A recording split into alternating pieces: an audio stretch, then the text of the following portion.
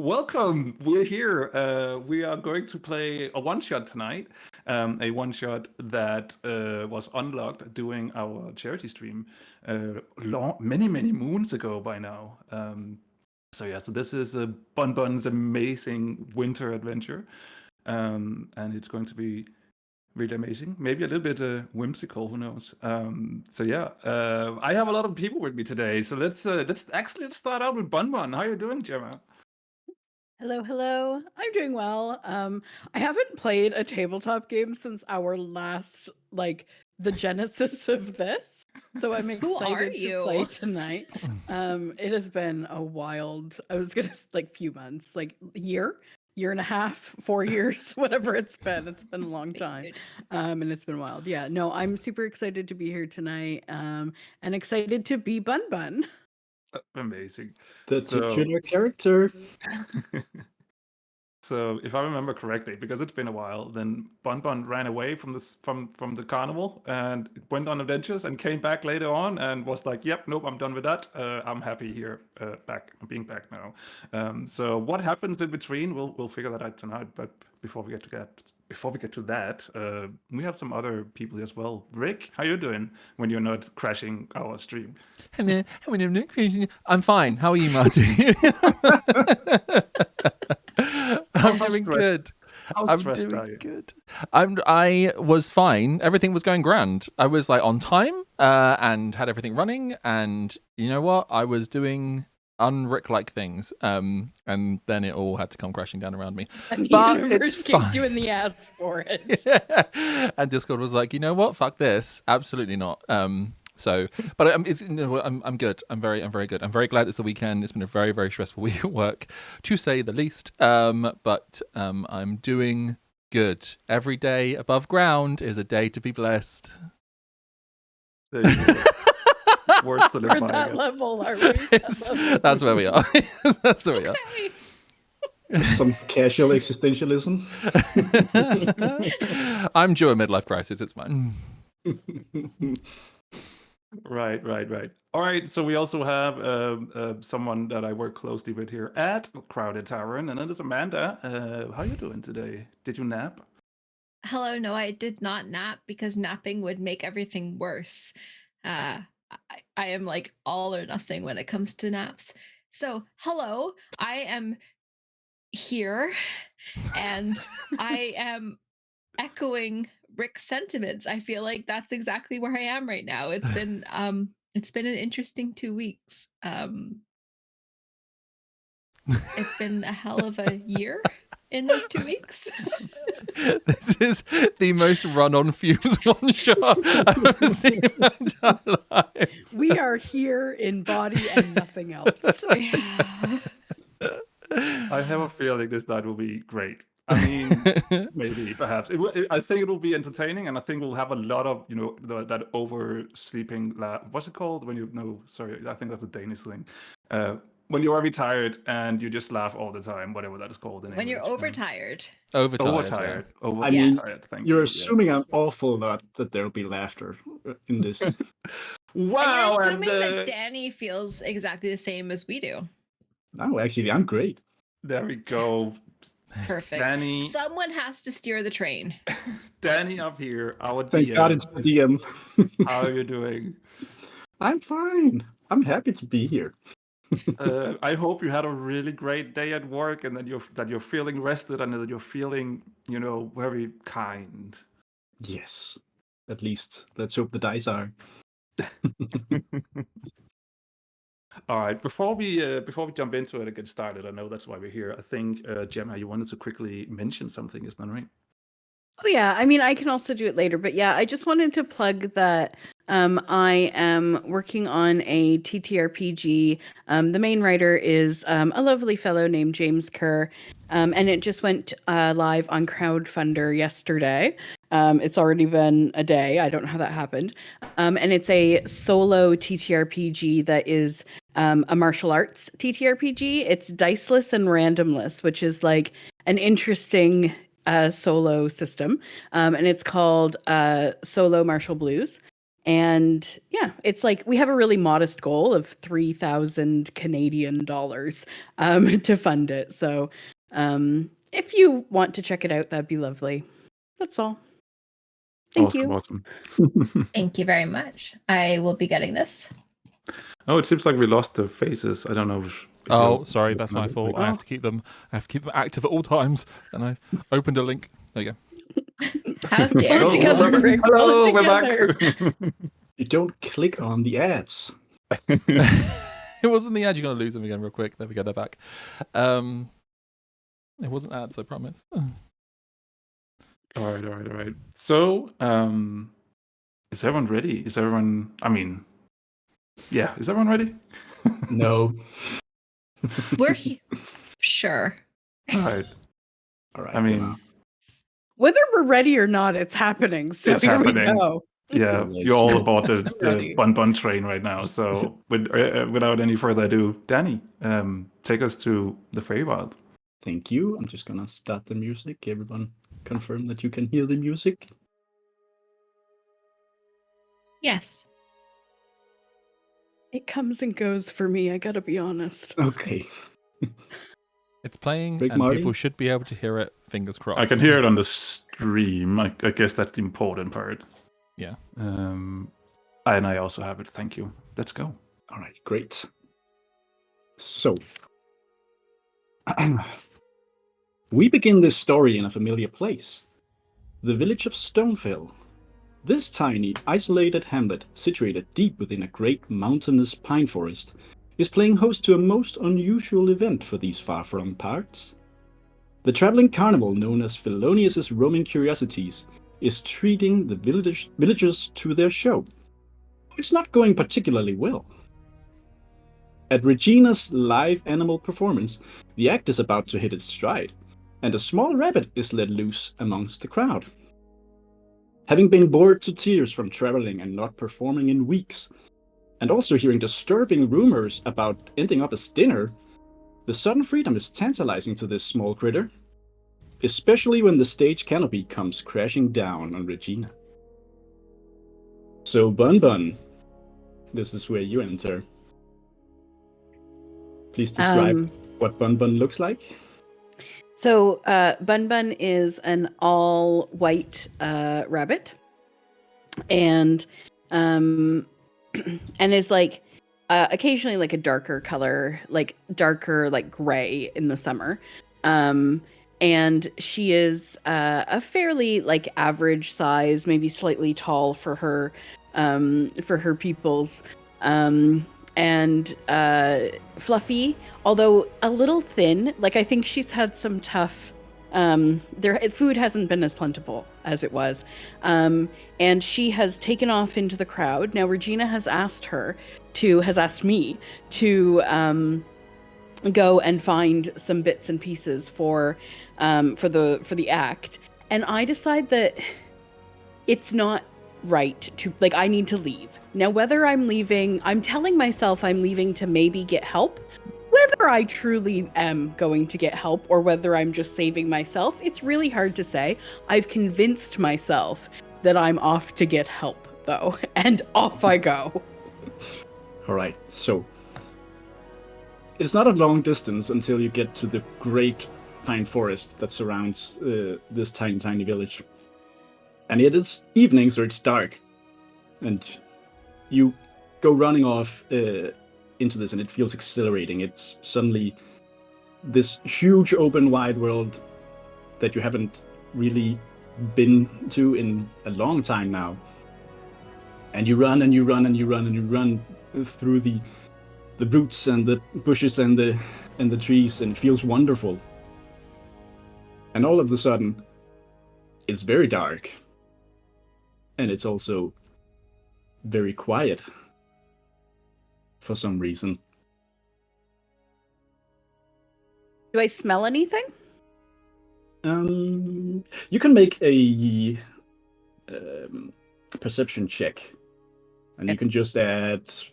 First dice roll. I'll say you can add 5 to that. Okay. For a 20. A 20. total with the 5 added. I rolled a 15. You smell something nearby. It has that fur smell that you remember, like from Jerry, the bear. Oh, okay. Well, great. But it's different. It's not the same smell, but it is the smell of fur. Okay. And you hear some raven calling. And give me a quick intelligence roll, just straight, no modifiers, just intelligence. That would be a 1. You don't know what that means. No. Some raven is just calling for no reason.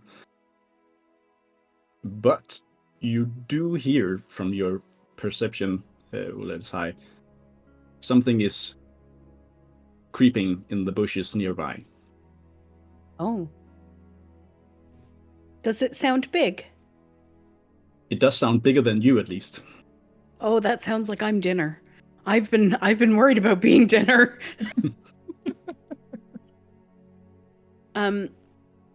Is there anything to hide behind?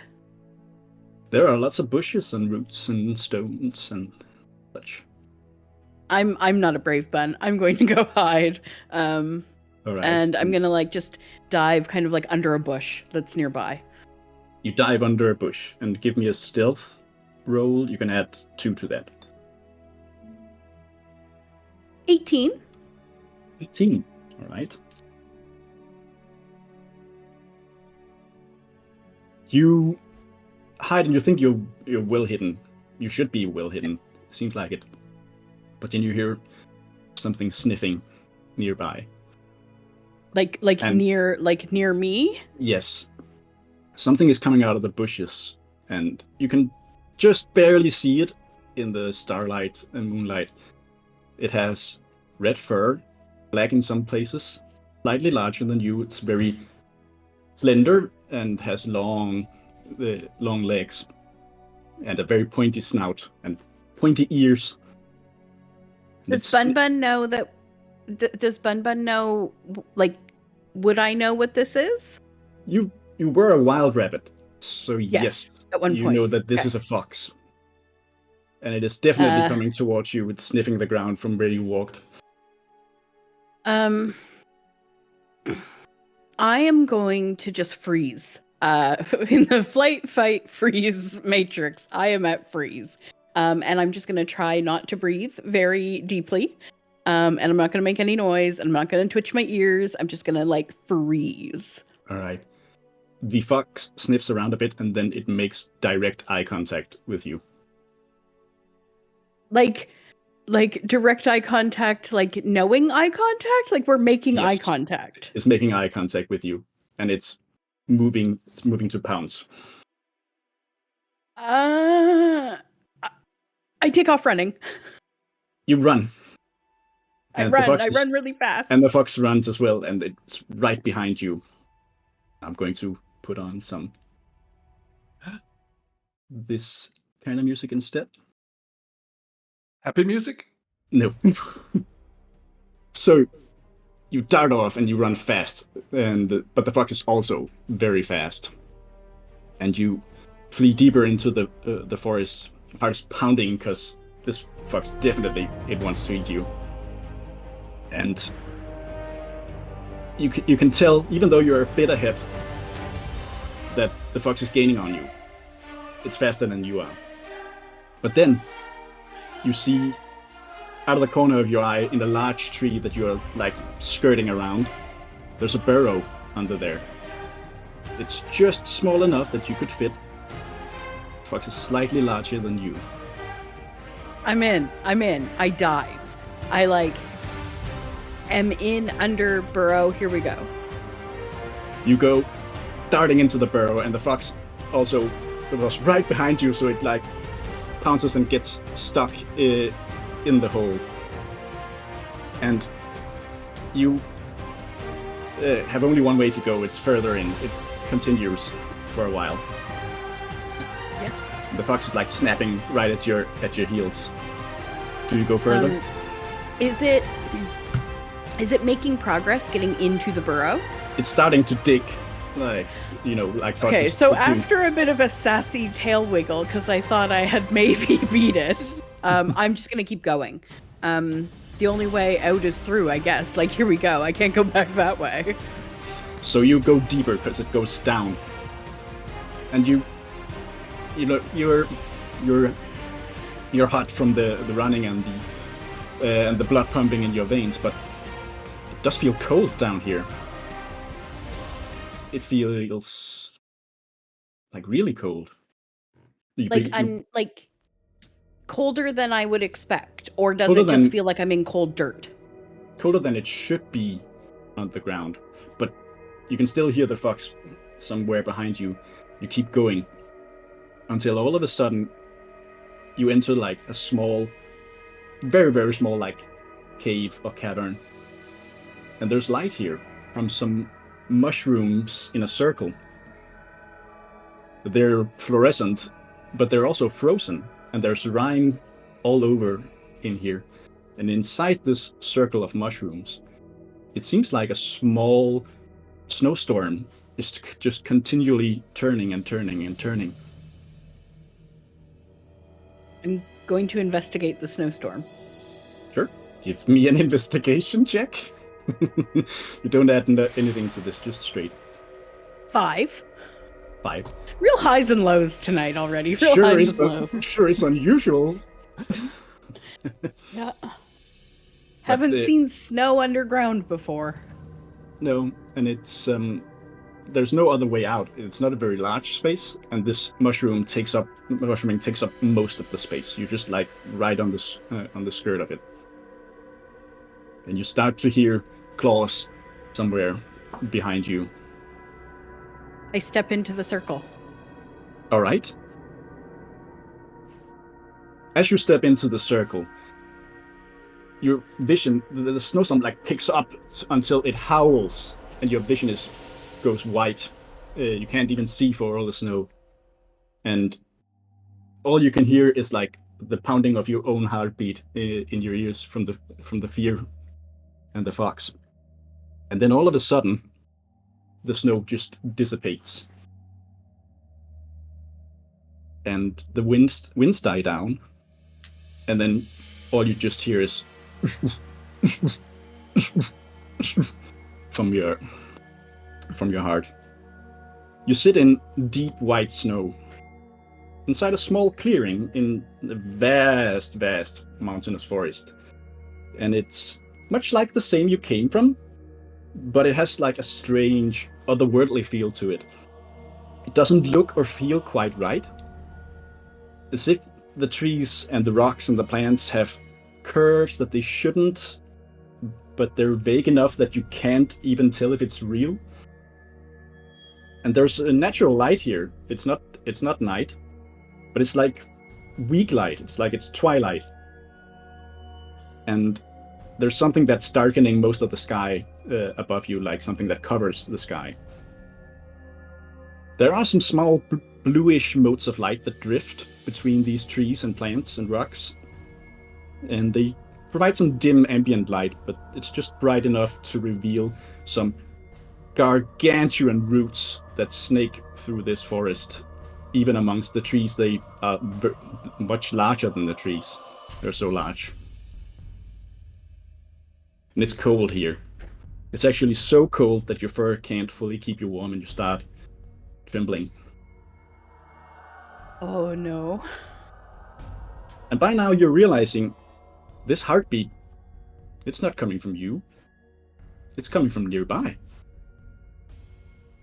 It's somewhere around a corner. You see some steam rising from behind a small outcropping of rock. What do you do? I have gotten myself into a predicament, and I should have stayed at my failing carnival show. But a little late for that. So, you know what?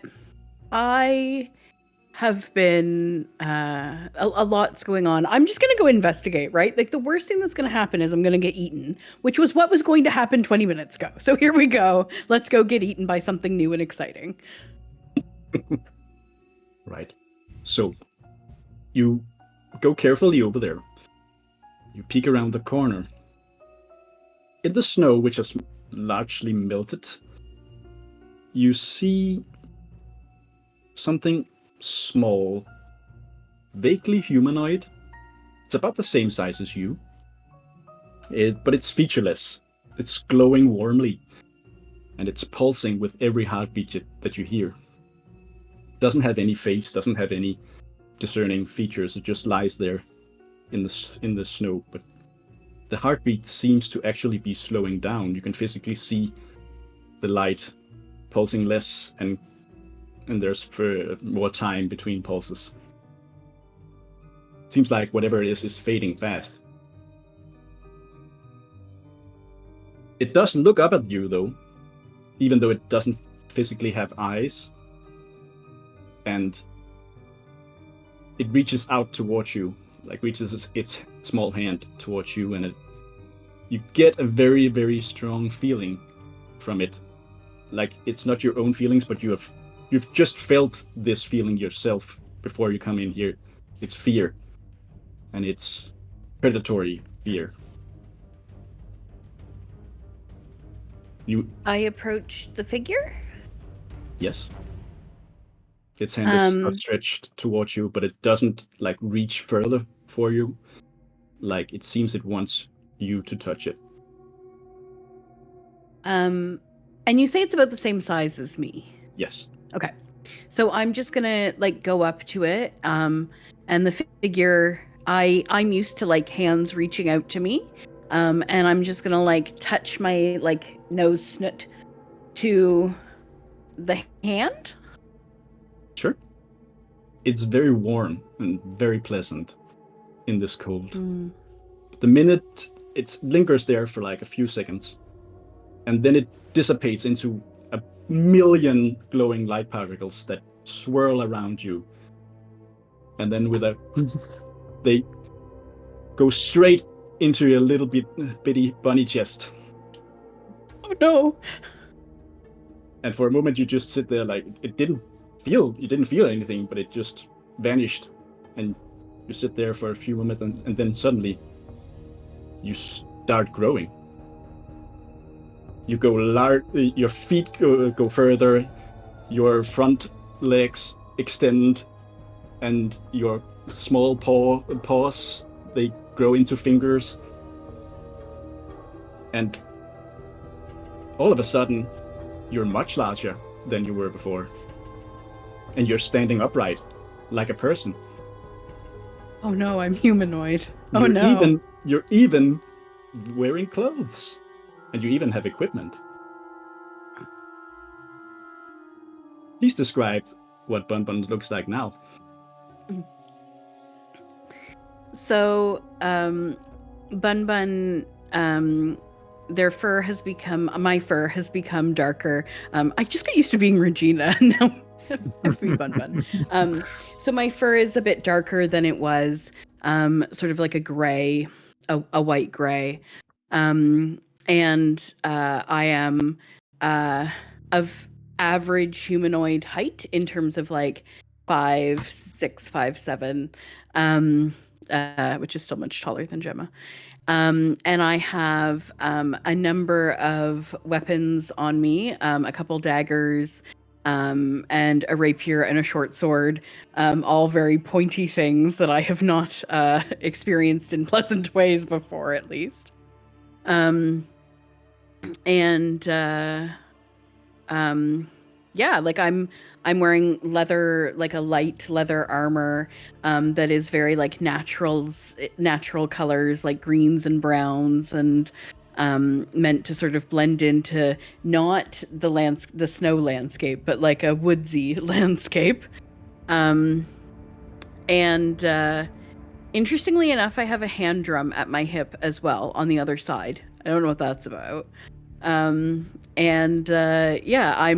I'm very rabbit-like features, but in humanoid form. So like my face is still very rabbit-like. I've got whiskers, big straight up ears that I can like squish down a little bit if I need to, but for the most part they're just up and free. And yeah, so that's me. Great. As you're standing there taking this in, you feel warmth in your chest and you feel the heartbeat that you heard before, but now it's yours.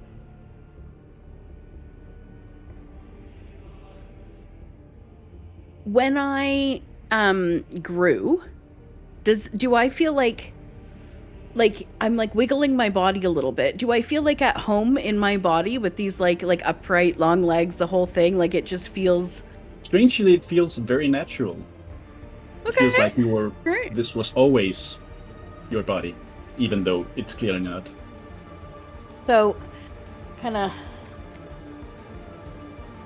feel the ears, feel the face, and I'm like, wow. And you actually anyone's say eating that. me for dinner. You say that out Pardon? loud. You say that out loud. I say it comes out as words. Yes. You Wild. It's amazing. I am going to turn around and see if there's a fox behind me. There is no fox. Okay, good. Just thought you shouldn't let that one go. Yeah. With my new vantage point, like, are my senses the same? Like, do I? Like, I don't. Might even be a little stronger. This is fantastic. As you're standing there marveling at this new body, the wind picks up again. But this time it doesn't feel like it's wind. It feels like it's something that is pushing the air. And you hear a powerful sound like nearby. Okay. So I look around. Do I see any other like living beings anywhere? You see and hear trees either being pushed by the wind, and you also hear some trees snapping from something massive landing nearby.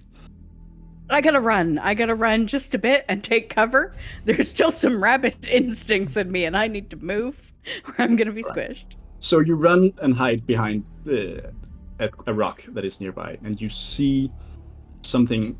You're just close enough that you can see it, see whatever it is touching down, and it is a truly massive beast with thick, bulky scales as white as snow and fierce black talons as dark as night.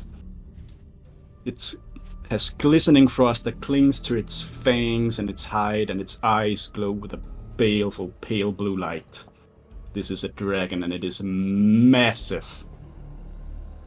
And it's looking around. And there, a few seconds pass, and then the snow... It'll be dinner again. And then the snow beside the dragon starts to rise up like some form of... like a small, like upwards landslide. And then a couple more figures, like a small gathering of figures, come out. One of them is almost as large as the dragon, though still quite smaller. Looks like kind of a human. Hang on. It stands over 20 feet tall, and it's clad in patchwork armor of bone, leather, and fur. It's no doubt crafted from many kills of animals. And it's somewhat scrawny, even though it's so huge. And it has skin that is a cold shade of turquoise. It has a frazzled, dirty white beard, from which icicles dangle and clatter against each other like wind chimes when it moves. This is a giant. And he has two huge wolves along with him, with fur that is as white as yours was. And from their mouths, a constant pulse of like freezing cold air that pumps out. Even to this cold air, it's freezing. So it's the dragon, the giant, and the 2 wolves. That's the Yes. entire. There's No. okay. So far. There are 3 more figures. Oh, okay, good. They're very small compared to the others. These are they look like women, but old women, most of them. One of them looks quite young, but the 2 of them look like old women. The first one is has a tattered, filthy winter cloak, and her wrinkled skin is blue as if frostbitten and heavily bruised. And her lips are peeled back to expose yellowed, sharp teeth, and they're set under a crooked nose with black, beady eyes. And she has long, white, and patchy hair that dangles from inside her hood, and her arms are unnaturally long, almost as if they have multiple elbow joints. And she carries with her a wooden staff that she clutches like it's a crutch or something. And then there's a very, very large old lady, much like twice as large as the first one. And she has rippling muscles, but she's severely hunched over. She wears a long yellow dress that was probably fancy once, but is now ripped and smeared with dirt, as well as stuffed with twigs and skulls from various creatures. And her skin is ash gray and flaky, as if she has rashes all over. And yet she has thinning, greasy hair that droops over large, milky eyes, and a wicked, permanent smile of iron teeth. And then there's the smaller woman. Unlike the rest of the women, she doesn't appear like an elderly woman, but as a somewhat disheveled young woman. She has a black gown that is adorned with twig fetishes and animal bones. Her skin is a bright green, with some warts here and there, and her hair is a stark, vibrant white. Her large green eyes bear a subtle hint of kindness, which you actually spot because she looks right at you. She has seen you, and she motions to do this. I don't move. I don't breathe. I don't do anything. The figures, they look around for a moment until the dragon speaks, and it goes, "It is close. Find it." And then the bluish, the first of these women speaks, and she goes, "It will have nearly faded out of existence by now. We finish it off, and the feywild is ours for eternity." And these women cackle, except for the young one, who is just like shielding herself from the cold with some thick pelts. But their laughter is cut short when the dragon snarls at them. And it goes, "Mine." And the first of these women goes, "Oh, of course, my king, yours." And then the giant speaks up and he says, "We put ourselves in danger, being this close to the last hearth. The spirit won't make it there. Just let it bleed out in misery." And then the dragon pounces on the giant and pins him down, and the wolves, they scatter and go whining around him. And the dragon goes, "I will leave nothing to chance. I will have certainty that my victory is absolute, and my winter endless. But you speak true, giants. We are too close for comfort. Therefore, I will leave it to you and your dogs to find and destroy the spirit's remnant. Fail me, hunter, and you will find yourself as prey." And he releases him, and then he flies off, and the hags, they just cackle and they disappear into the snow. And the giant gets up and brushes off and growls to himself. And this growling is echoed by the winter wolf that is now standing behind you, which has gone around and found you. And this massive wolf just licks its chops and it looks at you and it goes, "What have we here? A tiny morsel, perhaps? No, perhaps even more." And it cocks its head as it creeps closer to you. I could just take you for myself. I put one hand on my rapier, and it's behind me. It's behind you, yeah. And I turn, and I look at it, and I'm like, I haven't eaten very well in a very long time. I'm probably not very tasty, but I keep my hand on my sword. Well, we'll just have to find out, won't we? Do you do anything? Yeah, I'm gonna draw my short sword. Go ahead. It doesn't seem afraid of you. Just creeps closer. If I'm gonna be eaten, I might as well go down fighting, right?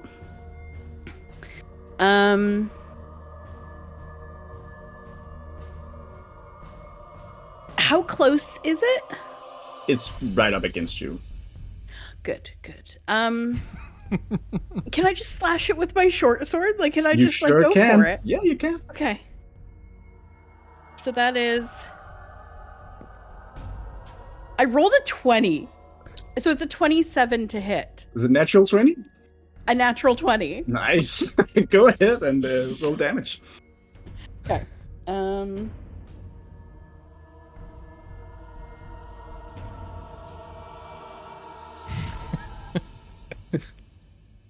11 points of damage. Nice.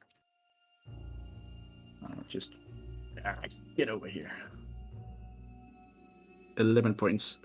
All right. So the winter wolf like jumps back and it yelps loudly, which alerts the giant and the other winter wolf that's over there. And the giant just goes, "What is it, boy? What did you find?" What do you do? It jumped back. It's nursing its wound. I'm gonna hold my sword up towards it and go to see if it will just like leave me alone and like not say anything. It growls and then it howls to alert its master. So how far back has it jumped? Far enough that you can get away from it. Okay, so the smart thing to do is to run away, and the thing I really want to do is just hold my sword out and run at it. I have hands now, and I want to use them. You hear very loud, very booming footsteps coming towards you. I'm gonna shake my sword at it, but I'm gonna start running. Like, I'm gonna try to get away. All right, and if you were fast before, you are really fast now. You go sprinting, and it feels so weird to you, like running on 2 feet through the snow. But you keep going, and you hear this giant come up behind you, and he goes, "Hey, get back here!" And he starts through the forest and like knocking trees to the side. And the wolves, they are like coming right, like going between the trees, like you, and coming towards you. So you sprint and you sprint and you sprint. Just gonna turn on some music. I'm so excited that my first time using hands, I got a 20. It's very good for me. You don't need us. Please help. Please don't. So you run, and you're keeping up, but they're also really fast because they are large and they run fast. And you run for like a minute or so until you get between two of the gargantuan roots, and there's a cliff in front of you. It's quite tall, and you're blocked in. And as you stop there and turn around, the giant and his two wolves, they come up and they go, "No more running." And then at the top of the cliff, 3 more figures show up. First up is a very, very small figure. Amanda, please describe her character. Hey. So you see a very, very small, you can probably not even really see her because she's only about 5 inches tall, fairy flying with bright, like bubblegum pink hair in kind of a pixie cut.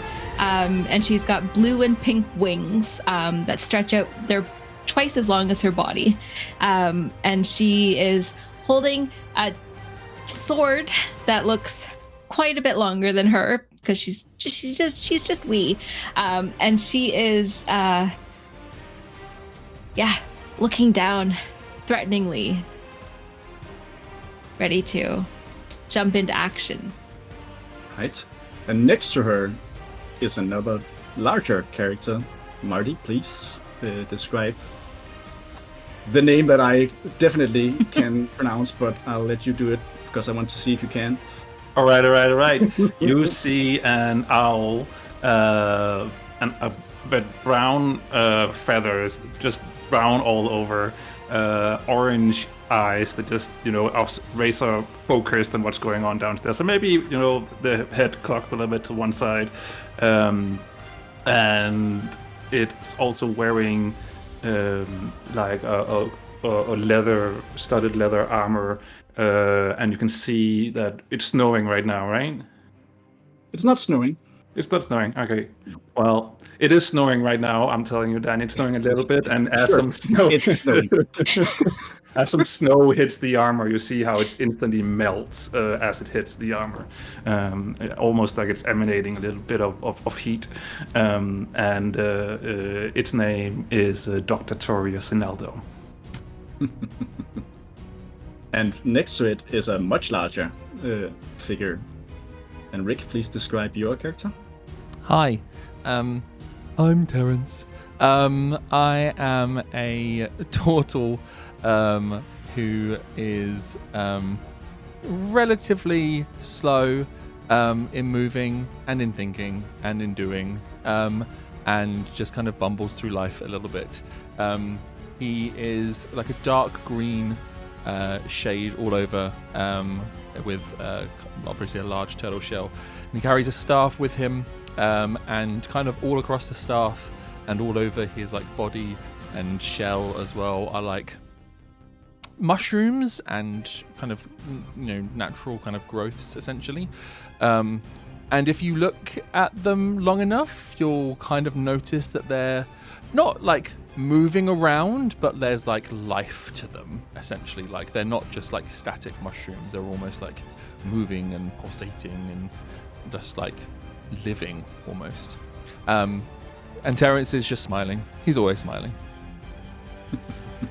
All right, you look down and you see this small, this is a herringon. These are common in the feywild. You see a herringon down there being chased by a giant and his 2 wolves.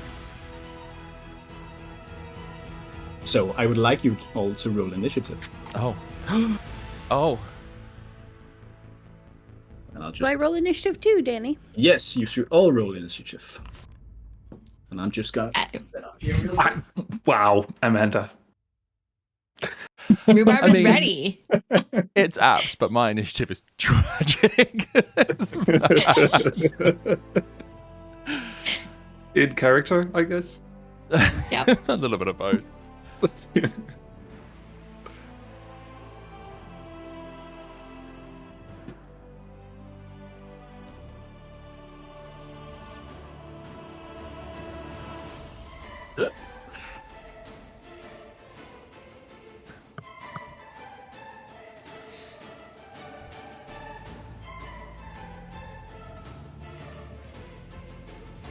Can everybody see just fine?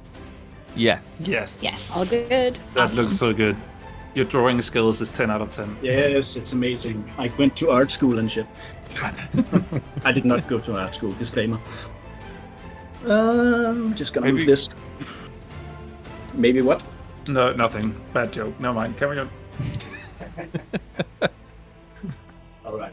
Marty, your initiative. 15. Rick. 4. Amanda. 20. dear man. 18. 18. Good. Turn Danny up. First up is Rhubarb. Okay. Sorry, can I quickly ask something to the DM before Rhubarb gets to go? Sure. Did we see this coming? Did we expect that something was about to happen? You were going out there knowing well that a dragon touched down nearby. In that case, I would have, and Rhubarb would have known this. I would have activated the platinum ring that I gave her ages ago. So I've recast Warding Bond, if you also allow it. Sure. And can someone confirm I can see the other three? Like, I know you're up there right now. You saw someone Okay. show up there. At least one of them. Yeah, okay. So Amanda, you gain 1 bonus to AC and saving throws, and you have resistance to all damage. Okay. Damn. That's awesome. Thanks. Doc knows I tend to get in trouble, so makes sense. Perfect sense. All right, so I am just going to dive down this cliff. I'm already flying, so I just head on down, and you see, as I'm flying down, my hands start to move, and it looks like I'm saying something, and these sorry, the description of this kills me.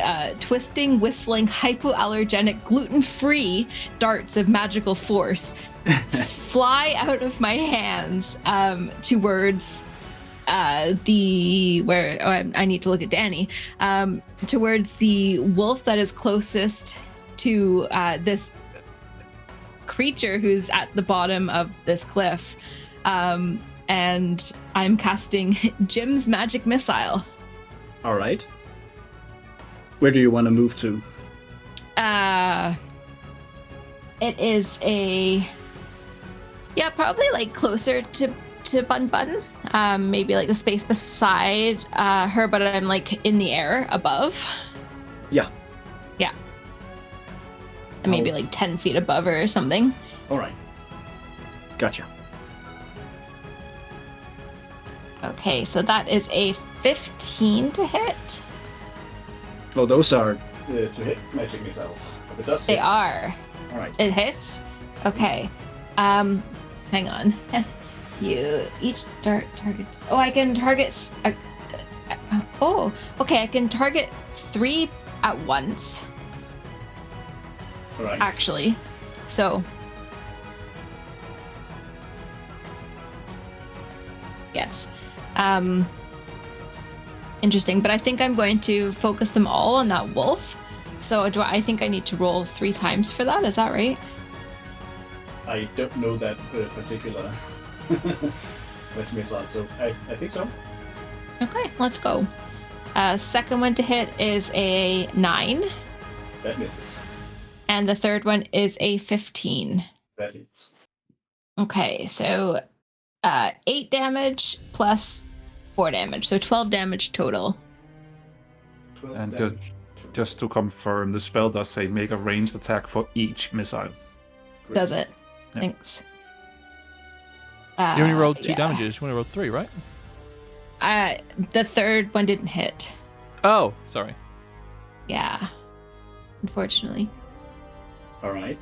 That was the wolf that had already taken damage, so it takes a little more damage now. Is that your turn? I'm also going to. Would you say that any of them are within 30 feet of me? They are. They aren't? They are. Oh, they are? Yeah. I would also like to telekinetically shove that wolf back. Yeah. It has to make a save. Right? It's a DC 14 strength saving. DC 14? Yeah, DC 14. It saves. Okay, nothing happens. All right. Is that your turn? That is my turn. It is Bun-Bun.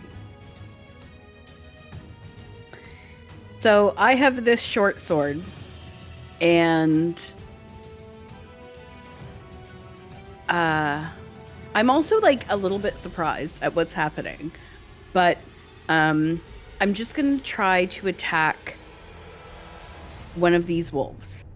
The one that's on the side that Rhubarb is on.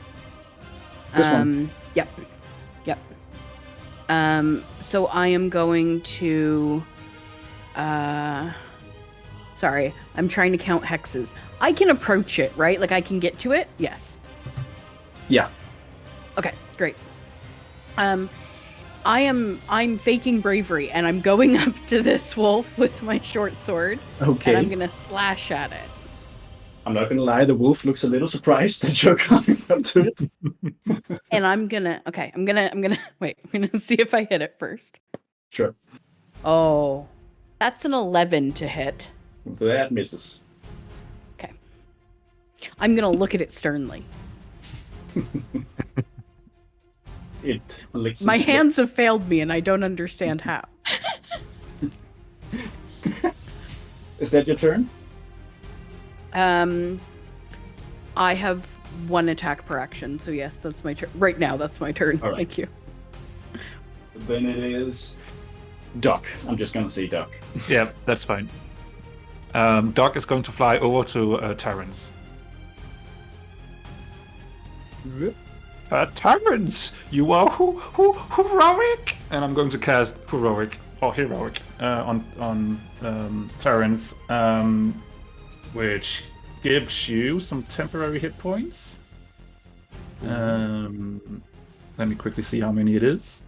Equal to your spellcasting ability. Is that my modifier? Danny, my spellcasting. I believe it's your modifier, yes. Yeah. Alright, so I will upcast it to.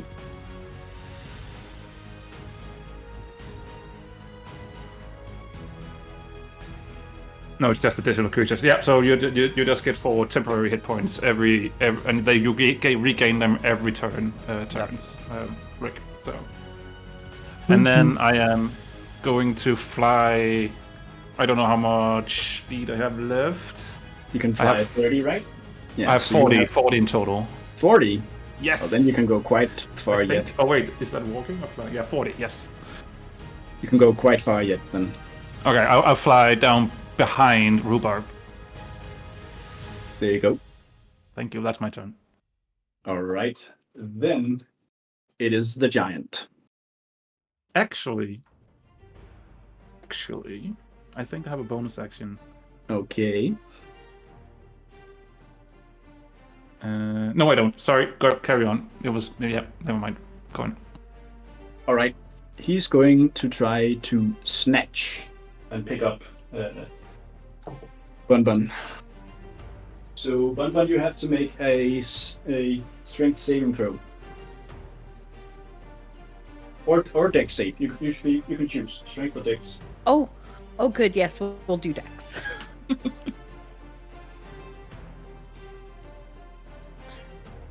15?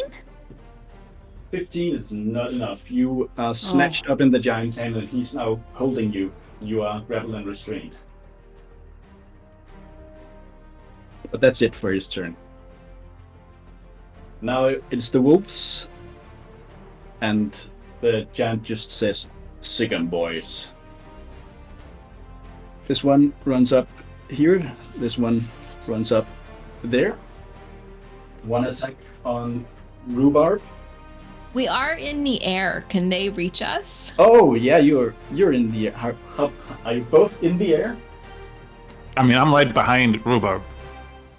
And I am definitely in the air.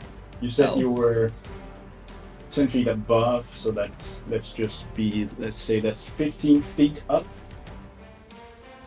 All right then. Well, they can still do that. They're both gonna use cold breath on you. So the wolves, they go up and they go, and then a blast of ice cold air comes out of their mouths. You both have to make 2 con saves. Con saves. Yes. Let's do the first one.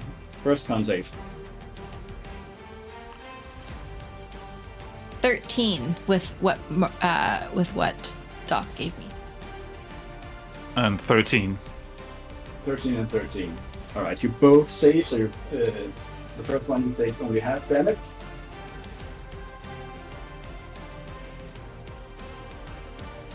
From that you take 17 halved, which is the half of 17. I'm shit at math. 8. It's 8 cold damage, both of you, and then. You So have to I take 16.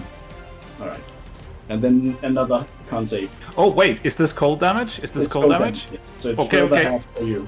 I'll Wait, take are- 8. Are we resistant? What is that you gave me? The ring? Am No, I no, no. resistant? Oh yeah, you are. What did- You are resistant, so it's half damage for you as well. Nice. So you it- both only take 4 damage. Wait. So I take. Sorry, I need to restart this. So You only take 4 damage. I've got it. Rhubarb take 4 damage, right? You both take 4 damage. 4 damage. Why do Which I both- take 4 damage only? Because You have you- the frost resistance on.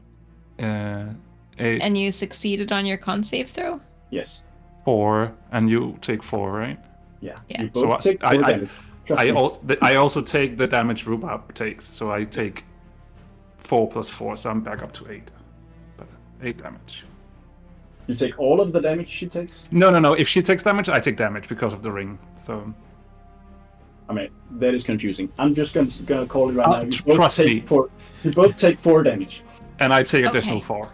Trust me, Janet. That's how the spell works. Okay. Okay. Second con save.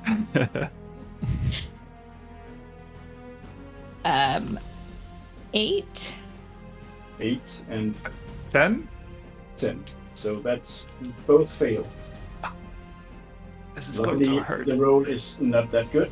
So you take 15 damage, which is half by your resistances. 7. We're all gonna 7. be popsicles. So I take 14. Okay, gotcha. So Ew. this cold blasts you and it hurts really bad, giving you frostbite. But you're alright. And then it is Terrence. So everyone's kind of rushed down the cliff. Terrence Yeah. unfortunately does not have wings. So you'll see Terrence kind of go, and as he runs towards the cliff, he just kind of jumps a little bit in the air and slides down on his shell butt to the bottom. Amazing. I'll allow it without making a roll because it's just adorable. And he kind of So lands at you're the now bottom, not very Down gracefully. here. Yep, he lands at the bottom not very gracefully, but he kind of gets up and he then looks to the point kind of in between where the giant and the wolves are, in a very specifically placed area. And he will cast... where is it? Erupting Earth. So this is going to be in between the wolves and the giant so that it hits both of them. It's 20 feet, so it should manage to do that. If I'm looking at that map correctly, it should be Yeah. wide it's enough fine. to hit both of them and also not hit anyone else. So, each creature in the area must make a dexterity saving throw, and the DC is 16. This one fails. This one fails. Was the giant also in there? Yes. The giant. Oof, he's bad at this. He fails.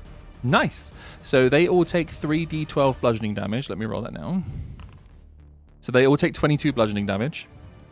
This And- wolf dies. Lovely. And that area is now also difficult terrain until cleared. And as Terrence casts this, he goes and kind of giggles a little bit. And if you're looking at Terrence, you'll see that like all the fungi and like the mushrooms and stuff on his shells and on his staff all kind of like wiggle a little bit as the spell is casting, and when the spell's over, they stop. That's so amazing. And then with his bonus, he will stamp his staff on the ground and cast Shillelagh. So his staff is now a little glowing and magical. It's called Shillelagh. Shillelagh. I prefer my. I like what Terrence said instead. Yeah, I think Terrence That's is the right. new name. Yeah. And that's me. All right. Great. Top of the round. It's Rhubarb. Okay, I am going to fly directly at the hand that is holding Bun-Bun. Yes. And I am going to stab it with my short sword. Go ahead and make an attack. With 11 to hit. That doesn't hit. The giant just moves his hand. Okay, that's fine because I'm gonna 2-weapon attack it with the dagger in my other hand for 16 to hit. That. And because Bun-Bun is struggling in his hand, you get to make a sneak attack if you can. Happy days. Oh, that was a lot of dice. Okay, that is 19 damage. 19 damage. Very good. That was fun. And he's gonna make a dex save to see if he can keep his grip. He does not. He drops Bun-Bun. But Bun-Bun Sorry, Bun-Bun. drops 10 feet, so you have to make a dex save. Bun-Bun. 22? You land on your feet and no trouble. Feet are as good as hands. This is great.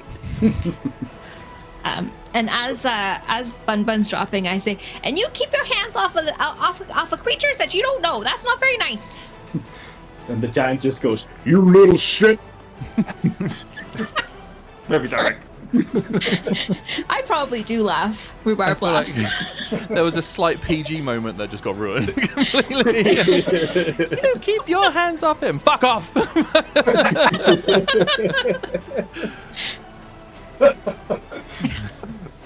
All right. Are you done? Yes. Great. It is Bun-Bun's turn.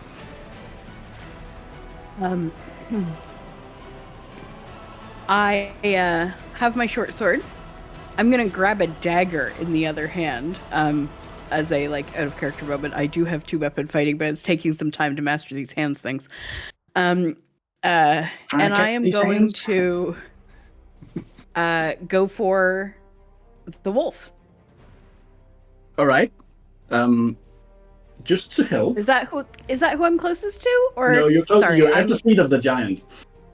Oh, okay. You are right You know here. what? Stab him in the toe. I'm gonna stab at the giant. I'm doing it. All right. He's nursing his finger, which has a really nasty cut, so he's not paying attention. Well, he's gonna to have some more soon. So I'm gonna slash with my short sword first.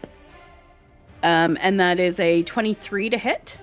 That hits, definitely. He is huge. For 6 Very points easy to of hit. damage.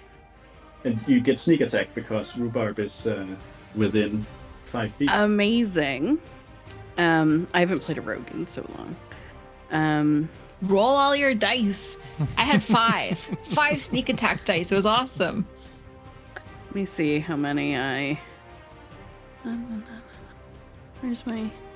Sorry. Okay. One. Oh God, I should have got more dice out.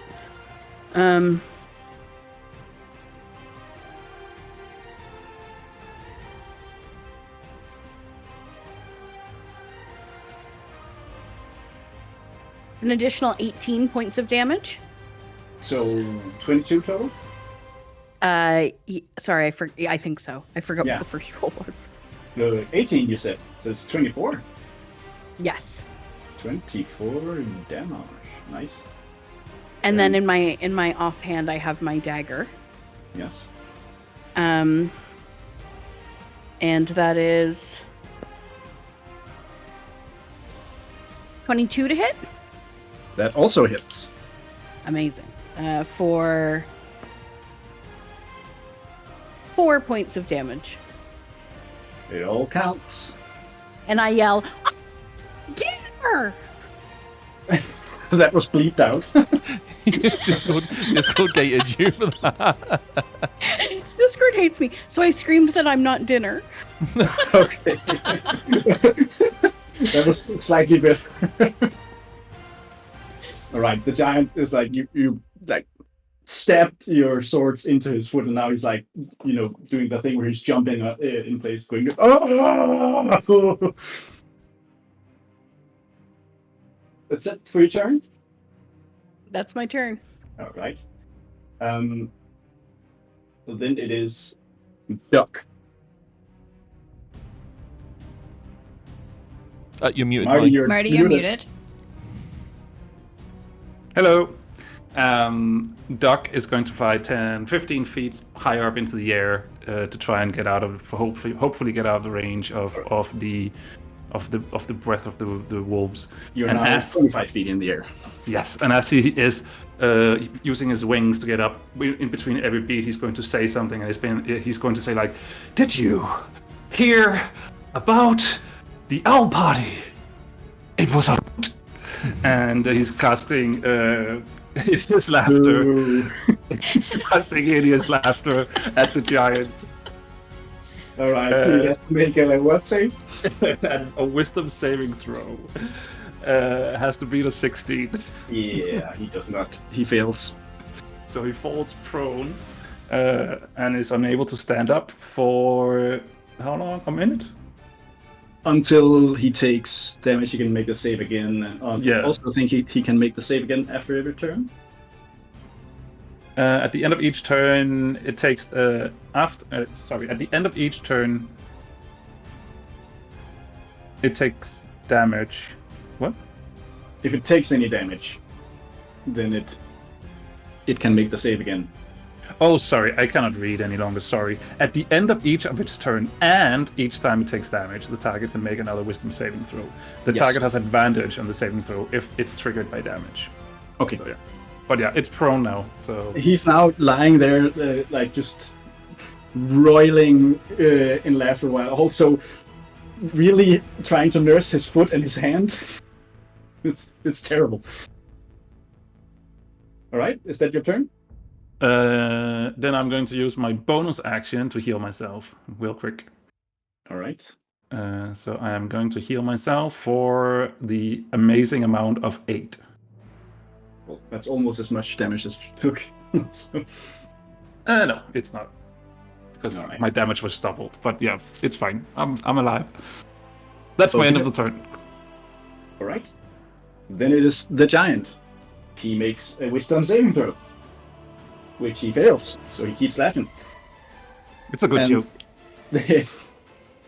And then it is Terrence. No, it's the wolf. I was about to say, it's not me.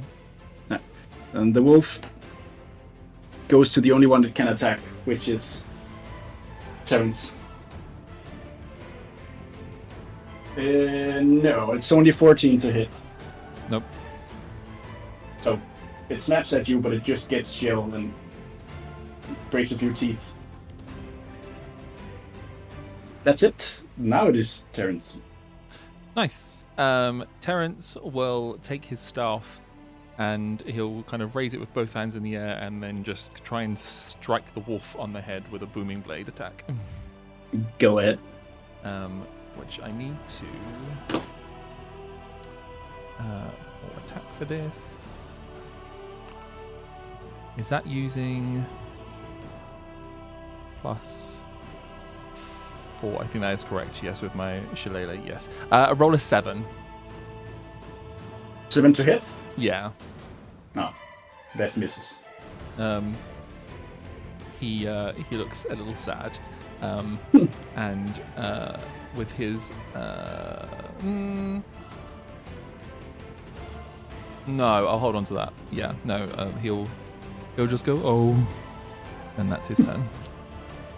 Oh, also, Gemma, did you read the thing I sent to you? I did, yes. Yes. You can use those things. Okay, thank you. You're welcome. All right. So let's top of the round, and it's Rhubarb. Okay, so this giant is on its back. I am going to create bonfire underneath its head. Okay. I'm just gonna say, he is lying down prone. You would get advantage on just attacking him in melee. Okay, It I would mean, give you a sneak attack. I guess that makes more sense. It'd be a lot more fun though, but okay, I will do that. I will attack straight down because I am in the air. So I'll like fly down with my short sword out in front of me and like stab him right in the tummy. Oof. Go ahead. So that is a 21 to hit. That hits. Definitely. Okay. Oh my, that was a lot of dice. Okay, so it's 9 damage unless Bun-Bun is near me and I get sneak attack. I don't know. You do get sneak attack even so because he's 26 damage then. 26 damage. Damn. So he gets to make a save, and he makes it this time. So he's no longer laughing. Because this is no laughing matter. This is no laughing matter, because I'm coming in with my dagger and slashing his stomach the other way. Damn. And that is 21 to hit again. That hits. And this is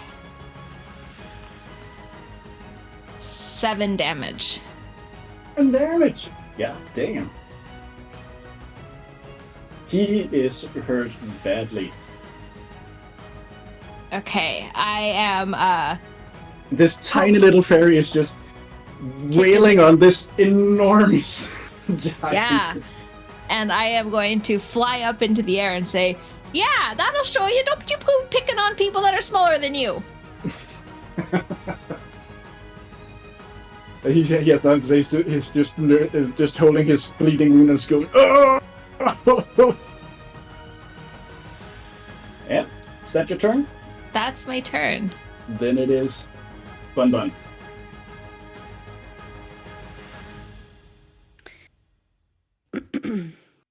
So I am going to attack the giant. I'm very excited about attacking the giant. And same as last time, doing short. Yep, that's the word. Short sword with one hand, a short sword in one hand, and the her in the other. Oh my god, short sword. So, 10 to hit with my short sword. You have advantage. He's still lying down. Oh. Oh. 11 to hit with my short sword. It was better, but not good enough, unfortunately. You do have your advantage still. And I'm gonna try a little jab with my dagger. Oh! 26 to hit with the dagger. Great. It's still a sneak attack, because you still get to do a sneak attack once on. Oh, that's amazing. So, math, hold on.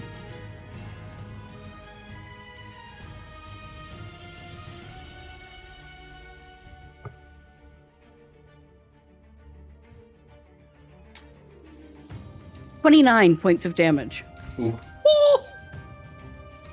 How does Bun-Bun want to kill this giant? Yes!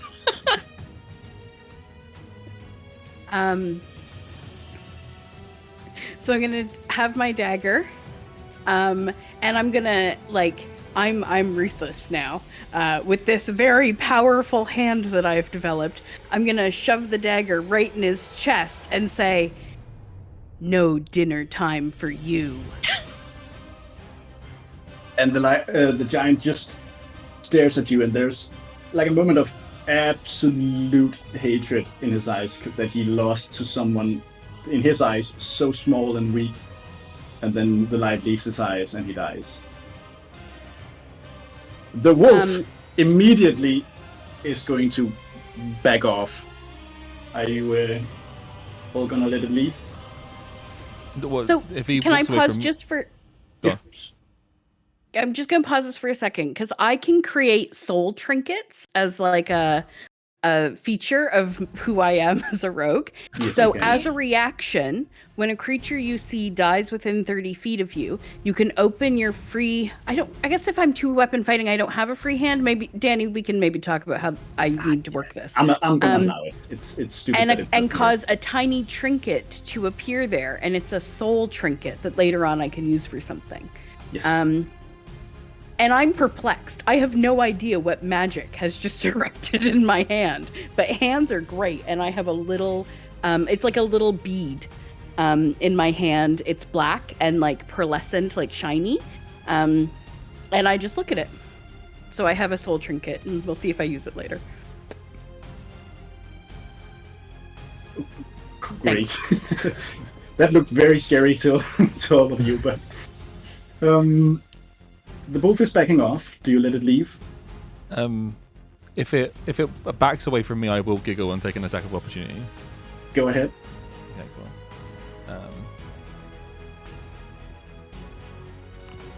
16. That hits. Lovely. He takes an amazing 2 points of damage. You whack him on the snout and he yelps and he turns and starts running. Do you let the wolf escape?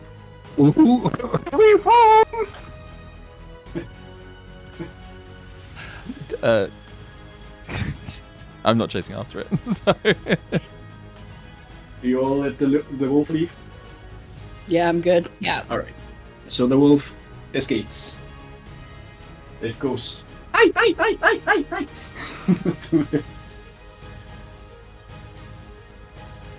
Right. First combat done, you guys. Woo! I did stuff. Good job.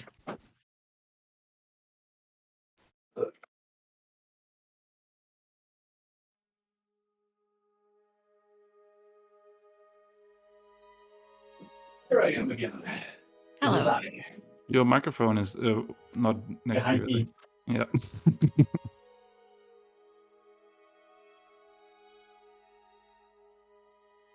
Better. Yes. Oh, yes. There we go. All right. So, you are now standing here.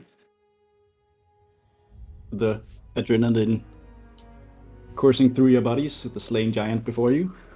He looks a little paler now that his soul left him.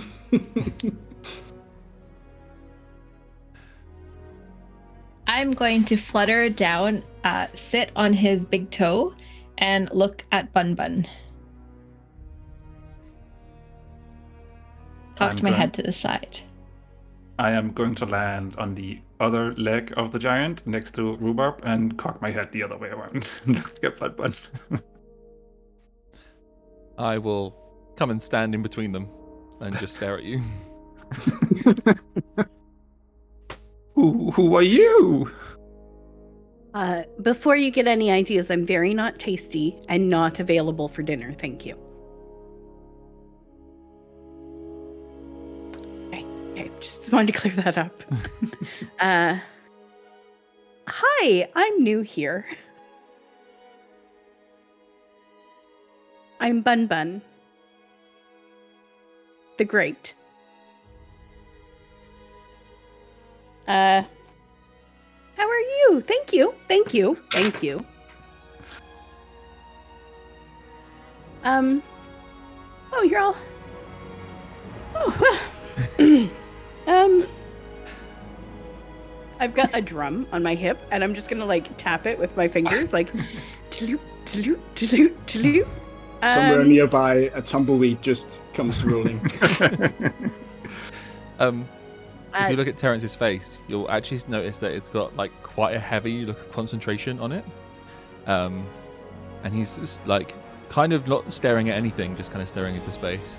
And then after a few seconds, there will be like a massive grin that appears across his face. And he goes, a hoot. I get it. A hoot. Because you're an owl. It's funny. Hi, I'm Terrence. Yeah, you've got a real comedian with you there. Hi, Terrence. Hi. He's funny. There we go. Now we I got have it. hands. I don't. You never had. Those hands, they do a lot of great damage. I saw the way you used that sword, and it was very good. It's new, but I'm liking it. And I hold both of them up, like not cleaned, not like just. I don't Pretty. have hands, and I'm showing my wings.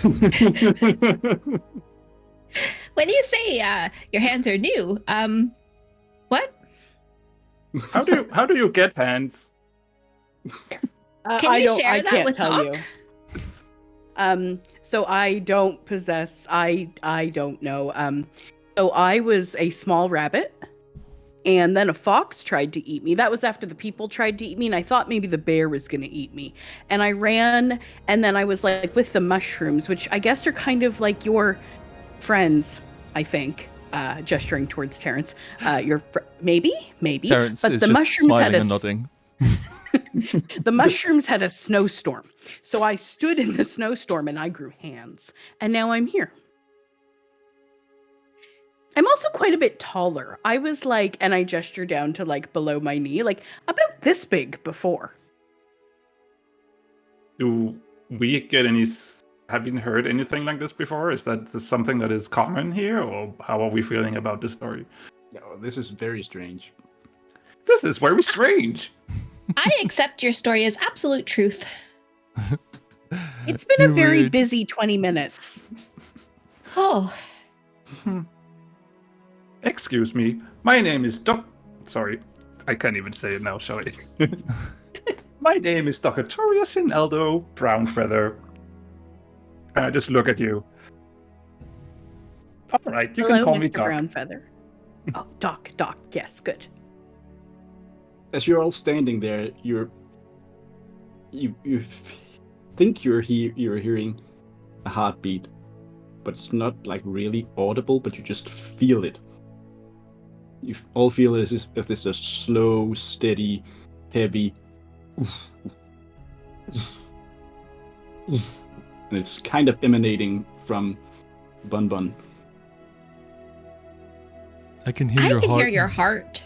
It feels warm. It feels almost like small pulses of heat are coming off her. I can feel your heart. So I thought that was maybe the way it worked here, but it doesn't. That. You just see Nope. the eyes from and the whole head from Doc just turns downwards, so you can only see feathers now, and he's looking at his own heart, and then he's looking back up at you. Nope, doesn't do it. Rhubarb just kind of, she's looking at you, like peering at you, trying to unnerve you.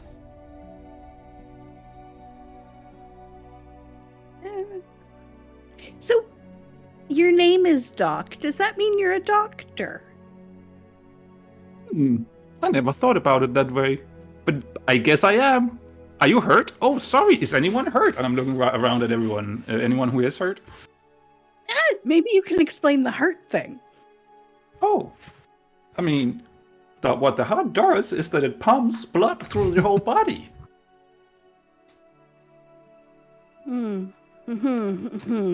Good. Okay, well, I'll keep that in mind. Yep. Thank you. Wait a second. Do I have relatively good medicine? Would I know anything about this in any way, shape, or form? What is your medicine score? +8, but passive is 18. I'd say you know enough that you shouldn't be able to feel people's heartbeats outside their body. That's wrong.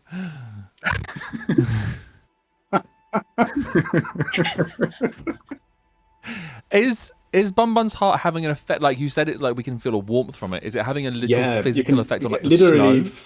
Feel the air moving from her, like in small pulses. It's not visible, but you can feel it. Ooh. If I were flying in front of it, would I move with the air current? Yeah. You're small enough that it would seem even stronger to you. When I was small, it didn't work this way. This is very peculiar. It's like a new feature. I thought it maybe came with the hands. But there was a figure. A person, but no face. And they were in the snow, but they weren't doing very well. And I rubbed up against them. Was it a snowman? It was not, no. It wasn't made of snow. It was in the snow. I think the snow was actually very detrimental to its health. It sounds like it was a mitten. Could have been a mitten. I like mittens. Me too, good for hands. I don't have them. I don't need them either. Why? So Why were you being chased? I've come to realize that a lot of things think I'm dinner.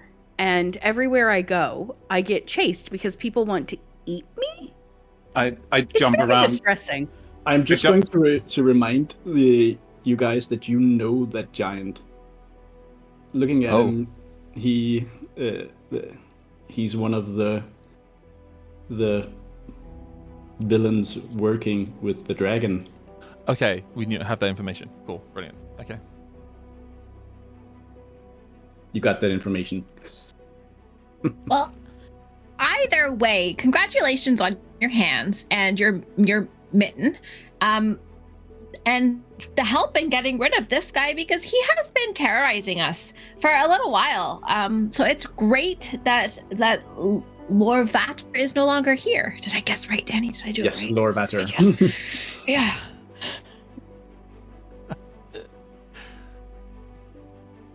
Oh yeah, I see the name now in the document. Hey guys, can you read this before we start? That was so much to read. I did. I read it and I wrote it down and I was prepared, and that's how I guessed that this one was the right one. Stop it, Kit Kat. Did we see? I say relatively close. I feel like we're close enough to have seen a dragon land over the tops of the trees. You were close enough to see the dragon landing because, yes, the Lady of Leaf and Doom told you the dragon was coming. Brilliant. Okay, cool. Did you happen to see Glacier Spine? Oh yes, Glacier Spine. I forgot. That's why we're here, isn't it? That's why we're here. If you mean an ungodly large winter lizard thing that was horrifying, yes. Yeah, that That's sounds the like one. him. Arrived with Tweedledum and Tweedledummer over here as I gesture towards the giant and the body. And I ran. Yeah.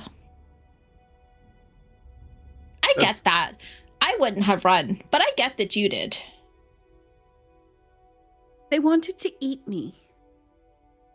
Yeah. I'm sure you would be delicious when cooked up with all of its fire breath. No. Stop talking about eating me. I gotta tell you, that's been a theme of the last few days, and it's not going well for me. I don't want to eat you. I don't eat. What are you? I don't eat you. Okay. Can you tell me about the big? What did you call him? What was his name? Glacier Spine. Can you Do- tell me do you not about know? Glacier Spine? We don't have a Glacier Spine where I'm from without the hands, that version of me. At this point, you notice that Terrence is concentrating again, and there's another breakout of smile on his face. And goes, "Dumber, because it's dumb and dumber." It's funny.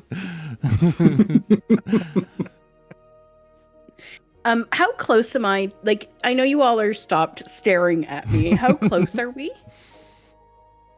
I'm thinking you're standing right next to each other. Okay. Can I reach out with one solitary finger and try to brush one of the fungi on Terrence? I don't know, can she? Yeah, I won't stop that. Yeah. So it's just like a gentle exploratory touch with a new finger. Um, Exploring fungi and your dexterity, I see. If you were to reach out and touch one of the fungi, are you get kind of like, is it just a prod or like a stroke or like a brush, like you would like a little creature or whatever, yeah.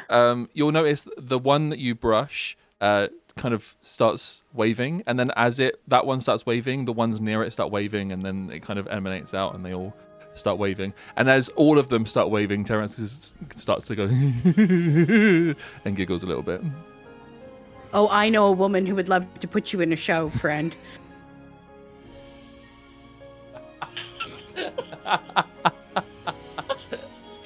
Oh, I miss Regina.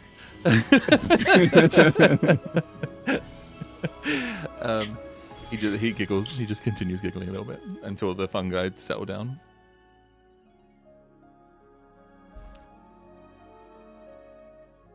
So, whereabout did you see this glacier spine? Danny, how far did I run? Do I have a sense? Yeah, you You ran said about... you said I ran a minute, maybe? Yeah. Okay. About a minute of really fast running that way, and I gesture behind the direction it came from. Can we hear anything from that direction? No. Pretty quiet. This forest used to be very lively and have lots and lots of sound, but now it's really just silent and cold. You know, it didn't always used to be winter here. It was lush and beautiful and green and loud and absolutely the 100% opposite of what it is now. Did something bad happen? Ooh. Yes, you met it. Oh. Glacier Spine is the bad cold. Yes. Ooh.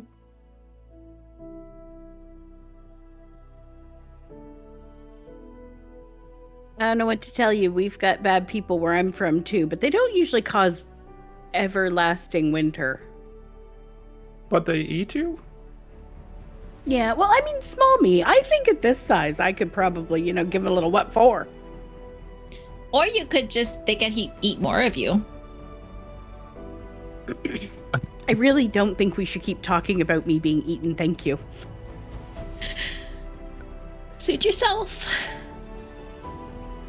But we should probably go and investigate, figure out what he's up to. So I have an idea. Maybe I help you with this glacier spine thing. And then maybe you could help me after. I just turn and look at Rhubarb. Help you with what?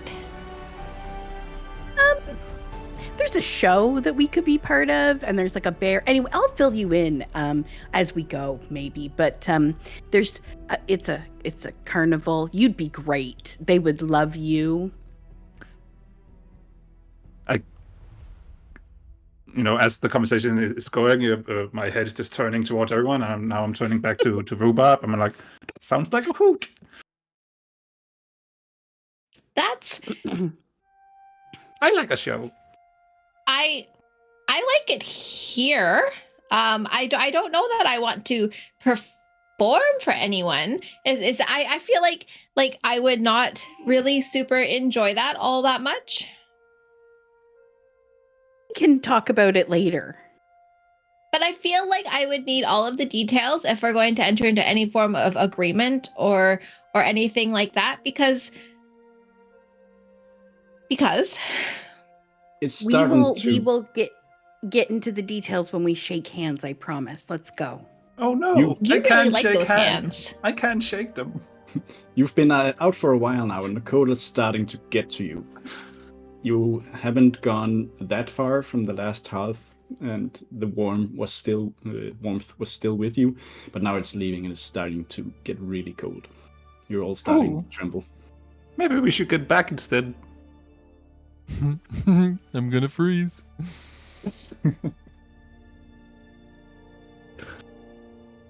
Come with us. Thank you. Thank you. Right. So you're going back to the last hearth.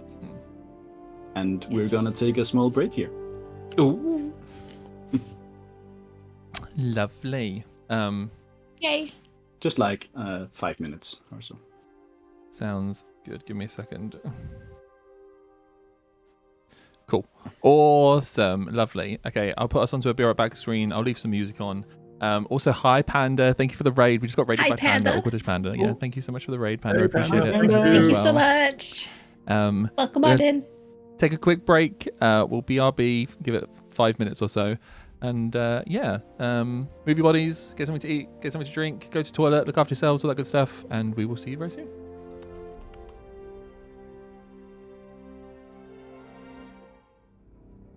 And we are back. So let's not linger here too long. Danny, take it away. Oh, shit, already. Yeah. Let's go. All right. Let me just... Let me... Now it's a D&D speed run, and Danny didn't know. Oh, guys. Okay, guys. Show your no clip through the wall. And... All right. So, you walk for a little while, like half an hour or so. And Bun-Bun, you realize that the giant roots that you've been seeing through the forest is actually from one single tree. It's a pine tree, and it's titanic. It's so big that what you saw blocking the sky earlier, it's the branches from this one tree that is covering the rest of the forest. It's so massive. And We don't have trees like this at home. you do, but they're Yeah. not that big. It's in the at least hundreds and hundreds of meters tall. So, as you get near, you can see the tree, because it takes up a lot of space. So there's actually quite a clearing before, where the rest of the forest stops before the giant tree because it can't grow under its shade. So, you see the massive trunk, which is covered in hundreds of small gaps, much like windows, from which multicolored lights shine. Though it is dwarfed by the radiant firelight that flows from the grand burrow beneath its huge roots, which makes up most of the landscape you're walking on now. It's actually mostly roots from the tree. So they're all actually not snow-covered, because the snow has only fallen on the branches and not on the tree itself. But it is still covered in frost, and it is cold to walk on with your feet. So you come up to the entrance itself, which actually isn't guarded, but it is. There are lots and lots of creatures here gathered inside. You can see them. There's so many that it actually seems like a crowd. And then there are creatures of all kinds. And as you go inside, the tree is hollow all the way up, and its walls is covered with housing carved into the wood. And they're connected by staircases and hanging bridges. And in the center of the ground beneath the tree is a fire pit. And it seems magically fueled, like a small beam of like fiery light comes down from the top and feeds this fire. And it's creating a lovely warmth for everyone within. And you can see as you enter, the frost stops right at the entrance, barely, and it seems to be continually creeping in and then turning into vapor, but creeping in again and turning into vapor. And there must be at least thousands of fey creatures in here. Like there are Kenku, there are Arakocra, there are fairies, there are minotaurs, there are other turtles, other herringons too. Hope, sweet home. And there are so many creatures here that even this enormous space is actually quite cramped and crowded. So you're having to like snake through the crowds as you walk in here. So this place is the last hearth. What do you guys want to do? I'm not sure what I want to do, but as we walk through the crowd, if I walk past a turtle, I'll start like nodding and smiling at them, and they'll be nodding and smiling back, and it'll just be a bit of a nodding and smiling fest until we like distance ourselves far enough that I look forward again and just continue bumbling. We should go talk to Saphonia and tell her what happened, right? And I turn to Ruba. Yes, the Lady of Leaf and Loam. She will want to know about the mittens. And the mittens, and also the giant, but mostly the mittens. Now, Saphonia lives at the very top of the tree, and you see her servants scattered around the space. They all have some very nice clothing that is quite formal, and they're all like going around picking up after people and sweeping where people have been dragging in wet feet and such, and they all look like they haven't slept in a while and they're really tired, and some of them are yelling at the other fey creatures to not keep dragging in stuff and to not leave stuff on the ground. Here they seem weirdly preoccupied with cleaning. Doc is not really thinking about it and is rustling his feathers, and leftover snow is like falling to the ground as that is happening. There's a fairy nearby that goes, Oh. I don't know what they said because Discord's cut out. Discord dated you. Let's say, pick that up! Oh, sorry. I'm just trying to stamp it with my feet. No! What are you doing? And it just comes over with like a tiny dustpan and sweeps it up and just goes, the lady will hear of this! And then fly away. Doc didn't mean it. I turn to Terrence and say, very tidy place, this. Yes. And as I nod, snow falls from my head. And there's a sage nearby going, no, come on! And Dude, you all... I was about to say... been here... Go on, sorry. Go ahead. No, you go ahead. I was going to ask you, I think you were literally about to answer the question I was about to ask. Like, do we know, like, the way to get to the top of the tree? Yeah. It's just basically going up the stairs and hanging bridges until you get to her quarters, which is at the very top. Terrence will begin to bumble towards the staircase and take a step at a time. All right. Rhubarb just flies up as quickly as she can and waits at the top. Like, God, what took you guys so long? Doc is racing her up as well as she's going up. It takes a while to get up there. The upper part is less crowded because there's just less space, but even so, there are many people or creatures cramped together in the abodes here because they're slightly warmer because the heat is rising up. Hurry up, Terrence! Terrence is bumbling. I'm slow.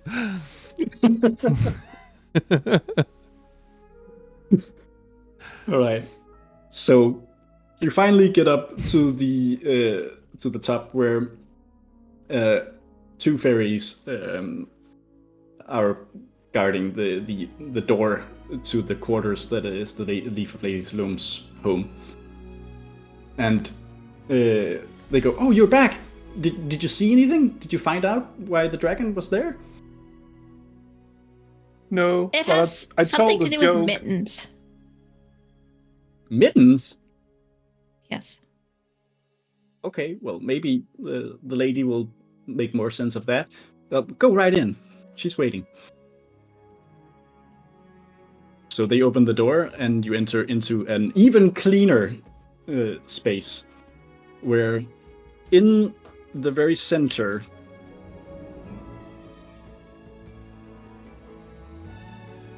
there she is.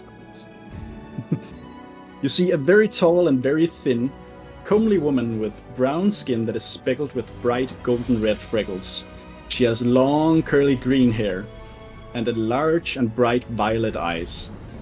She has sparkling dragonfly wings that sprout from her back. And she wears a giant, very wide and pointy blue mushroom top for a hat. And she has an extremely long dress that is made from leaves of all colors and shapes, which is almost always carried by a small squadron of other fairies that hold it so it doesn't touch the ground. I love her. And in spite of what she's wearing, which is, foliage and stuff, she's squeaky clean. And she's literally going around picking up like specks of perhaps dust or something you're not even able to see from the ground. And she looks like neurotic and frantic, and she looks like she hasn't slept for many days now. And as you enter, she looks up and she goes, Oh, you're back. Did you find out anything? Please tell me you found something. We did find something, and Someone? the head instantly just turns. If they're standing behind me, my head turns 180 degrees and looks at and she at Bun-Bun. just glances at Bun-Bun and says, "Oh, her little Harrigan. I hope she just another survivor, but I hope she just No. No. This is a rabbit. Go on. I'm Bun-Bun, the great someone. And It's got She found a hands. mitten.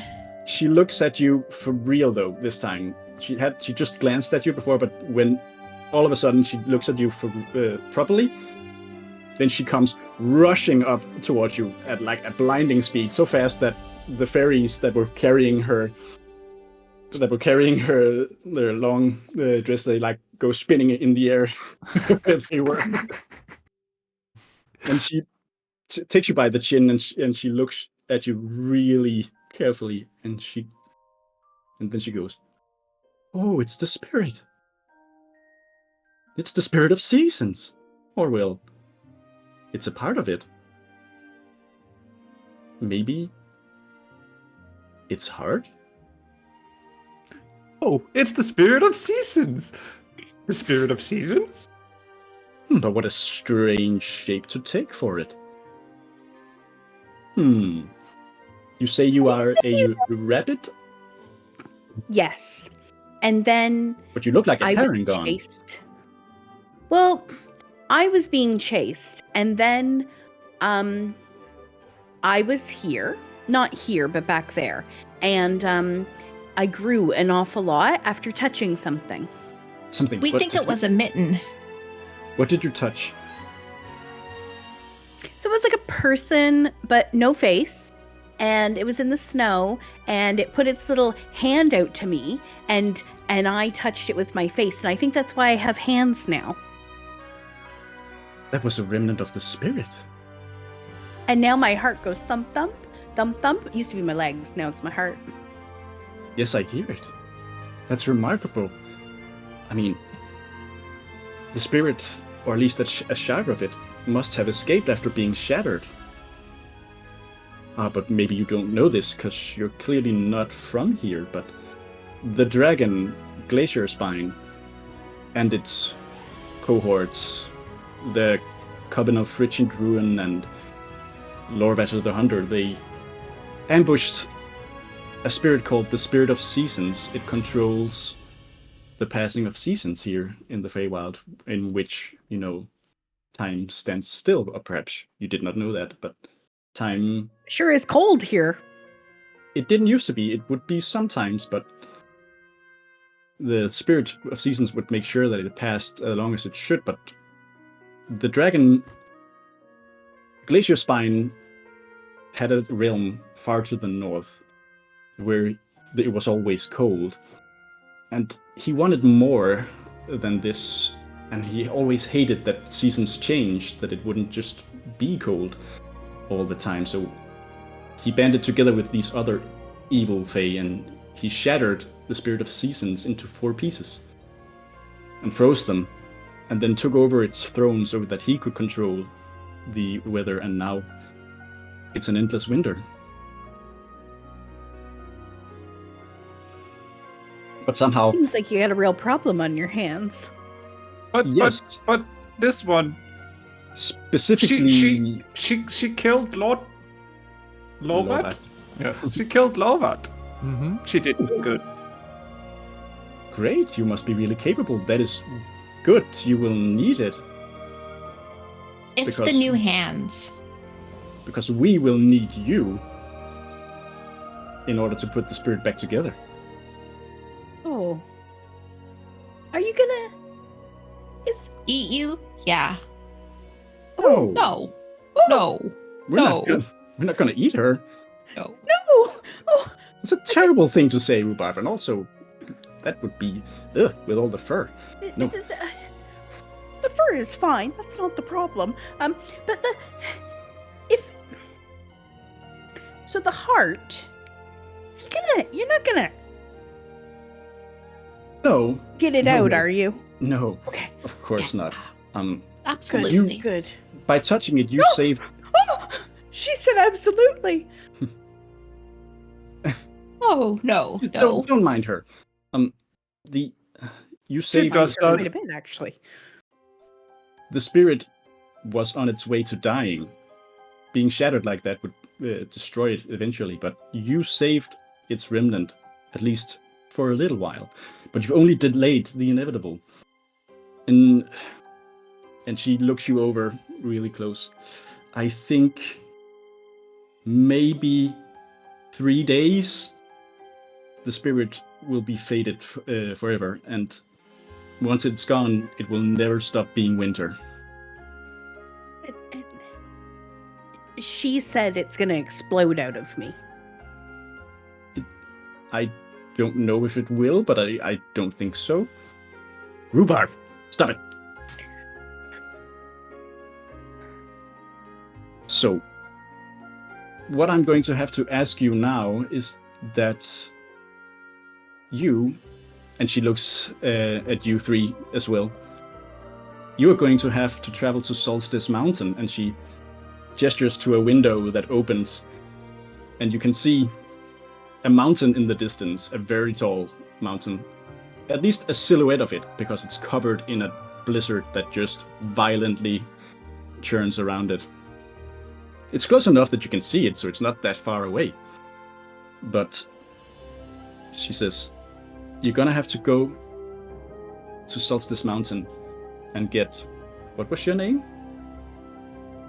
Bun-Bun the Great. Bun-Bun the Great. Together with the rest of the spirit's 3 pieces. Put it back together, and then it can restore things the way it were. I'm not going to lie, this will be a dangerous journey, because even though you killed the giant, the Coven of Frigid Ruin is still out there, and they will try to stop you. And you will have to deal with Glacier Spine as well. He will be guarding the home of the Spirit of Seasons, which is on the top of the mountain. Oh. There is a concerned look again that falls across Terrence's face as he thinks, and he goes, "It's pretty far, I better start now," and he turns around to start walking. Hold on, Terrence, hold on. Huh? I do think you will need to rest first. You do have some time after all. Okay. And gather up your strength, and I think you should get some winter clothing from my servants. And you should probably also go down and see old Peggy Wormwiggle, the hag who lives at the bottom of the tree. She Like will... the one who was with the dragon? No. Those are different hags. Those are called... She Sorry. consults her papers. Let it go, it's fine. Those are called Rickety Matilda Knucklebones. She's the leader. And there's Auntie Ursula Gristlegums. She's the large one. And then there's little Agnes Wormwiggle. And she joined them recently, so they became 3, which makes a coven. Okay. Do we know, is there a relation between Agnes and Peggy? You know there is a relation. Agnes is Hexblood. She is Peggy's daughter. Okay. So this has caused some contention, perhaps, or is it on the inside? Is it a little take her down from the inside thing? Well, none of you really go to speak to Peggy because she does not want to be disturbed, and she's kind of feared. So no one has gone and spoke to her about it. It's just rumors that everyone knows that Agnes went and joined this coven. They don't know why. But Peggy is a different hag. She's very old and very powerful.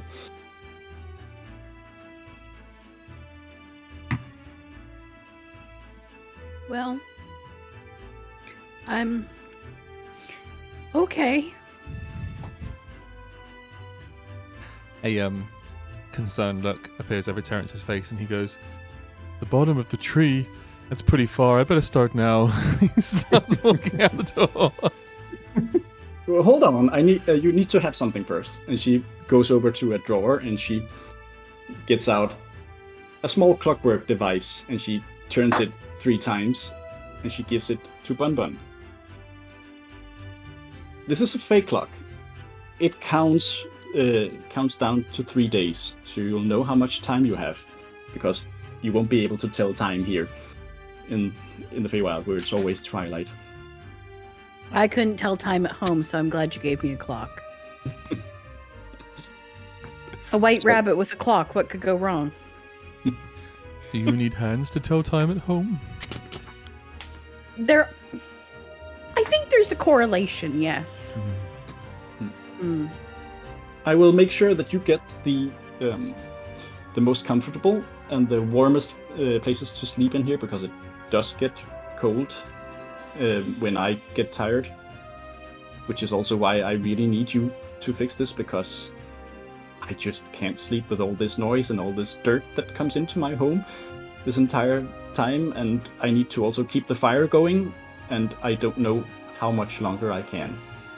Which is also why, though I would love to go with you and help you against the dragon and the coven, I can't leave, because then all of these creatures here will be at the mercy of the cold. We don't want that. But will you swear to me now, you 4, that you will go to Solstice Mountain and put together the Spirit of Seasons and save this world? Yes, This world. absolutely. Sure. If you Okay. don't, the winter will only spread. While it doesn't cover the whole Feywild now, it will eventually. I don't like the Oh. cold. I just got here. But yeah, I'm in. But Don't worry. You were just in the right spot at the right time, finding the right mitten, Bun-Bun, and now that mitten turned out to be part of the spirit. So you have been bestowed a quest. And I will protect you, heal you, and make sure that you can make the whole trip. But if you do that for Bun-Bun, are you still gonna do it for me? Right? Right, Doc? Right? I got you all. Don't worry. Okay. Okay. Maybe good. not Terrence, but he has a shell. It's fine. I have a shell. Okay, well, and she sees like a feather fall from Doug, and she just goes looking at it. She said, maybe you should go and get your winter clothes now, please. Go on, get a rest, and you start first thing in the morning. Head towards the mountain. You can't miss it. okay. Please, for the love of God, Sure. for the love of the gods, make all these people go home to their villages. Okay. Well, Okay. Terrence, you lead the way. Okay. Thump, thump, thump, thump, thump, thump, thump. And as things fall off Terrence as he walks, I like neurotically start picking them up while looking behind me, like, oh God, what have we done? She just goes. She just pushes you out the door. Saying, it's fine. I'll get it. Ooh. Okay. And we're off. All right, you head down through the tree, and people know. They're people. I'll just say people for these fey creatures. They've noticed that you went to speak with the lady, and they're looking at you now, especially you three, other than Bun-Bun. They're looking more curiously at you because you just look like a normal Herringon. But you see in the eyes of these fey creatures that they know these three that you're with, and they have some hope riding on them.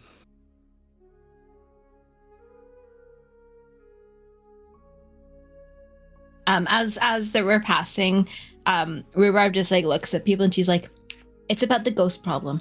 And then a little further along, it's like, "It's all about the lizards." And then a little further along, it says, "It's gonna be summer again very soon." And just like random phrases that don't make any sense. You create lots of confusion. Yes.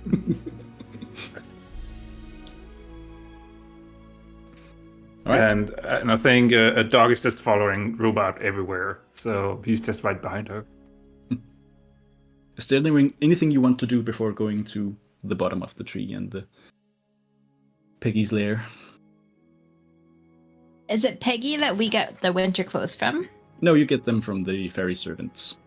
Then we do that. Mm-hmm. All right. So you go to a smaller alcove where some fairies are working with different materials, magically creating clothing for you, and you all get some very nice thick winter coats that will save you from the worst of the cold when you're out. They won't give you any resistance to cold damage, but they will make it easier for you to survive in the cold. Thank you. And now we go to the scary lady? Do we have to? Yeah? Hmm. It's Right. okay. She only eats. You could go without me. No. It's fine. She only eats lizards. And rabbits. And frogs. No. Sometimes a turtle.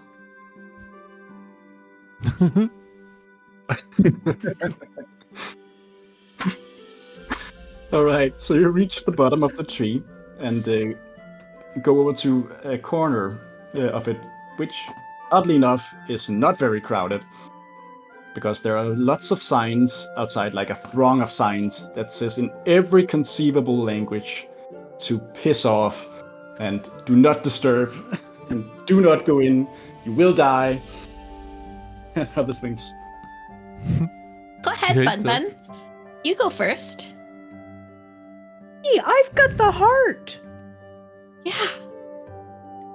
The heart. She's Too. very kind to outsiders. I feel like that's a persuasion check.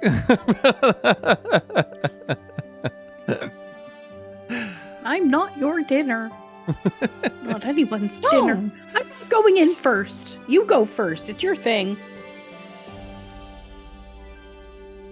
I just thought you were braver than that. I'm not. Oh. As they're arguing, Terrence will just bumble forward. He's gonna open the door. Knocking over a few signs as you go.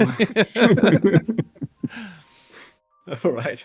So Terrence leads the charge into the down. You go under the roots of the tree into more like boggy, wet and humid surroundings. And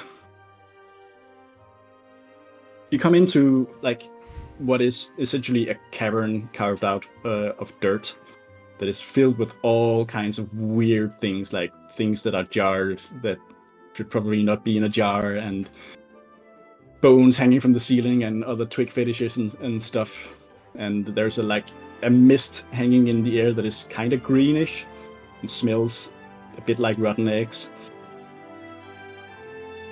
And No. in there, near a large, like boiling pot, you see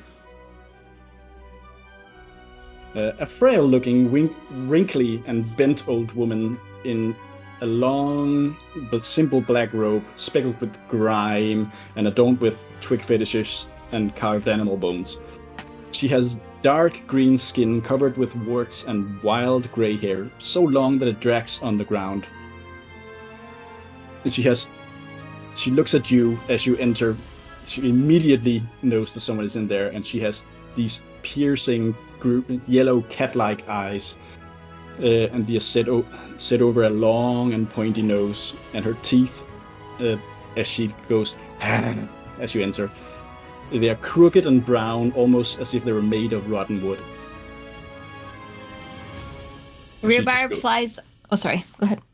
And she just goes, "You read."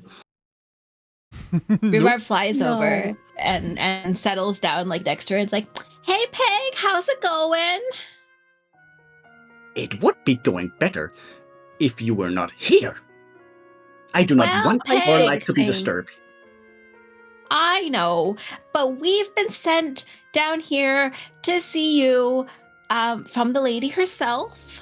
We're going on an epic quest to save, us from Glacier Spine, and thought that we'd come say hey. You see that as soon as you mention the lady, her demeanor changes.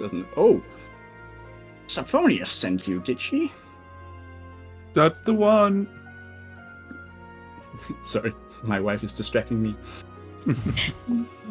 Thank you. I thought that was the look that she was being like, "Oh, Sophonius," like, That is actually exactly the look she's she's having. No, I feel the same way. I get it. So she's. Oh, well then that changes things. You're out to get rid of the winter, I take it? Perhaps Yep. going out to fight the Frigid Coven? That's the plan. Well... Let me see what I have. And she walks over and starts rummaging through things. First, she comes over to Terence with a cluster of 7 grapes that actually look like small fireballs. She hands them to Terence. And they are warm to the touch. And she says, "Eat one of these, and for a brief while, the cold will not pierce you as hard as it would." Okay. And then she gets out a wildly pumping, disembodied heart in a jar filled with bright red liquid. And she says, "Take a bite out of this. There should be enough for about 3 bites. And you will feel a rage like no other place in the world." Did she hand that to me as well? No, she hands that to Rhubarb. How big is that? That sounds like it's very big. The minute you touch it, it shrinks to your size. Sorry, Rhubarb looks at Bun-Bun and is like, "This is what's beating inside of you."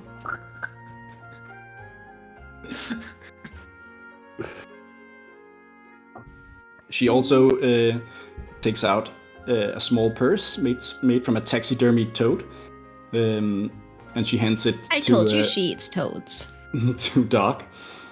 And it contains 2 blemished silver coins with an embossed skull on both sides. And she says, "When you have this on your person, death will be bribed away." Oh, okay. And I sort of just grab it with my claw, and yeah. And then she hands each of you a vial of some brackish, foul liquid full of live worms that uncomfortably wiggle inside it. And she says, "When you're hurt, drink this. It will heal you. You get 1 each. It's my worm wiggle bok tea." my specialty. It looks absolutely delicious. She also hands Bun-Bun a small, disgusting stick, half made of wicker and half made of flesh. And it's covered in oozing sores and sharp thorns.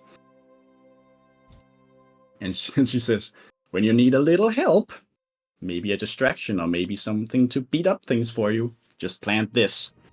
But it only works once. So choose wisely. Thanks. I have a favor to ask you. Oh, another favor. This one's a simple one, I promise. You see, you probably know, but my daughter is part of the Coven of Frigid Ruin. I would ask that you don't kill her. Just try to persuade her to come back to me. And if you can't, then at least try to frighten her away, but do not kill her, please. Oh, I never killed anyone. Don't worry. Yeah, it's Bun-Bun that you need to worry about. Those hands are lethal. You should have seen the way she single-handedly took down a giant. He was laughing. Has he died? A hoot. She cackles. That's amazing. But seriously though, do not kill my daughter. Little Agnes, I want her back. And Yeah, if so she tries what? to kill us, Then beat her senseless, but just do not kill her. I can make her laugh. Do Yeah. we have an agreement? Yeah, Okay. almost. I was just wondering, Peg, like, how did It's Peggy. Agnes? So yeah. How did Agnes end up going over there? You don't need to know. I'm just wondering, Give me a if you persuasion- want, if you want us to help you, maybe if we knew the full story. persuasion check. 22. All right, fine. She's very young. She wanted to learn dangerous, powerful magic, and I said no, because she's not ready. And I might have been a little bit harsh in my words. And then when that bitch, Matilda, came along, he promised her to teach her all the evil magic she wanted. And little Agnes ran away with Matilda to learn all the dangerous magic. But I'm sure she regrets it. She is not as cruel as they are. I am very sure she did not want this winter. That is Matilda's thing, and to a lesser extent Ursula's thing. Matilda loves the cold. She hates everything that is warm, and she revels in seeing people freeze to death or fight over scraps that'll keep them warm. You seem really familiar with them. Are you guys like besties? No. More like worsties. Oh. So, We studied together a long time ago, and she was a bitch the entire time. Well. Okay. Thanks. Will you, everlasting say hi to winter, interpersonal drama, mother-daughter stuff. Might have been better to be a pie. Will you say hi to Syphonia for me? Yeah, okay. You got it, girl. Now get the fuck out. Toodles. As Terence is leaving, he'll turn back around to the hag with a massive smile on his face and go, worsties, his besties. And then he'll just bumble out. I love Terrence. He's That is the best. All right. So, is there anything you want to do before you take your long rest? I just want to confirm the heart that I eat. It is anger, rage. What does Yes. it do? All right, I'll tell you what the things do, just so you know. The sun grapes grant resistance to cold for 1 minute when eaten. And the pickled wrath, as it's called, grants a first level barbarian rage for 1 minute. 1 minute. Cool. And you can use it 3 times. The fate bribes, the coins, they work as a death ward. Once you go to 0, you go to 1 hit point, and then they disappear. If you have them on you. 1 coin, 2 coins. I have 2 coins, right? Yes, yeah. Yeah. And the Wormwrickle Bhakti is a superior healing potion. It heals 8d4 plus 8 hit points. And the Unspeakable Pocket Horror, well, you'll find out maybe if you use it. What could go wrong? You know, Bun-Bun, I saw Peggy take that finger off the last Haragon that didn't do what she wanted.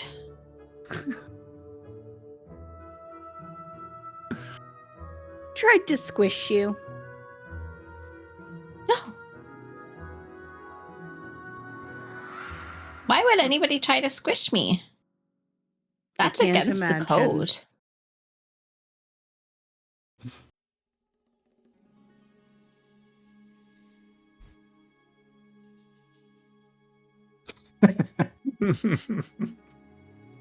All right. Anything you guys want to do before the long rest?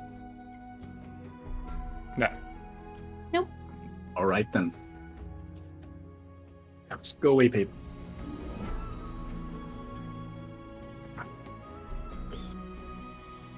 All right. So, the evening goes on, and you get served some food, which is mostly just pine cone, actually from the tree. But the pine cones here are edible, and they're very nice from the giant tree, which is pretty much what everyone is getting here. And you are being offered by the servants the warmest and quietest dwellings, which are near the top. You can still hear the din from downstairs and from people walking around or sleeping outside or talking and such, but it's much more quiet than way down in the bottom.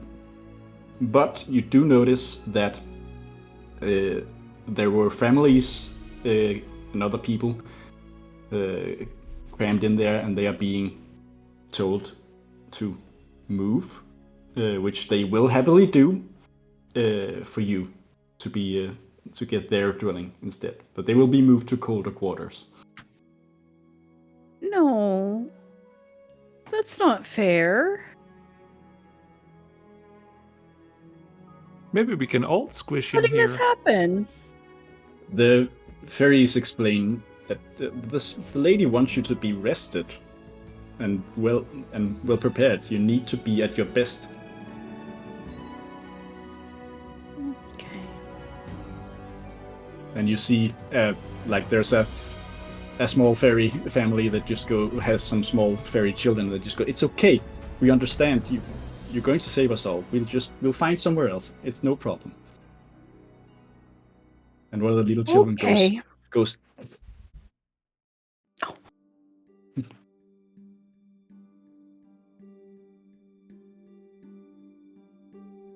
So what do you It'll decide? be fine, Bun-Bun.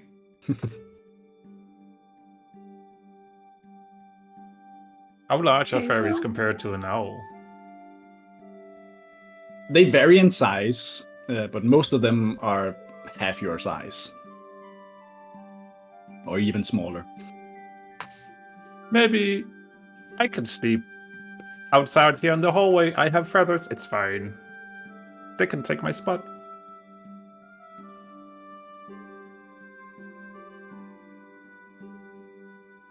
Do any of you others want to stay outside, or do you want to take the warm quarters?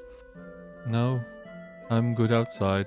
And Terence just kind of walks outside and just puts all of his arms and head into his shell, and then he's gone. I'm gonna join the outside crew. All right. I'm going inside where it's warm. Of course Great. you will. Of course. All right. So, Rhubarb, you get to roll 2d10. And that's how much of an absolute asshole you are. I rolled 9. Right. Enjoy your asshole points. Your maximum HP goes up by 9 for the rest of the adventure. Amazing. You others have to make a Constitution saving throw. Get a good night's rest. I sleep in my shell all the time, really? It is cold and it is noisy. Okay. 22. I got a natural 20. 21. 22. Okay, so you all make the save. That is great success. All right. When you wake up the next day, the mother of the small fairy family is standing there waiting for you to wake up, and she says, "I'm really grateful. Our children are actually kind of sick from the cold, so we were saving this for whenever, but she produces a small, perfectly round golden berry, and she hands it to Bun-Bun and says, we only have the one, so maybe you can choose who gets it, but this is a luckberry, and it might help you. They're very rare. You can almost never find them. Did we take this from you? But you should, because you're going to save us. Okay. Okay, we'll just put that in with my other trinket, I guess. Sure. Okay. Put it in my Being little one- pocket. Being one with nature, do I know what a lockberry is? Yes.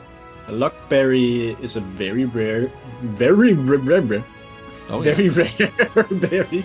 Love them. And eating it grants you fortune. More specifically, you get the lucky feet. Ah. I will gesture towards the berry in your pocket and just go, it gives good luck. A luckberry, yes, thank you.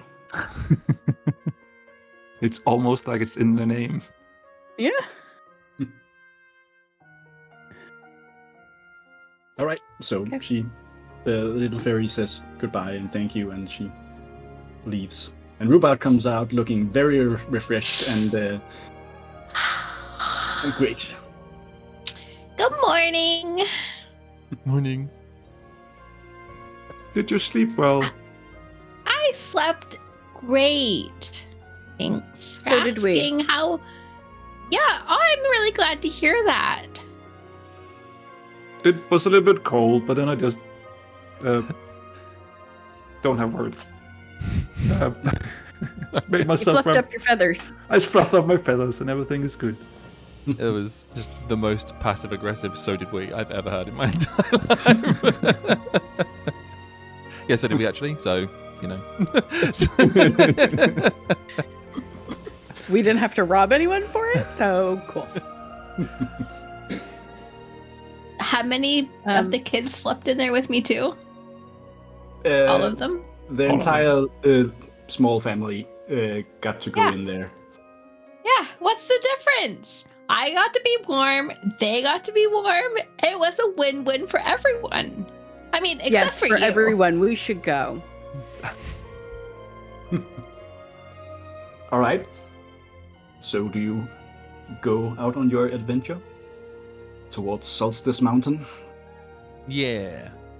Yeah. Don't forget to put on your coats.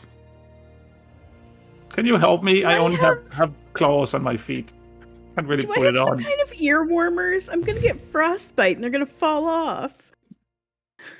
Let's just get a couple of socks to put on them. Mittens. All right. So I you help Right. dock as best I can into the coat.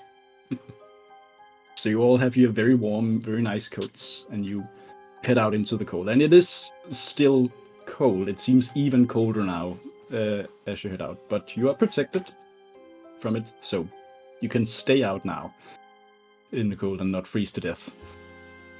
Yay. So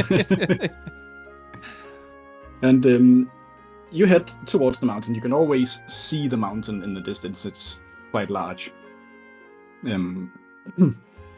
So you just head straight towards it, and it should be less time than you need to save the spirit. So there are almost no animals about, other than scavengers that are adapted to the cold, and you see them some places picking at the frozen flesh of other animals that died to the cold. But they leave you alone for the most part. And is there anything you want to discuss or do while you walk?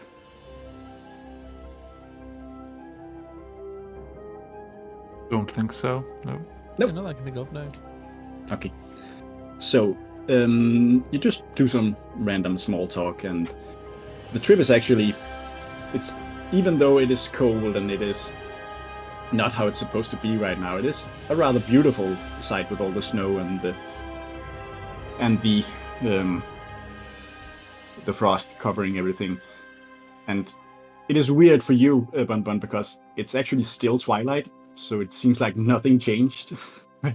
When you went back out there, it's still the same light. It's still, the sun is just below the horizon. Enough light to see, but not enough that it isn't dark in the corners.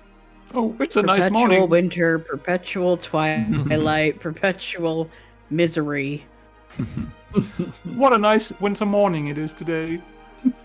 I love the way the sun sparkles off the snow. There's no anyway. Yeah, okay. So, at the end of the first day, with the fade clock goes on the 11th ring. It does a ring every hour, and then 2 for the 2 hours, and then goes on the 11th hour. No, the 23rd hour. You reach a small Fey village, and it kind of comes out of the blue because you round a corner and there it is, and it is covered in snow. And it used to probably be a quite large little village, but now it is abandoned and empty. And yet, Bun-Bun, you get a very sad feeling from it. There's something in there that makes the heart inside you beat slower. Oh, it's not good here. Something's wrong. There's sadness. That's sad. I can tell a joke. Do you want to investigate? Or do you leave the small Yes. village alone? Yes. I would fly through really quickly and see if there was any obvious cause of sadness. All right, give me an investigation check. 8. 8. I mean, it's pretty obvious as you come in to the village proper, you look around, but it seems like everyone left. And it's not really anything there. But then you spot the middle of the village clearly had some kind of makeshift bonfire that's they threw together to keep warm. But when it didn't stick, they left. It's long burned out now. But there is a pile of snow next to it.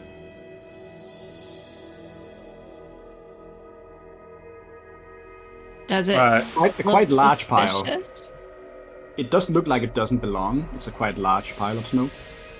I hop up to the pile of snow and start scraping some of it off with my foot. Right. You see the face of a centaur, and then as you uncover, there are 2 satyrs that it was huddled around, like protectively.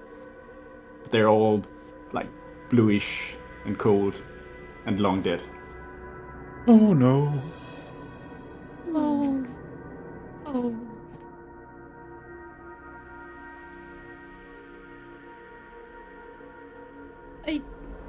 This is not a good morning anymore.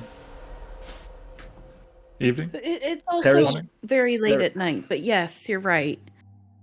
Terrence, what is your passive perception? You have the highest one, I think. Oh, 18, I believe. 18, yes. As you stand a bit to the side, you glance at a small hanging fairy hut. Those are very common. The fairies live inside them. And in there you also see, though they are not covered by snow, but you see 2 small fairies that are also huddled up against each other with like a small blanket on them, but they're not moving either. No.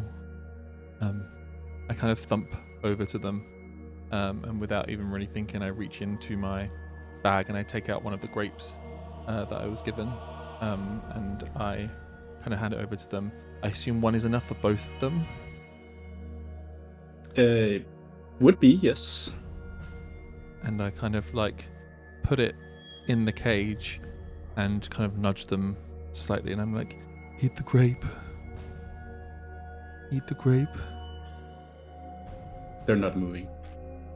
I fly over and kind of land on Terrence's hand and say, "It's okay, big guy. We just gotta keep moving. If they eat the grape, They're not gonna eat the grape, Terrence." okay. Yeah. I go up to Terrence and give him a nice little, like, pat on his little head. Thank you. Sorry. I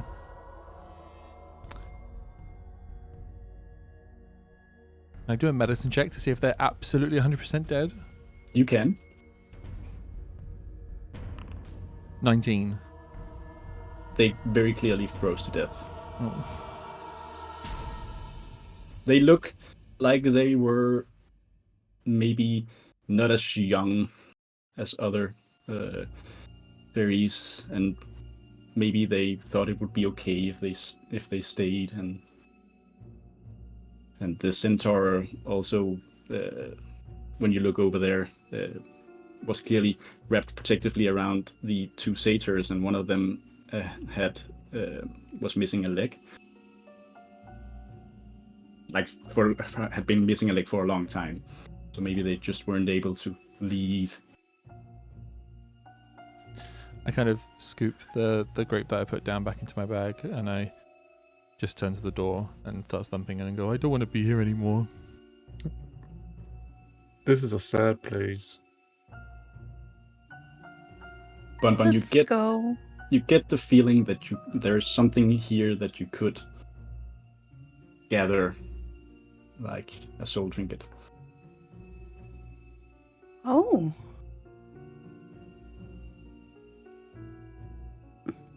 I don't really, like, Gemma doesn't quite entirely understand the mechanic of, like, it just appears in my hand. It doesn't work that way normally, but I'm letting you get a soul trinket. Yeah, okay. So, I look in my hand, And the And soul it trinket appears. and it appears, and it's the same as the one before, Yes. like about this big, black, shiny. I look around, look at my hand, close my hand around it, put it in the bag with the berry and the other trinket, and I'm just confused. What are But, those? like, I think something will happen when I break them, but I'm supposed to wait until I think I'll know when. That's the best time to do things. When you know you need to do them. Yeah. Guess that's why we're all here, huh?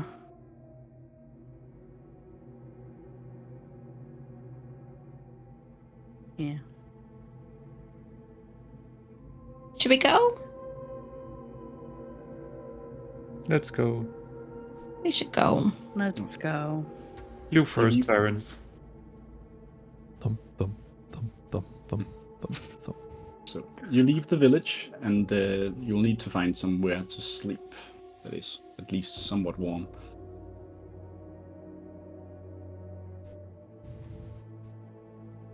Do we see any large trees or big boulders or caverns? Give me a perception check. Before you do that, I would like to cast guidance on Rhubarb. Go ahead. So you get a d4 that you can add to that number.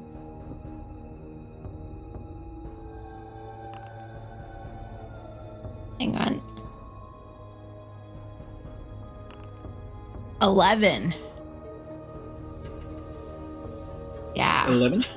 Well, it's not Yeah. that hard. You find like a small cave that you could go into that is free from the snow, but it is still quite cold.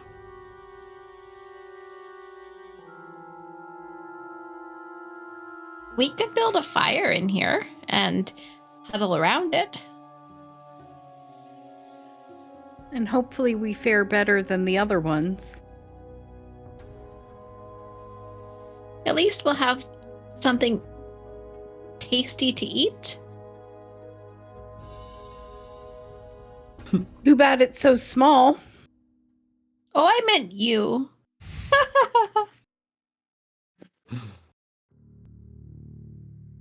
Right? I'm just kidding. You build a fire? Yes. I imagine Doug is just flying up to the trees, breaking off some branches and flying back down with them. So there's some wood and stuff. So Sure. Or Go ahead. I could cast create bonfire. That's also a thing that could be done.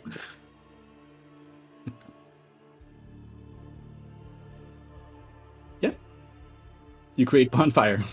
All right, great. So you have fire and you have shelter. So give me a con save, everyone, with advantage. Can I give everyone? Oh, it's only an hour, isn't it? It's not worth it. No, never mind. 16. Oh, Mm. well, that's weird. I've never seen that before. I got a dirty 20. I got a natural 20. How much, Gemma? 13. 13. It's fine. The DC was 10. Okay. So you all make it through the night without freezing and getting exhaustion. Good. Good. So, as you wake up in the morning, the woods are covered in fog. Hmm. I Is like that usual yesterday for morning here? better. Sorry, Gemma? You say? I'm just asking them, is this usual for here? Is it? Yeah, that's it. Well, there's fog sometimes. I mean, it happens. I like yesterday morning better. It is Yeah. perpetually winter. Can I do a Yes. nature roll to see if this is a natural fog? You can. 12. Seems pretty natural. It's just a foggy day. You can never be too sure. Mm-mm. So you start moving towards the mountain. You can still, looking up, you can still see it even through the fog. But you don't make it very far, like an hour or so, until you hear a voice from up above. And it goes, Well, if it isn't a bunch of ragtag fools on their way to spoil our fun. You may have prolonged the Spirit of Season's life, but we'll make sure that you never make it to Solstice Mountain. and you see up above, flying on her staff, the bluish hag who is Rickety Matilda. And she cackles and she goes, Go on, Ursula. and you see standing between the trees this big looming giant sized old woman come out, and she goes "Woo," and she blows out more fog, so much that it basically almost is coming to blind you. But just before you're enveloped in this terrence, because you have the highest perception, you make eye contact with another person, which is little Agnes, standing to her side, and she makes a line of dancing lights for you, and she looks you in the eyes and points at them. Okay. Do a self-roll real And then you are enveloped in this fog.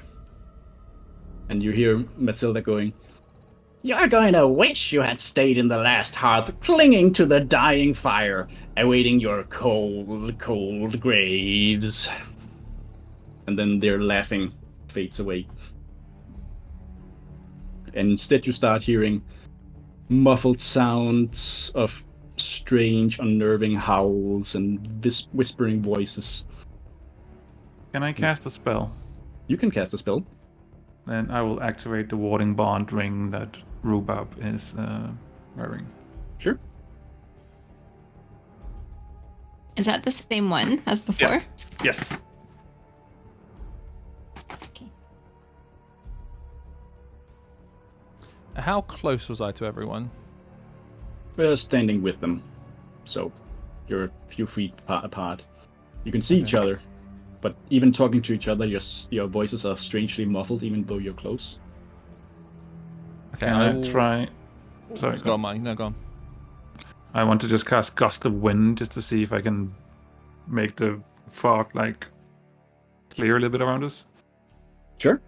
You cast a Gust of Wind, and you all get that one of you can make a survival check with advantage because of that. I can do it. Do it. Okay. 7. 7 even with advantage? Mm-hmm. I rolled a 2 and a 3. Okay. You don't see anything. You start to wonder, but everything just looks the same. You can't even see the trees almost. Can I still see?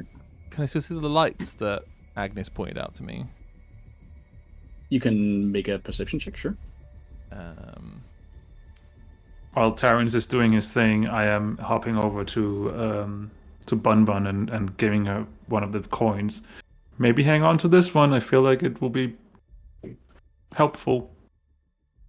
So I rolled a natural 1. I take it. Oh boy.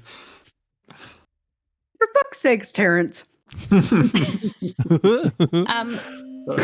I would also like to cast Dancing Lights, if that's okay, Sure. and combine them into one giant light. All right. The light doesn't do much. The fog is very thick. I'm gonna keep them out anyways. All right. You can make another survival check. This is trying to find your way out. I can make. Okay. Oh, sorry, go on. No, ignore that. You do it.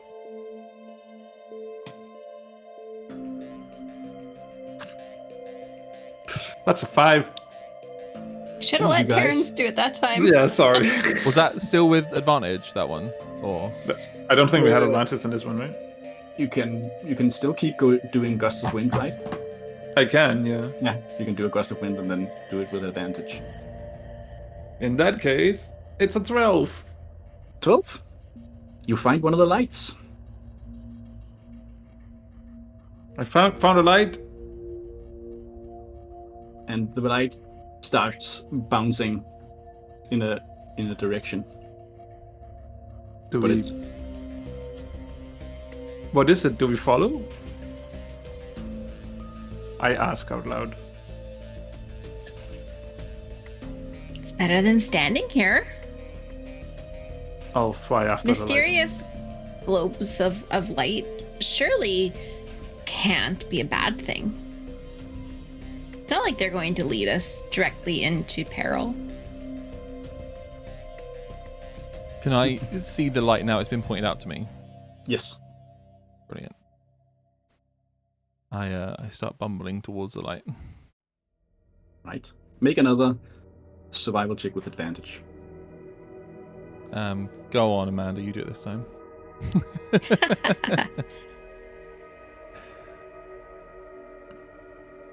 Ooh, 21.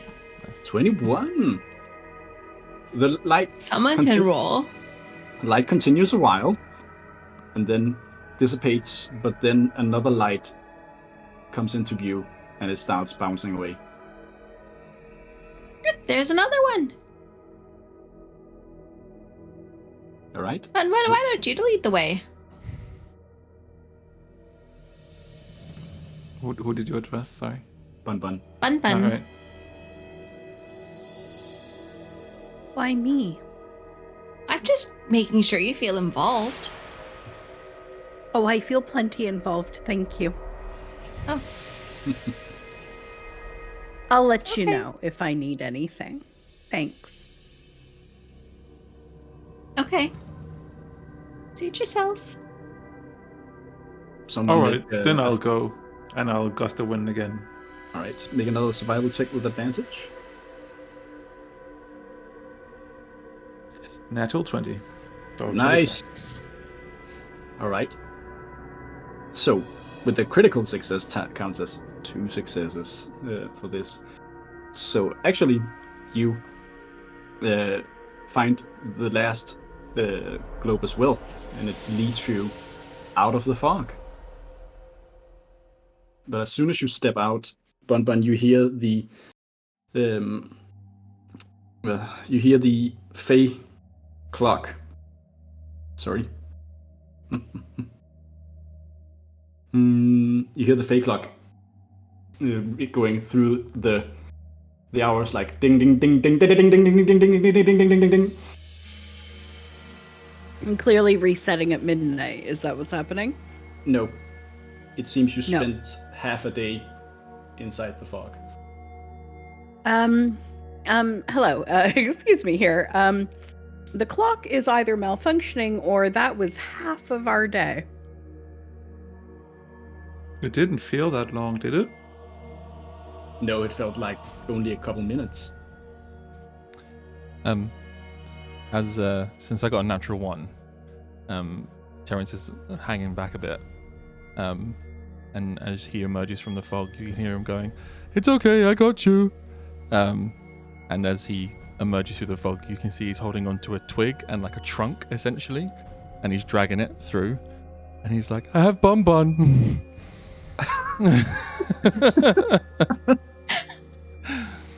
And then he looks. Now he's out of the fog. Buddy? He looks. He goes, "Oh, that's a tree." You were real close, Terrence. Yeah. That's real good job, bud. Thanks. Thanks for not wanting to leave me behind. No, I had you. I appreciate it. I'm gonna reach out with my hand and like touch him like he's rescued me. Like, you know, hold the hand and be like, I appreciate that you've got me.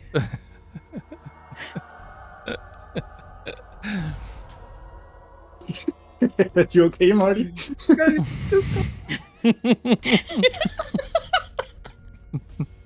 All right. Realizing you lost a lot of time, you start moving on.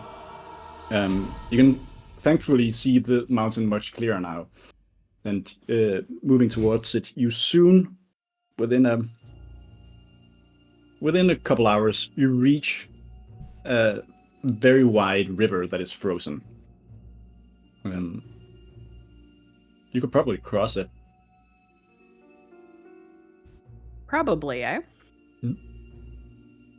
It is very long, so finding a place that is narrower could take more time. Okay. What do you all think?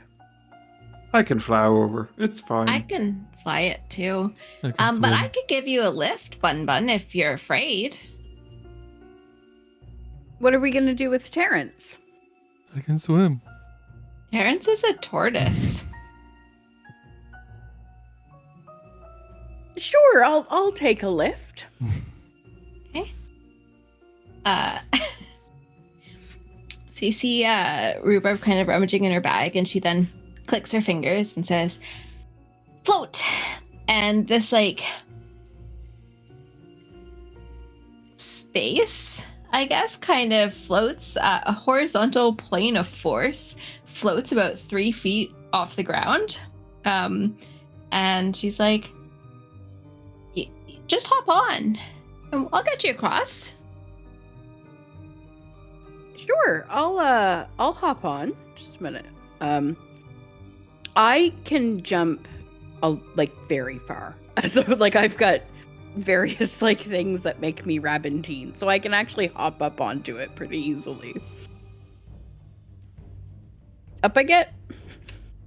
Great. Terrence, you good, bud? You could have a lift too if you want. You'd just you'd have to squish. There's pedal. space. I'm very heavy. Can you carry me? Are you heavier than like 500 pounds? Maybe not that heavy. Yeah, give it a go. It'll be fine. I shall. Can I try too? No. You Doc, have you wings. can Take your fly. wings. You know, this is my offering to our unwinged friends. But it looks like fun. We can try it later. Okay. But Terrence, you have to hold on to me real tight because it's cramped quarters, and if we go down, I'm not a great swimmer. Okay. Okay. I will bumble on. Is Terrence, and- is Terrence a turtle or a tortoise? Well, he's a turtle. I don't know if that changes the situation much, but I did think that I was He very is confident neither in my of those swimming real ability. animals. Yeah, I was very confident in my swimming ability until I realized I was actually not either of those things. I'm a turtle. And then I quickly went to my class features and my race features, and it says nothing in there about swimming. So I'm What going if to take. Terrence believes he's like an A-level swimmer? Like he believes it. Have you ever Googled if turtles can swim? Let's do it now. I think they can swim. They can, as all characters can It swim. says, although generally poor swimmers, turtles are capable of floating on water and can hold their breath for over an hour. Yeah, I have that ability. I can hold my breath for an hour. So even if you don't make it across, you could like float downstream and we'd get you eventually. I'd be very When okay the with spirit that. is dead. We're But supposed to save the world, team, and we're talking And- about whether the turtle can float with me down the river. it's okay because we have my disc. Come Alright, float so- with me. So what you're doing is putting Terrence and Bun-Bun on the disc, and you're flying across. Yes. And All the right. disc follows me. Great. All right. So you start across this very wide 2.5 mile wide river, and you get about halfway across when you hear like a terrible cracking of ice sound. You know that sound. And No, we don't know that. Hang on, is the river cut out. Discord frozen? didn't Could let we you have just say it. walked across it? it was frozen. We could have just walked across Yes, the river. it's frozen. I told you it was frozen. You did. We knew it was frozen, but we could fall through. I totally missed that part. I grew up in Canada. I understand ice danger. So I did clearly missed Gemma. this because I said I can swim, so I clearly missed that point as well.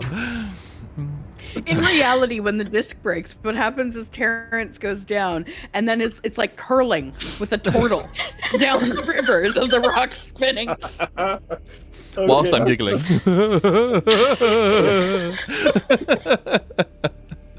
Fuck's sake, you guys. You got to listen. Just trying to rein in the chaos here. All right. You can get halfway across. But you're still floating. It's fine. You're still floating across it. You didn't have to walk on the ice then. Matilda comes crawling out of the ice, like physically out of the ice, in horrific fashion, like her long, multi-limb, multi-elbowed arms, like No. digging her out. And she goes, You vermin insist on being problematic. I don't know how you escaped that curse, but it doesn't matter. No more toying around. We will end you here and now. and then she slams her staff into the ice, which causes it to crack and split apart into large floating chunks, and the water below starts churning and causing uneasy footing. But you are floating safely on this disc right now. So, It's okay. I would got like you all. I would like you all to do a perception check.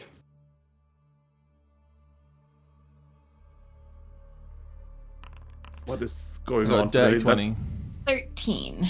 another natural 20, so 24. 6. 24, 30, 20, 13. 13, Bun-Bun?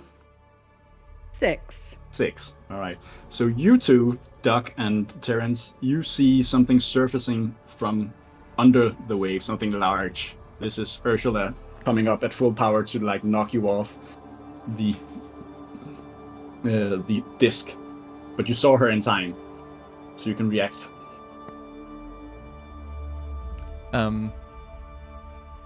If I'm the one reacting here, can I somehow use my large self and weight to kind of like swing my butt in some way to try and move the entire disc out of the way of the attack? Sure. I'll allow that. I am going to assist with that by just flying really fast into just, slamming into the disc so it moves out of the way as well. All right. So, I'd like you all to roll initiative.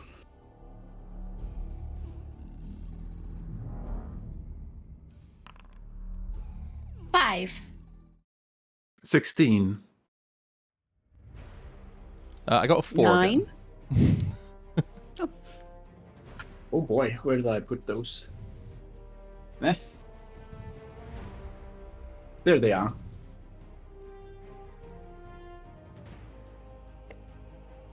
Wait, Gemma. did my initiative roll? I don't think it did. Sorry, Jenna, I'm a 9, Danny. 9. All right. Rick? My initiative just isn't rolling for some reason. I don't think there's a combat started. Oh, that Yes, might I be do. the problem. I'm not going away. Well, no, because Amanda has. Yeah, but we're rolling in D&D Beyond, I think. Mm-hmm. Oh, right. No, I'm rolling in Forge. Yeah, that's probably why. Marty then. 16. Amanda? Terrence? Let 5. quickly- Sorry, I'm rolling a d20. Sorry, I forgot what I rolled. I had to look it up again. I got 13. 13. Right.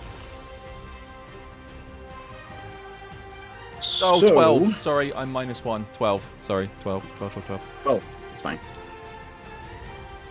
Won't change much. All right, so we're going to the battle cam, TM.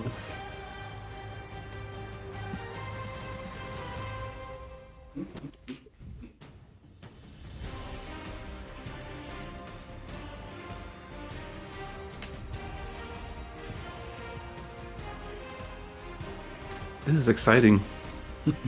When he's setting up stuff. Mm-hmm.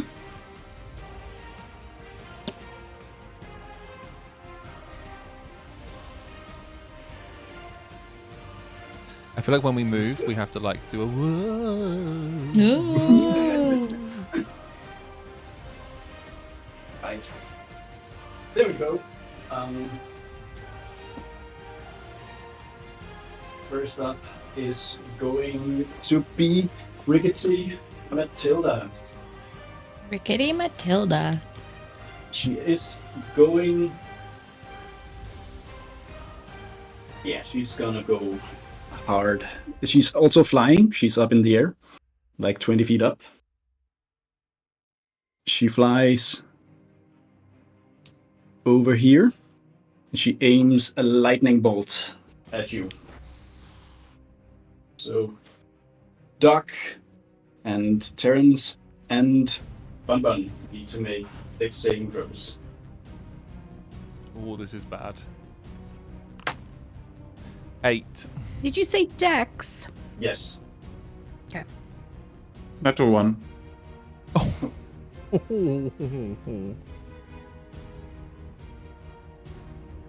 8? You all fail. Quick Oh, we question. How long has it been since we were in the fog and I activated the ring last time? Does it have a An hour duration. I'm gonna say it still works. Okay. Because time went strange for you. Mm. Luckily for you guys, I rolled shit, so...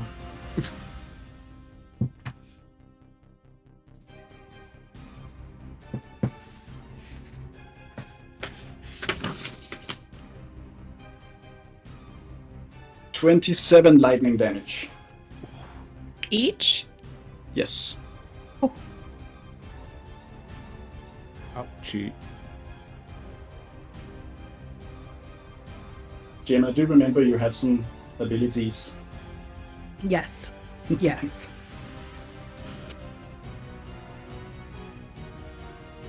Alright, that's going to be her turn. So, next up is... Duck.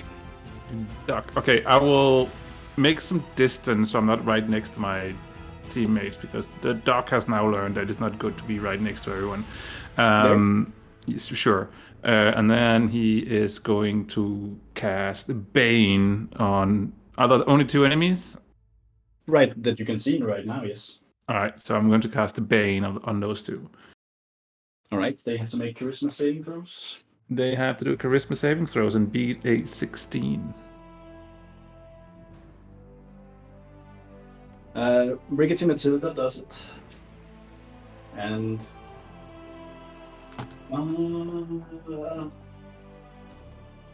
Ursula fails. So, save and fail. Alright.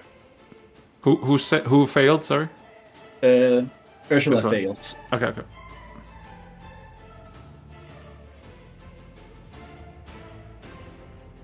Is that your turn? I also heal myself with a bonus action. Alright. So I will heal myself for 5. Better than nothing. Yeah. And that's my turn. Nice. Then it is Auntie Ursula Grizzlegums. She leaps over to the ice here, and she tries to pick up Terrence in like a crushing bear hug.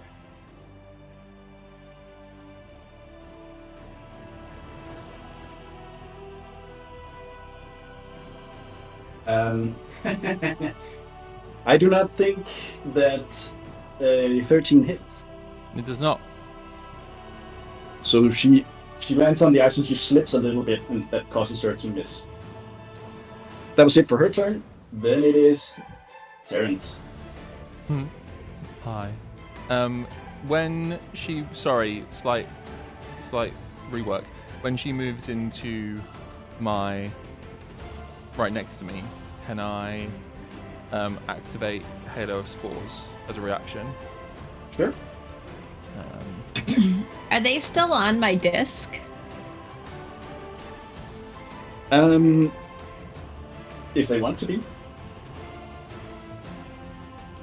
Just put you 3 feet off the ground if you are still on it. Okay, cool. She is 12 feet tall. That's tall. So she takes 2 damage, necrotic damage, if it matters. Right. 2 necrotic damage. Lovely. And then for my turn, I shall.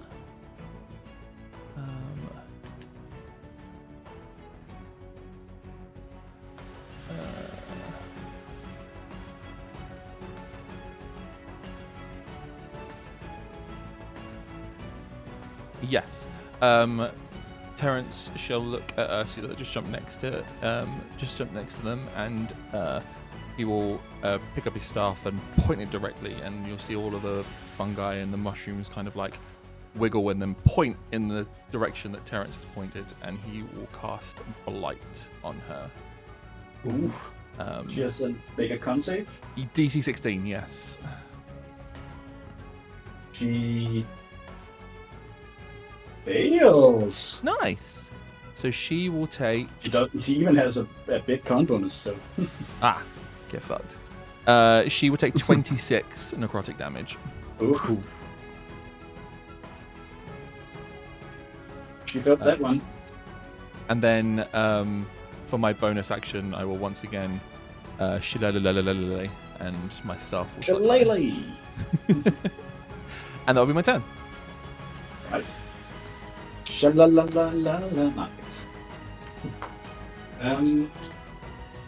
That would bring it to.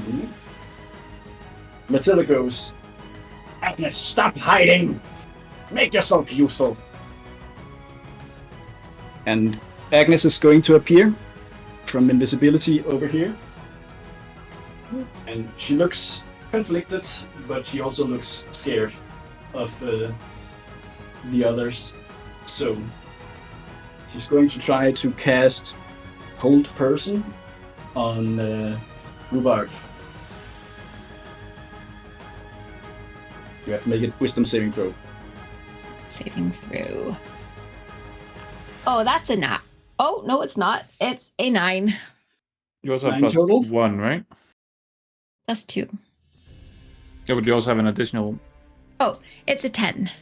10. It's unfortunately not enough. You are held. But maybe Bun-Bun, you could do something. I mean, I feel like there's a few things I can do. I feel like, so I have a heart. Let me first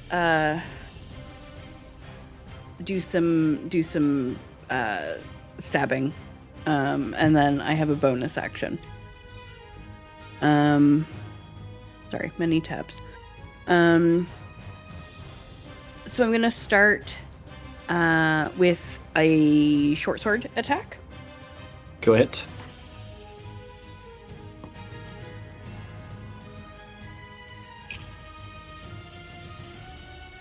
$22 to hit. That does hit. And it's a sneak attack. Yes. So.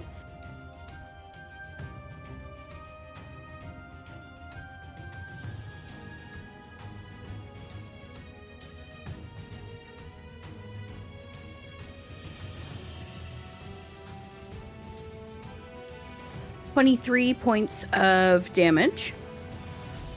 She's starting to look rough already. And then I have a heart, and it allows me to do magical things. So any number of creatures that I choose within 30 feet of me, which I think is like all of my allies. Yes, they're in 30 feet. Okay. You feel your body flush with the heat and strength of a summer's day. You all have your speed increased by 10 feet, and you add 1d6 to all attack rolls, as well as dealing an extra 1d6 of fire damage until the start of my next turn. So for the next, ring around. And in addition, during this time, chosen creatures other than me can make one extra attack or cast a cantrip as a bonus action. Fucking let's go. I'll put that text in our group chat just so because it's a lot. Mm-hmm. My internet is acting up a little bit just in case I should disappear at some point. It's not you, it's Discord, because I had it as well. All right. Same. Yeah. There's been some flickers. It was. Right. For me too. Alright. Then it is Amanda. Okay. You have to make a wisdom saving throw at the end of your turn to stop being healed. Okay, so is there anything I can do? I've actually never been paralyzed before. No. It's a save at the end of your turn. So I can't take advantage of any cool stuff that Bun-Bun just gave me. No. That sucks. Unfortunately. Okay, I'm well, I sorry, guess I'll just I picked the wrong thing. do my save throw. Yes. Wisdom saving throw. That's a 6. You are continuously paralyzed, but Gemma, you can use the reaction. Yes. So I have a reaction, and it is a stillness that hits my my mind and my spirit, and I'm passing that on to you. The perception of time slows to a crawl, and you are granted +5 to your AC, an advantage on all saving throws, including against the triggering attacks. But yeah, until the end of your next turn, start of your next turn. So you can make that with advantage. You can roll So again. +5 roll to your again. AC and advantage on saving throws. You can roll. But the if one you I just roll did. at the end of my turn, so it actually but- doesn't help me? This one No. actually says including against the triggering skill. Okay. So you can roll again Okay. for this one that you just did. But is that my next turn? Because No, You you can roll can do it right right now. now. You can roll again. Oh, okay.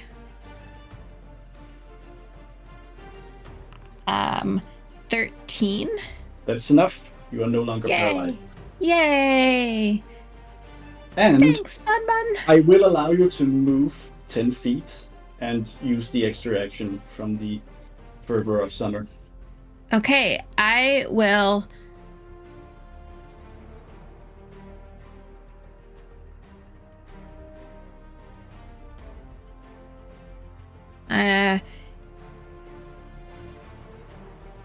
Stay where I am, actually, All right. and an extra attack, and an attack could be a spell, right? It doesn't need to be a physical attack. You can use a cast a cantrip, I think. Yeah, cantrip. One extra attack or cast a cantrip. Oh, it's just an extra attack. Okay. I should write down extra and not just attack. Okay. Well, in that case, I will light a bonfire underneath the one attacking Terrence. Go ahead. Is that on tech or just does she save? Okay, it's a dex save of 12. No, she does not. Amazing. So she is taking 9 fire damage. Plus, do I get that 1d6 fire? Yes. Okay, I will roll that. Plus an extra 4 fire damage. How That's much a is big that? bonfire. 13? Sorry, 13? math was very How hard. do you want to kill Auntie Ursula? She took a fuck ton of damage really fast. So it's just like a witch on a stake, like burning, and she's screaming and her flesh is melting off her skin. Actually, Ursula does not even scream, she just writhes. Seems like she can't speak. That's fair. But like the skin melting off is the main point here. She melts like a very nasty candle. Yeah. You don't want to smell that. And you see little Agnes. She's starting to back up. She's looking really scared now. And Matilda just goes, "You little bastards! I will freeze you solid!" That bonfire is still there, by the way. It's there for up to a minute. So, just saying. Oh, sorry, I just kicked the cat. Don't kick the cat. She's going to. It's her turn now. It's top of the round. Going to fly over here. 60-foot cone. She can get all of you. She casts Cone of Cold. So you all have to make a Constitution saving throw.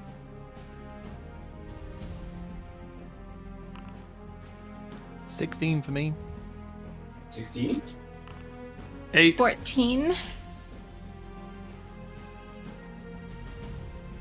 Bun-Bun. 18. 18. So the only one who fails is Duck.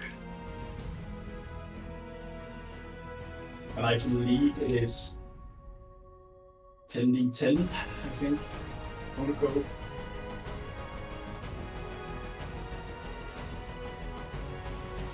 No, sorry, it's 8d10. It's not that much better.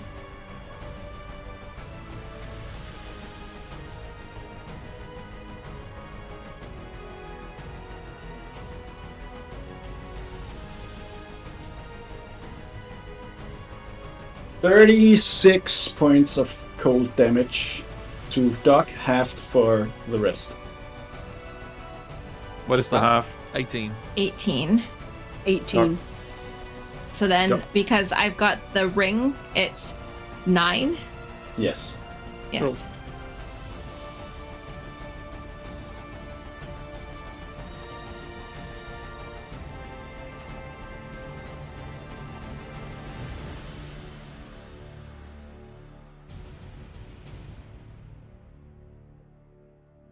That's her turn. Doc's up.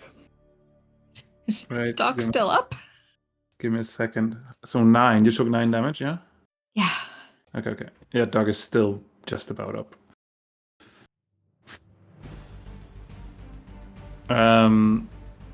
Oh shit, man. Doug is in a really tough spot right now. Drink your worms. Oh yeah. I have the healing potion thing, right? Yeah, Go ahead. superior healing potion. Was it? Was it superior? Mm-hmm. Yes. Yeah. 8d4 Yeah. plus 8. Sorry, what? 8d4 plus 8 8d4? Oh, plus shit. 8. Plus 8. 8. Roll. 24 plus 8. 32. Nice. So yeah, I heal up a good chunk. That's a bonus action or an action? Bonus action. Bonus action. That's Goody. not terrible.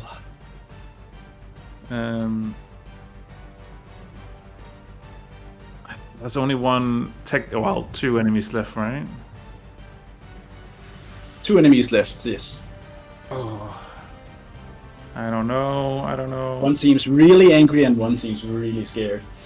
Okay, the one that is really angry, I will cast Hideous Laughter at them while I am saying... She counterspells it.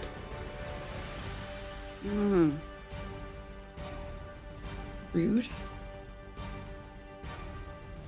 Yeah, well then I'll move away. I'll fly away and up. Where to? Like about? Yeah, this that's way? yeah. I cannot really see outside of the camera, so yeah, something around. Is it something I'll around? put you where you there? can see then. Yeah, There also. but just up in the air as well, because I Yeah. want to not be in a line with everyone else. So All right. That's it for that turn? Then I'll use my bonus action to heal myself. Great. Then it is Terrence. I heal for Hi. 7. Terrence is going to, with a odd spring in his step, get closer to the flying hag, probably to the edge of the ice. Is she within 30 feet of me now? Yes, I would say so. Lovely. He will cast Thorn Whip at her. Great. And that is a 21 to hit. That hits her. Lovely. So she will take 7 piercing damage. Nice. And I can pull her 10 feet closer to me as well. I'm gonna roll for something here. She's cackling because she did a lot of damage to you, and yes, she actually falls off her staff, which falls in the water, and she plummets down here, going prone. She's going to take another 9 bludgeoning damage from the fall. And she's prone. Do I have to add the extra d6 of fire damage as well? Yes. That's 5 fire damage she takes too. Nice. You And still can move another 10 feet, and you can do an extra attack, or you can do a cantrip. Well, so I was about to say, with the wording of Bun-Bun's awesome stuff, can I cast 2 cantrips this turn? Yes. Lovely. In which case I will waddle over to her, and I will smack her with a booming blade. Great. Oh, I need to do the attack roll separately, sorry. Why is that not rolling? Oh, it is rolling, my bad. Attack. Normal. A natural 20? Nice. That's a crit. So, they'll take 9 bludgeoning damage from my attack, with an additional 10 thunder damage, and another d6 of fire. Is it with every attack? 2d6s. 2d6 of fire. Oh, that's 4. So that's not as great. So what? That ends up being like what? 23. 23 points of damage Oh. altogether. Yeah. That really fucked her up. So as But Terrence she's a brings tough his... old gal, so she's still going. Okay, I was about to say, as Terrence brings this staff down that's like inflamed in thunder and fire at the same time and smacks her over the head, he just goes,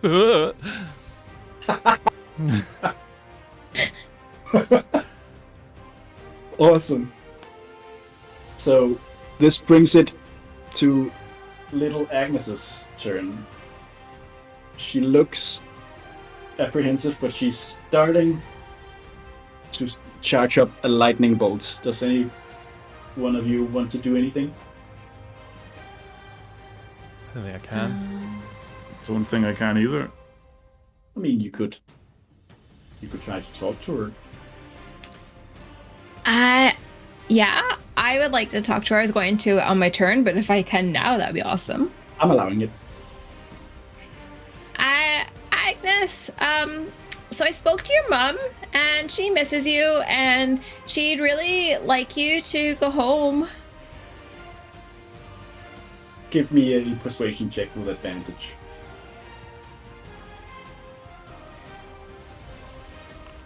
25. 25? Yeah. She immediately stops and looks at you and holds up her hands. I got you, girl. And she says, Mom said that? Yeah, She made us promise we wouldn't kill you. Okay, that puts her a bit on the back foot, but she doesn't. She just doesn't do anything for her turn. So that brings it to Bun-Bun. I'm going to follow Terrence Yeah. and attack the hag that is prone. She's like wriggling around there, going like spazzing out and freaking because she's fell. I feel no sympathy. I'm going to. You have advantage because she's down. So I'm going to. Oh, I'm sad. I'm sad that Agnes is so far away, but I'm going to attack with my short sword. Don't ask me why. I can't say that word if I'm not looking at it. And that is a 20 to hit. 20. That hits. Okay, so That's many sneak dice. attack. Yep.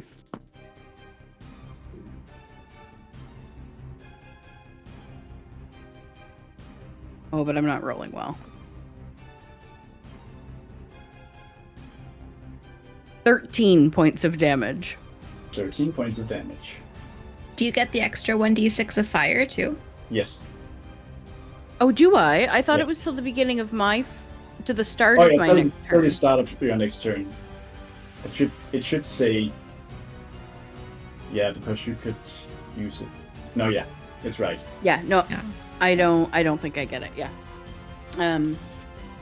So that's And that effect is also over for the rest of you. Now. yes. And then I'm gonna stab her with my dagger, or try Right. to. With advantage. That is a 22 to hit. So That hits. for 5 points of damage. 5 points of damage. All right. It's rhubarb. Okay. So Rhubarb flies over to Agnes and like kind of lands on her shoulder. Yes. The other Agnes. Oh, sorry. Yeah. I got Yeah. the names confused. That's okay. And she's just like, yeah, we saw your mom, and she is, she really is sad that you're out here with these two. So she'd like you to go home. Agnes says, I want to go home. I don't like She'd this. like- Yeah, she'd like that. And after I say that, I'm going to cast Jim's magic missile over to the other fallen hag. Go ahead. That was a 7. Oh, but it's advantage because she's on the ground, right? Actually, it should be disadvantage, but I'm just letting it be a normal roll. If they're prone, then ranged attacks are disadvantage, but I think that is stupid. Oh, really? So, I didn't know that. Today I learned. so it's just going to be a regular attack. Okay. That's okay. I can do it 3 times. So I'll casually toss out another one for 16. That misses, actually. Oh, that's rude. And the third one also misses because it's 15. So I just just throwing out these missiles, and I'm just like, so Agnes, I think you should just go home.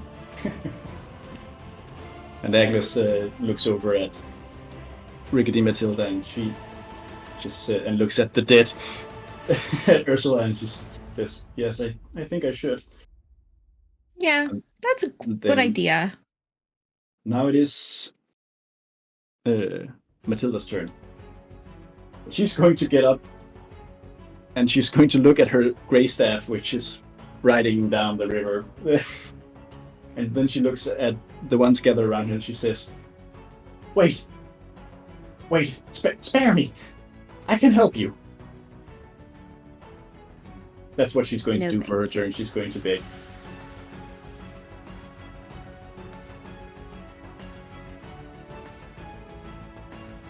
That's Duck's turn. Is it Doc's turn? Yes. Well, Doc has felt really useless this fight, so don't really know what to do. Rest is productive. True. What? You're Rest- okay. You're not dying. That's important to us. Oh, right.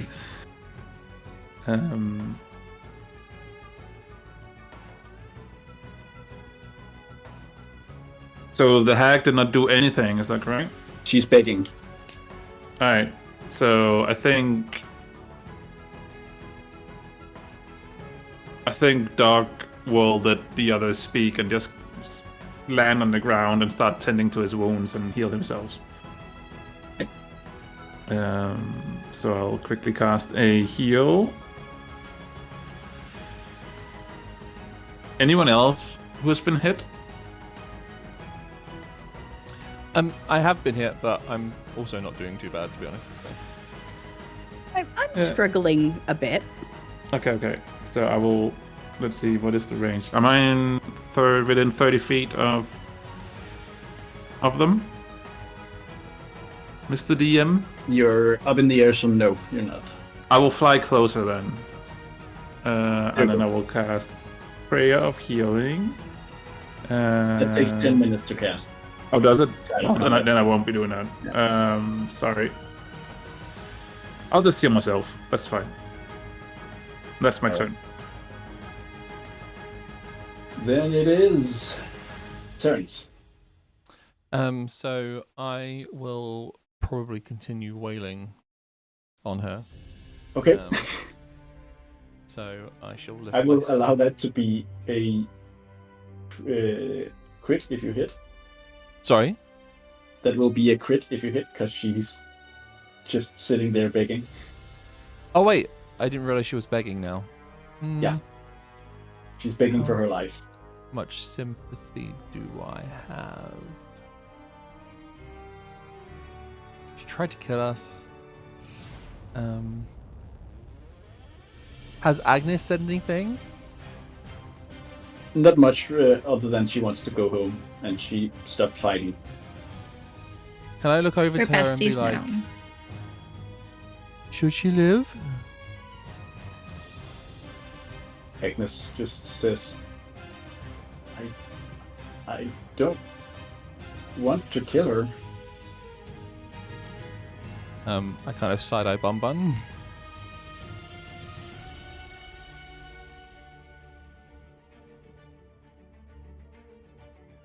I don't know what to tell you. Okay. In which case, I will.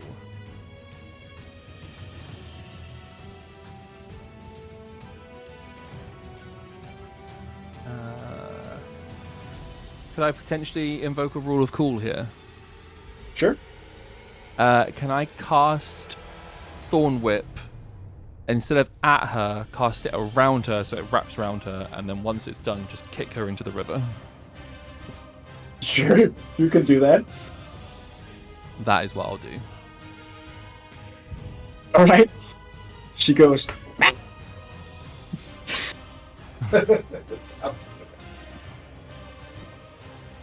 I look at Bun-Bun and I've got a massive grin on my face. I just hope that you didn't lend us a problem for later. I maybe did. Alright, guys. We're going to take a break here. Okay. Awesome. Thanks, everyone. 5 minutes? 5 minutes. Awesome, cool. We'll be 5 minutes, and I promise it will be 5 minutes this time. I don't have to make a call during the break this time. I'll also turn my Slack off, so that will stop making noise. Turn your Slack off. So go, move your bodies as well, get something to eat, get something to drink, go to the toilet, all that good stuff, and we'll see you in 5 minutes. Bye-bye.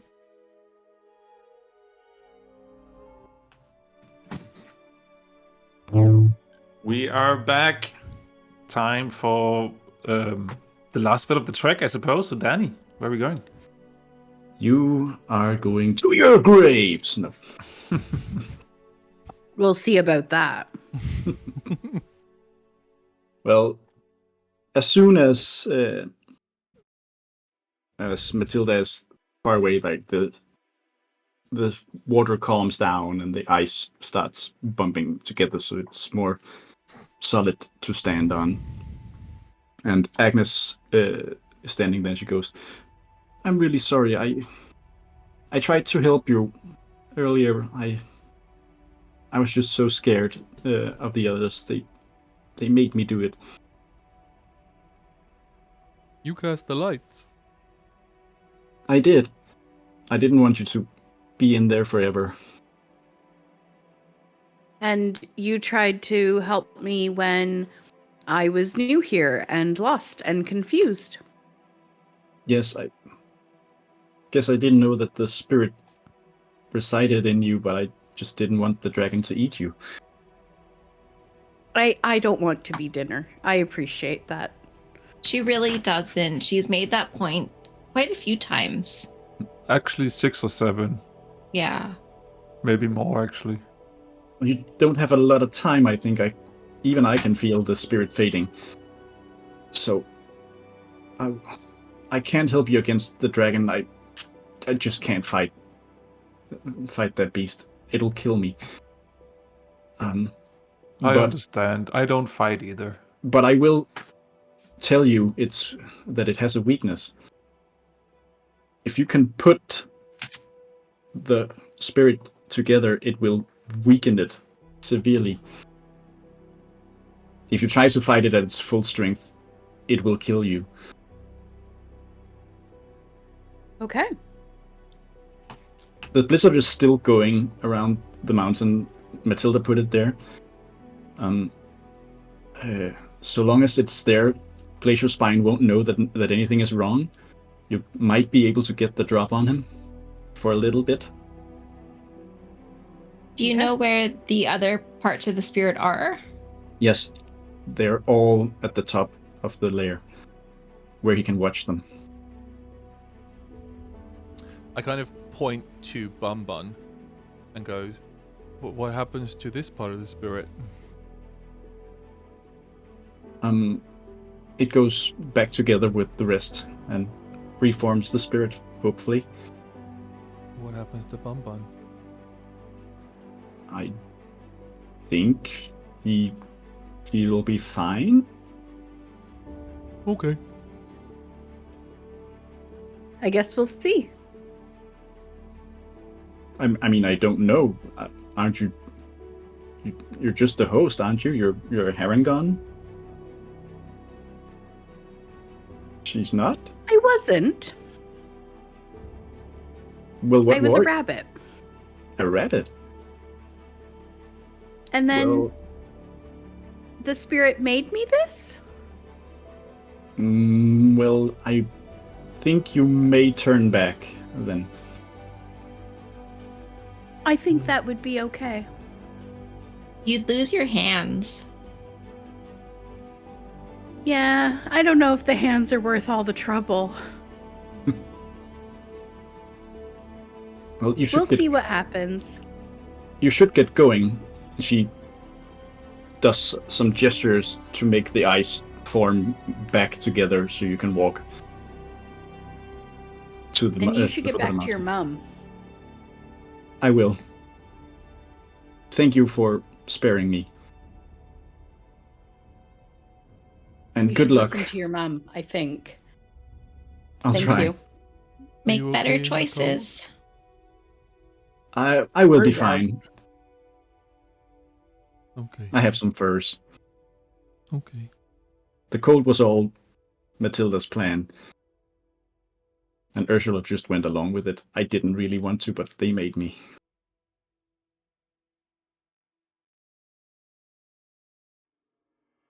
Well, Good luck. we should be off. You too. And she leaves. As we're getting onto the other side, I'd like to spend 10 minutes and use Prayer of Healing on all of us. It is getting late, though, soon. Okay. So you can also just take a long rest. You'll need to take a rest at the foot of the mountain because Okay, you will okay. need most of the next day to climb it. It's that tall. Well, then not. Then we'll do that. Mm-hmm. All right. I'm gonna assume that you can find a cove or something to rest in. So we'll just skip that until the next day, where the fake clock tells you now have 1 day left until the spirit dies.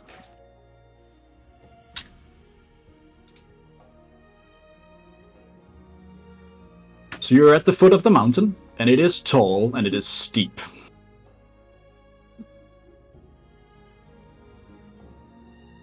How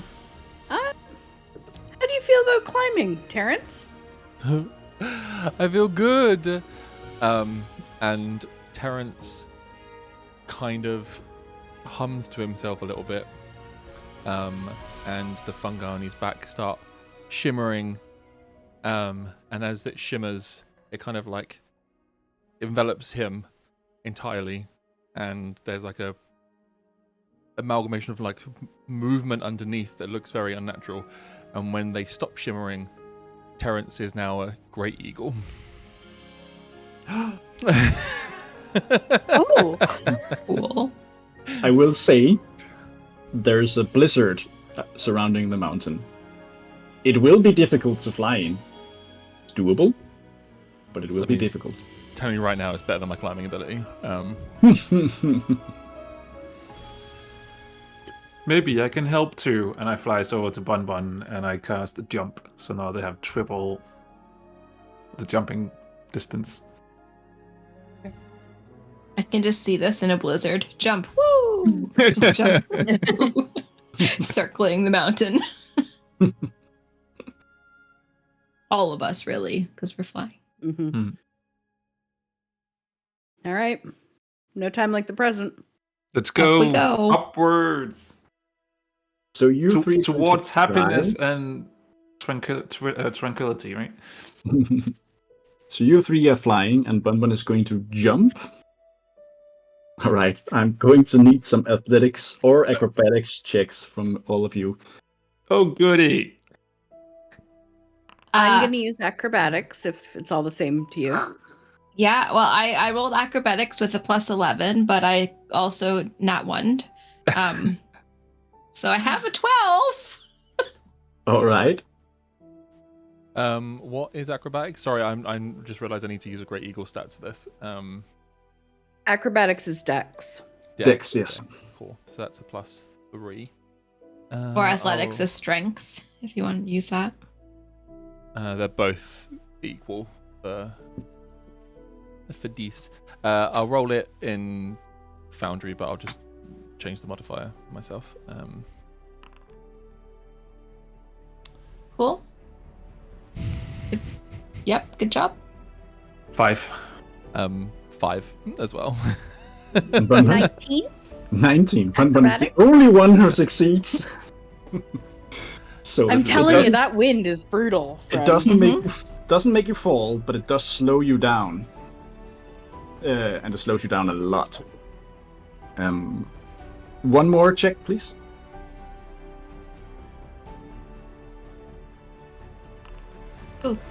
22. 22, 21. 21, 15. 15. 21. Ooh, That this was next part better. goes good for all of you, actually. So, Great. while you lost some time climbing the mountain to begin with, it goes faster this time. You're making it up the mountain. So one final check, which will determine how much time of the day you use. 10. 25. 25, 22. 22, and 10, 11. 11. This one's a mixed one. You do spend some time, but you make it up to above the clouds now. And you can see far in every direction. It's just beautiful snow-covered forests and below turning blizzard. It took you most of the day because it is a very tall mountain. So now the clock tells you that you have an hour left. Oh no.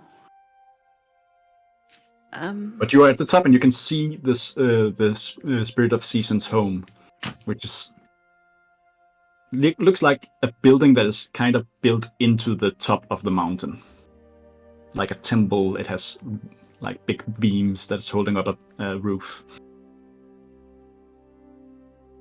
It is just a little further. Do we see anything between us and there? Is there any thing guarding this? And it's not even a difficult climb either. You can make it up there in just a few minutes. I assume the blizzard was what was supposed to be keeping people away, and we managed to get through that. So is there anything that we can see between here and there? It's just mainly snow and rocks. No ice dragons? There's a lot of ice, actually, that does seem to have weirdly appeared there in shapes. You can't see the dragon. It's a large Dragon building. is an ice artist. Mm. Yes, he wears a little, like a French beret or something. And he has a Right. mustache. I can't communicate with can see people it. as I'm an eagle, but I kind of like flap towards it, like, come on, Let's go. let's go. Let's go. Let's go. Let's go. Let's go. All right. So we start walking towards You it. go to the top of the mountain. Do you just approach as you are? I'm looking around. Yeah, Right. I'm trying to see what's around first.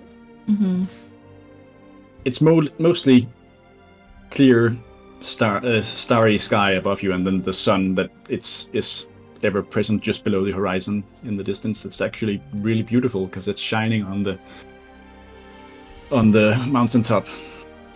There's no like Um, blizzard here to cover tracks. Is there anything in the snow that indicates there was something like here that's like come and gone, or?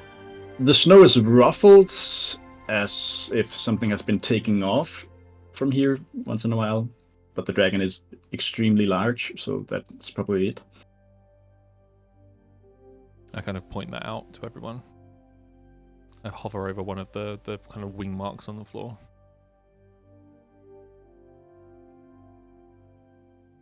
Hmm. How do you find a spirit? Maybe Is your heart I calling could out? sense them? You feel the heart beating faster, actually, because it's nearing its other parts. So I share that. The heart seems to be beating faster, which I think is a good sign because when things are going poorly, it slows down. Also, Does it did you all make your long rest? You did Yep. get a long rest. Got it. Yep. Good. I did at least. So. I did. Yep. Sounds ominous. Does You're it just gonna go- have a talk with the dragons. Nothing big. Does it go faster if you go in a specific direction? I don't know, does it? As you're near the temple on top of the mountain, yes, it beats faster. I think we're going in the right direction. The heart is speeding up. Are you guys being stealthy, or are you just going to approach? I'm a big fuck off. I'm eagle. not being I'm in stealthy. no way being stealthy. Not being stealthy. All right. I mean, an owl is always stealthy, right? I'm like 5 inches tall. You'd have to look pretty hard to see me. All right. So I'm gonna say you're not being stealthy. This You year. make it up to the mountain itself and the mountain top, and you can see this grand temple-ish space that is an open space that is carved into the rock made of multicolored marble, which overlooks the land far in every direction. It has no walls, but it has a large roof, which is covered in paintings that depict the beauty of each season, and they're held up by 4 large pillars. But the once vibrant colors are now muted by ice that has layered over nearly every part of the stonework. And in there, the dragon is curled up in the middle of the room, and its eye is open, looking right at you.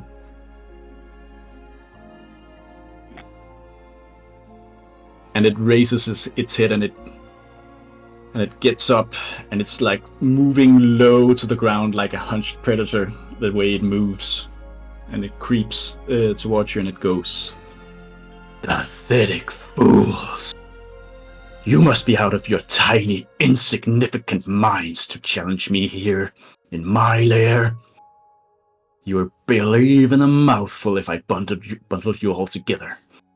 Tell me, did you decide that my fury was preferable to the slow death of the cold? Have you come to offer me easy prey? Or perhaps I am mistaken. Perhaps you have come to deliver me the remains of my kill, and then worship me in all my terrible glory." And he looks to Bun-Bun as he says the last part.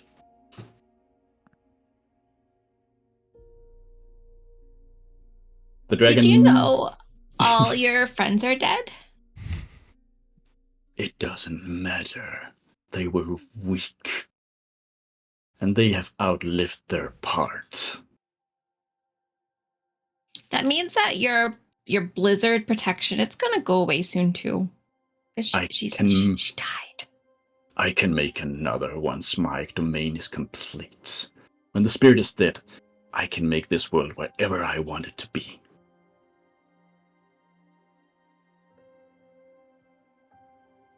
Sounds boring. Maybe to your tiny mind. But I like the cold. And I hate the vibrance and the greens and the reds and the heat. No, I actually agree with Rhubarb for once. It does sound boring. So out of character, Danny, can you remind me where you told us the rest of the spirit was? It was at the top of the lair, is that right? It's inside. You can see, because right now the dragon is not attacking. It's puzzled that you actually came up here to try and fight it. You can see inside there are 3 large, kind of humanoid-shaped ice sculptures, inside which is a tiny light that glows with the same warmth that you saw. And they are spaced out inside the lair, and at the far end is a throne. I need to get him. Doc is also noticing them, and he's like moving opposite to try and get the attention of the dragon away from that hut and away from Bun-Bun, who I guess is closest to it.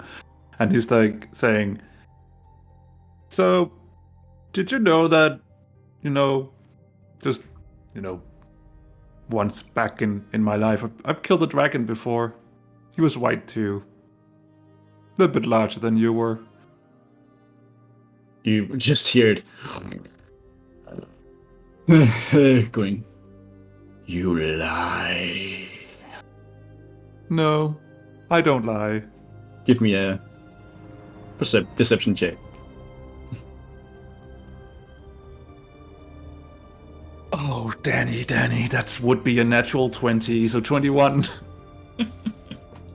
You have its attention. It doesn't fully believe you, but it is looking at you right now and kind of ignoring Bun-Bun, so it creeps closer. "How did you do this? Enlighten me." Oh, but that would be telling. I can show you. Please do. Does anyone else want to do something while the dragon is distracted? I was gonna say, I'm trying to make some sort of stealth flight around to the furthest one. Give me a stealth check with advantage. Oh, with advantage, lovely. That is, wait a second, that's not what it is. Is stealth dex as well? Yes. Lovely. Mhm. So that would be a 22. 22. Let me just quickly check. Do a little checky check.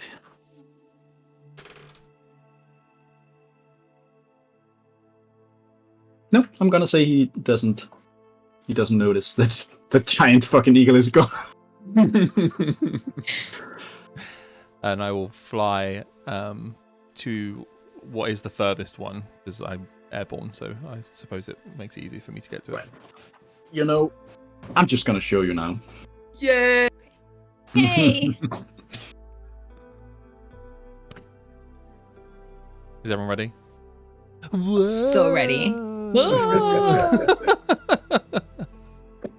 Oh shit. Some. Oh shit. I am not that- prepared. That's a big dragon. It's cool.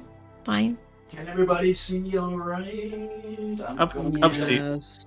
I mean, Doc has seen larger, apparently. I'm gonna I've seen bigger. I'm gonna get a giant eagle because I have one.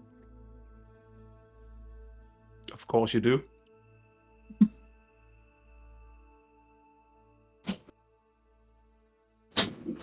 I don't know why, Jem. I just looked over at you, like pulling your yarn up, and I thought that you were like, "Well, here's my giant eagle." I too have hundreds of mins at my disposal.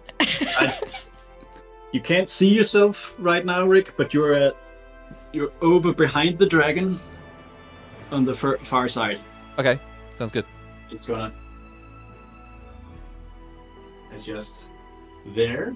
You can kind of see yourself over there. Yep. Mm-hmm. And the dragon has moved forward a bit because it's intrigued. So, Doc, you're here. Bun-Bun, you went to the closest one. Yes. It's over here. Rhubarb, where are you? So they're encased in ice? Yes. Would I think something like creating a bonfire under them would be a good idea to melt the ice? It might be. Then I'm going to follow Bun-Bun and create a little bonfire. Just enough to melt the ice, not to hurt the spirit. Alrighty then. I'm just going to have Doc say whatever he needs to say to keep the dragon intrigued. This is actually the first time I've used this particular mini, and I was really excited for it. Pretty awesome. Awesome. Mini quotation mark. I hesitate Yeah. to use the word Mega mini. and I'll mini. just- Yeah. This is not a mini, that's a biggie.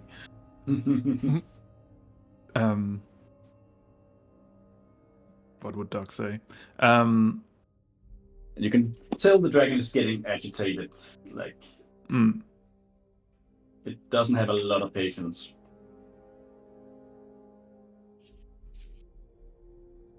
As you might notice, I am a great warrior of these lands, so my claws are sharp. Sure. Verb. And taking down a dragon would be easy, especially with my secret ingredient. What is this secret ingredient?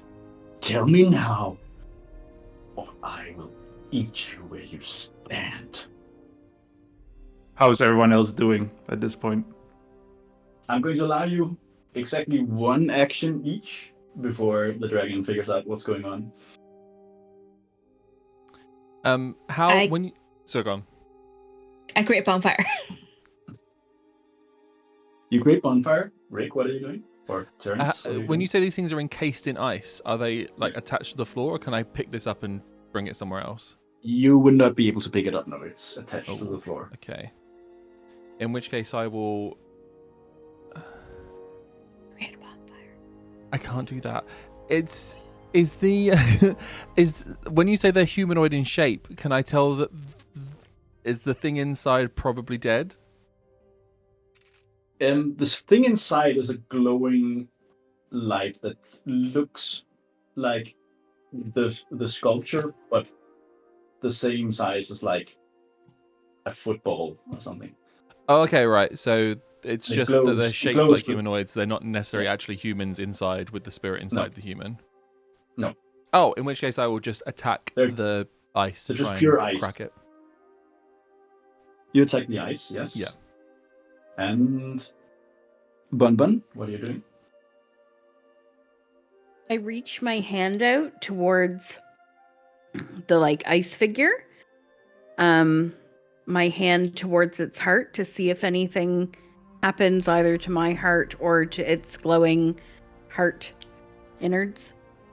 You feel your heart beating, and the heart inside, like, it synchronizes with it, but it's still encased in ice.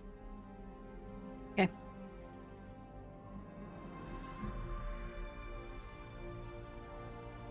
How close is your bonfire, Rhubarb? Like, in theory, I am melting it. Okay. Is it melting? Well, all this is going to happen simultaneously, so Doug, you get one action.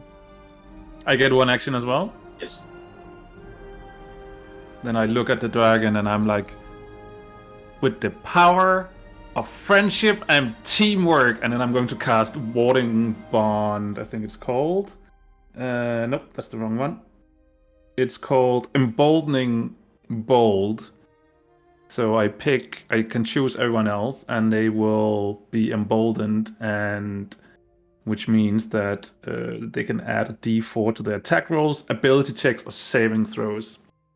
Nice. All right. Rhubarb, make a damage roll for the ice. It can't move, so it can't make a saving throw. 3. Oh, 3 damage. Plus a D4. Hang on. 6. So 6 damage total? Yeah. Or 9 damage total? No, it's 6 damage total. Okay. Good. So the ice takes some damage, starts melting. I think we need some suspenseful music as well.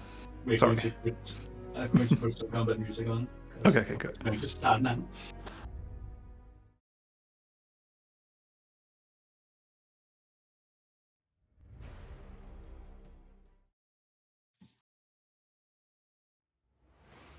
All right, and Terrence, you attacked the ice?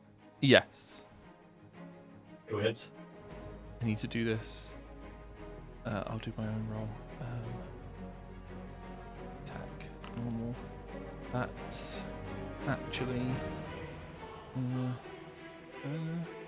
this one. 5 to hit. So that's a 18 to hit the ice.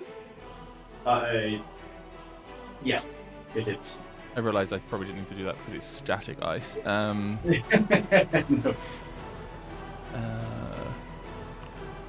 Well, this is a 8 on the first attack, just to scratch it, and then I'll peck at it with my beak afterwards, which is a very high damage. That's not what I meant to do. I rolled the wrong one. A 7 afterwards, so 15 damage. 15 damage. Great. The ice is cracking, but it still holds together. So now, you're all gonna roll for initiative. I got 18.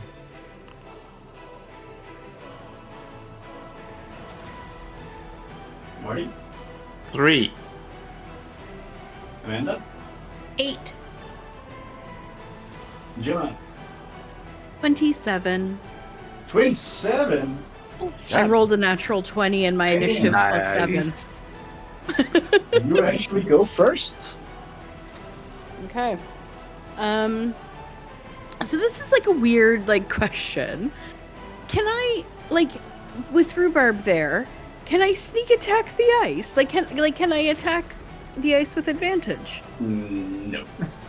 You can attack the. You don't need to attack the ice. You just hit it automatically, but you need. You can't sneak attack. I know. I just wanted to do all the damage. That's why I was asking. You can't I want to sneak roll attack. all the dice. It's not a I living creature. just want to roll all the dice. It doesn't have vulnerabilities. Another strange question. How far away is the other, the one that Terrence? There's one eagle here. is- Yep. There's one over here, and you are at this one below the dragon ring. And how far apart are the ice? I'm just curious. How far is Terrence? So, not necessarily Terrence, but the next one. 3, 4. It's about 30 feet away. Okay. One more weird. Well, never mind. We'll get to it when we get to it. Okay. So I'm going to attack the ice with my short sword. Go ahead. I don't have to roll to hit, right? I can No. just hit it. You just okay. said yes. So short sword would be 8 points of damage, Yes. and I'm gonna follow it up with my dagger for 4 points of damage. Right. You chip away at the ice, which has melted a bit, so you're getting somewhere, but it's still holding together. Okay. Well, And that's what I'm doing. the dragon is going to immediately take a legendary action to do a tail attack on you, Bun-Bun, because it's realizing you're hitting the ice. I would like to make a reaction on that. Go ahead. So I would like to use my protective bond and fly straight to Bun-Bun and take the attack for her. Ooh. Alright, so it's going to be 20 to hit. That hits a little bit. I'll just get the yiddy old dice. You Use the orange one. Orange one. You take 19 bludgeoning damage. Okay. That brings dragon- me down to the 54. dragon- The dragon roars in fury. It just goes from this kinda civilized, curious, arrogant thing to just wild beast in an instant. And now it's going to be the dragon's turn.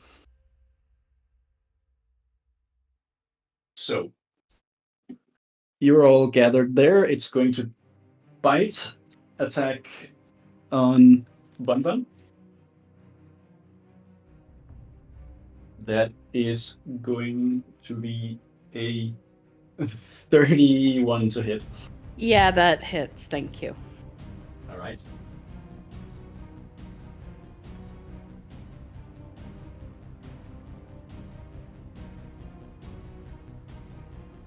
You remember you have uncanny dodge? I was just gonna say, can I uncanny dodge this? You can. Oh, I'm getting the wrong dice. Oh, that is a shit roll. You got lucky on that one. You take 4. You got super lucky. You take 4 piercing damage and 4 cold damage. So I'm gonna uncanny dodge it for half. Yeah. And then it's gonna be a claw on Duck and one on Rhubarb too. Yeah, that's going to be 24 and 33 to hit. Yep, hits. Yeah. So Rhubarb, you take...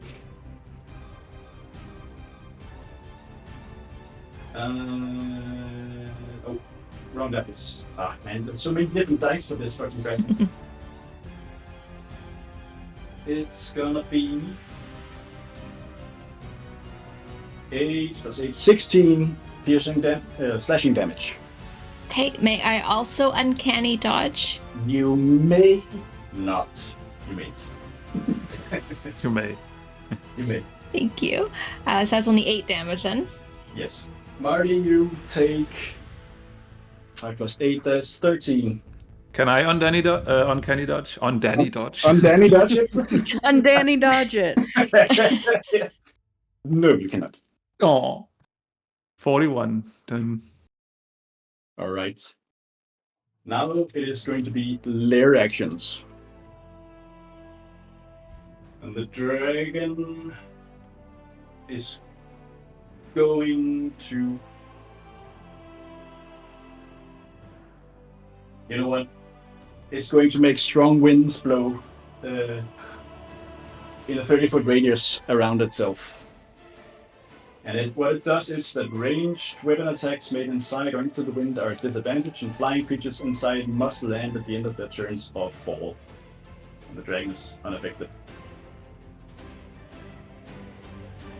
So we need to land. Is that what you're saying?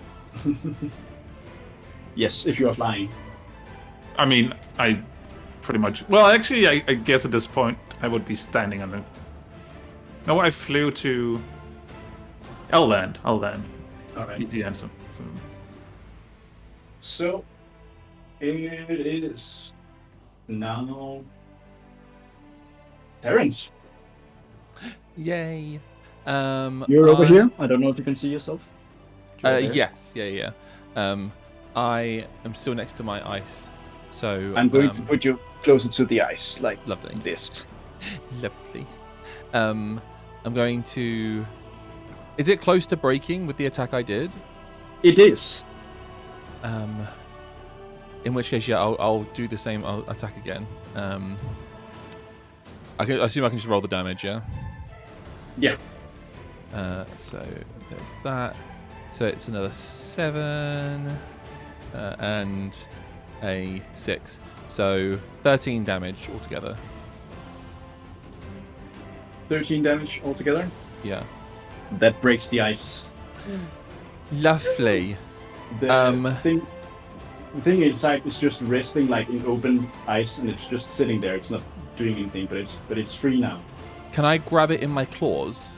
You can grab it in your claws. I'll grab it in my claws and then I'll fly it over to Bun-Bun and like drop it as I drive past. Yeah. Where do you want to go? Like over here? Oh yeah, I'll go a little bit further. In fact, like here? downwards. Yeah, that's perfect. And then I'll drop it. Then the dragon does take an attack of opportunity on you. Oh no. Fuck it. Go on then.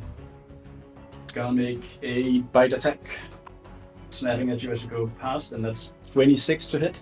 Yes, I am but a weak eagle.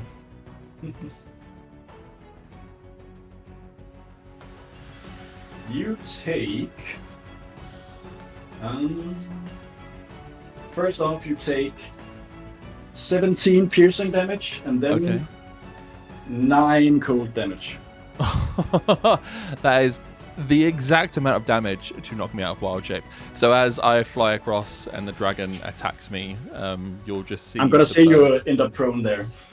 That's fair, yeah. I was about to say, yeah. You'll see Terrence kind of like flick out of bird form and a shell will just kind of like flop onto the floor. But the spirit remnant does land right in front of you. Jema. Okay. I'm new to this, but I'm going to try picking it up on my turn. I assume yes. I need to wait to my turn. It's gonna wait till your turn, yes. Rhubarb is up. Okay. Oh, actually, before that, the dragon is going to take a legendary action and make a wing attack. So, you three have to make a dex save. White dex.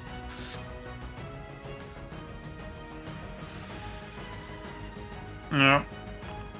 But we all have emboldened, so we can add 1d4. Yes. Okay, hold on. I rolled 19. That fails. What? Yes. Oh fuck. A 19. Well, never mind. I'm not even going to bother to roll that. You might get Yeah, an natural 20. Go ahead and rolled try. You can make it. 17. You can make it on a critical success.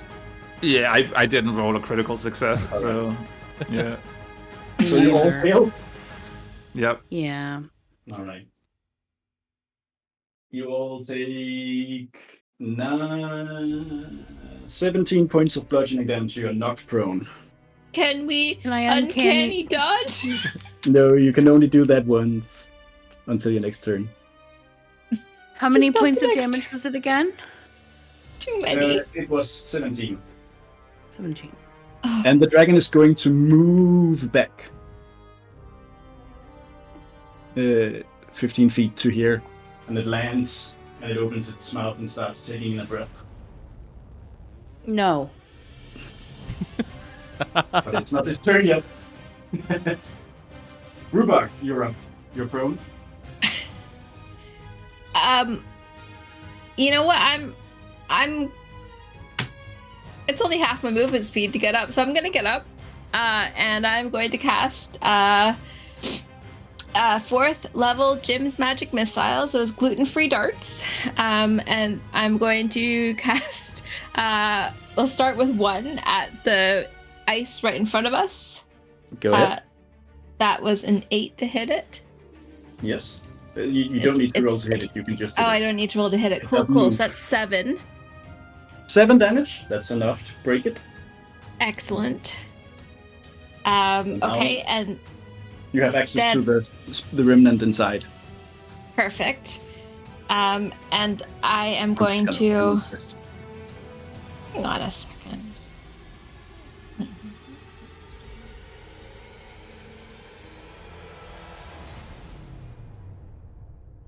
Okay. Okay, I have 3 more darts to go to the other one with the other part of the spirit. Yeah. Go ahead. So a 3, a 4, so 7, and a 6, which is 13. And then, yeah, that's it. Embolden doesn't give us extra damage. How much damage was that total?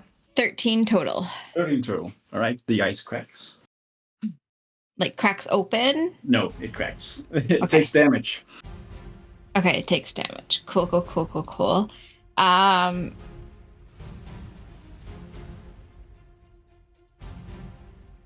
Oh, that does nothing. I'm gonna try to shove the dragon's mouth shut. Telekinetically. Okay. It's gonna make a con save. Strength save. Strength save. All right. Yeah. Actually, that's a natural one. So. Okay. You snap its mouth shut. Hell yeah. Nice. Amazing. I'm going to rule this as it has to see if it recharges its breath next turn. Then. Awesome. All right. If only you guys had something on you that would maybe, help.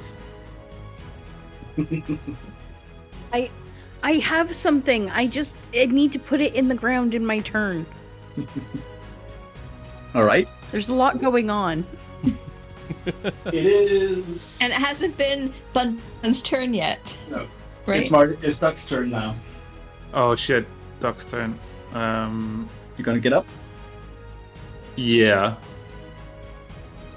How's everyone doing on health? Have anyone taken damage? Like, Bit. Nothing Yeah. to worry about. I'm fine. I'll live. oh, Probably. okay, so you're all good. Doc is the one who is in trouble. Okay.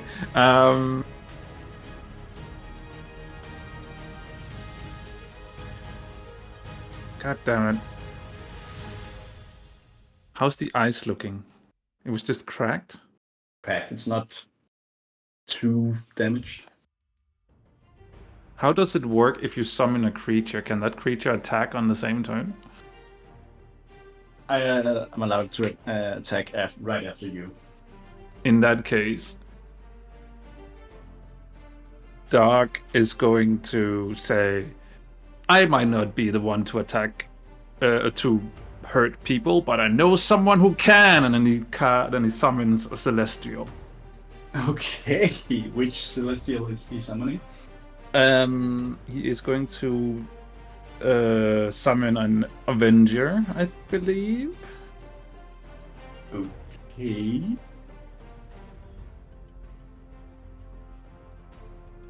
Yes, so he's going to summon an Avenger close to the ice, and the Avenger is going to make a bow attack to it. I'm just gonna put that one there. See, that's it. All right. You have the stats for it. I do, yeah. I do have stats for it. I will just roll the damage for it. Oh shit, can I not do that at the same time? So damage is 2d6 plus 2 plus the spell's level, and the spell level is 5. So 7, 2d6 plus 7. 2d6 plus 7. Yes, so, that's 17 damage. 17 damage. Mm-hmm. That puts it at exactly 30, which is its hit points. So it shatters. Nice. The dragon just goes, "No, I will kill you all." And with that, I'm going to use my bonus action and heal myself. All right. For the great amount of 6 plus 6. It's gonna be Bun-Bun's turn. Unless Doug wants to move. I have. Yeah, he wants to move as far away from the dragon as possible. That's how far I can go. Perfect. So the spirit that is in front of Terrence dropped a spirit. How close to me? Like right You next have to two spirits right next to you. One is in the Okay. ice that got shattered, and one is on the floor in front of you. So, I mean, let's say it's a long 6 seconds. Can I stick the stick in the ground and scoop up the two spirits? I will say it is an action to absorb a spirit. No. Can I drop the stick on the ground for someone else to take care of? Sure, you can. And scoop up spirit? You can. Okay. So I've got this weird, gooey, scabby, gross finger stick. And I'm gonna drop it on the ground. Finger sticks. Okay. Because I need to work on the spirits, but someone else can, get the pocket horror going. All right. You're all looking at me like I'm fucking crazy. I wonder why. So that's my plan. How's that going for me, Danny? Well, you can just pick up the spirit right there in front of you, and you Okay. use your action to absorb it, and you immediately feel a rush of strength come into you that then quickly goes away again because the spirit isn't whole yet. And my heart's just a beating away. Just beating away, yes. Okay. So we're working on absorbing spirits, I guess. Do you want to move or do anything else?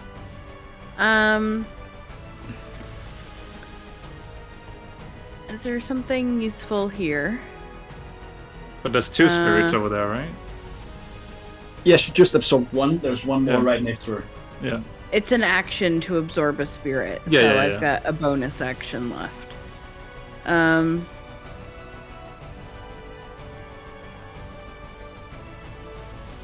What? I'm gonna do the fervor of summer again, which is you feel warm, and it's that text that's in the.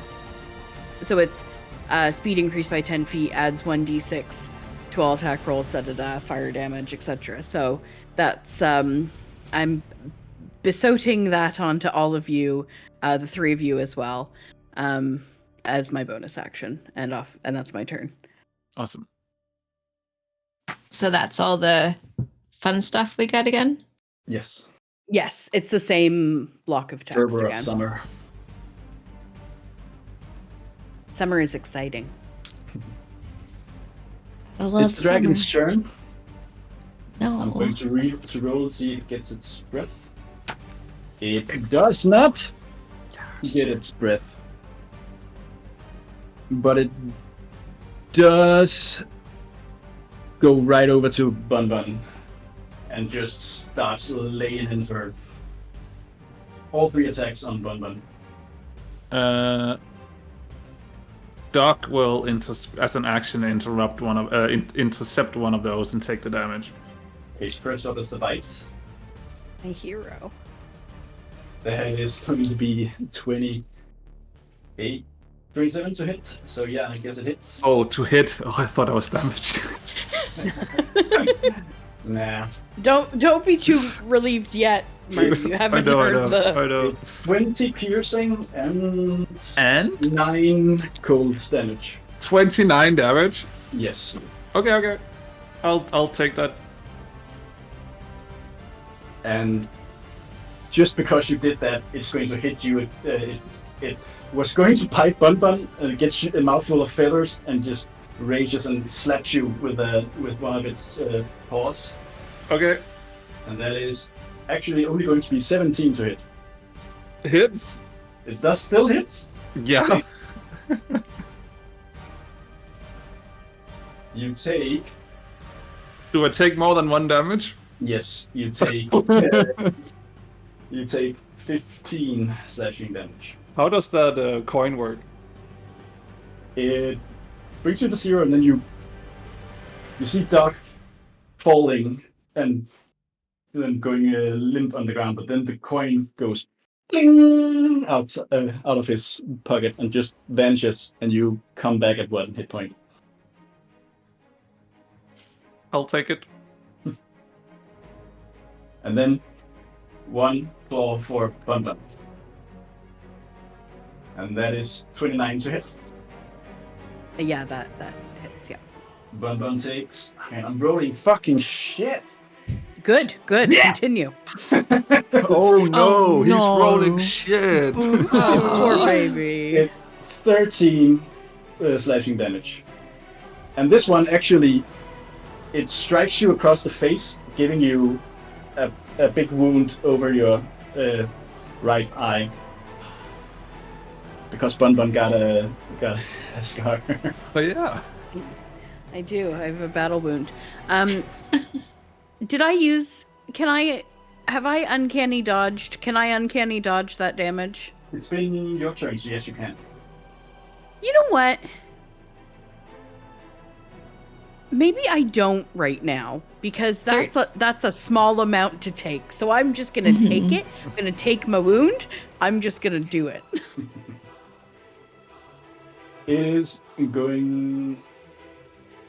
That was the dragon's turn. Now it's going to be their actions.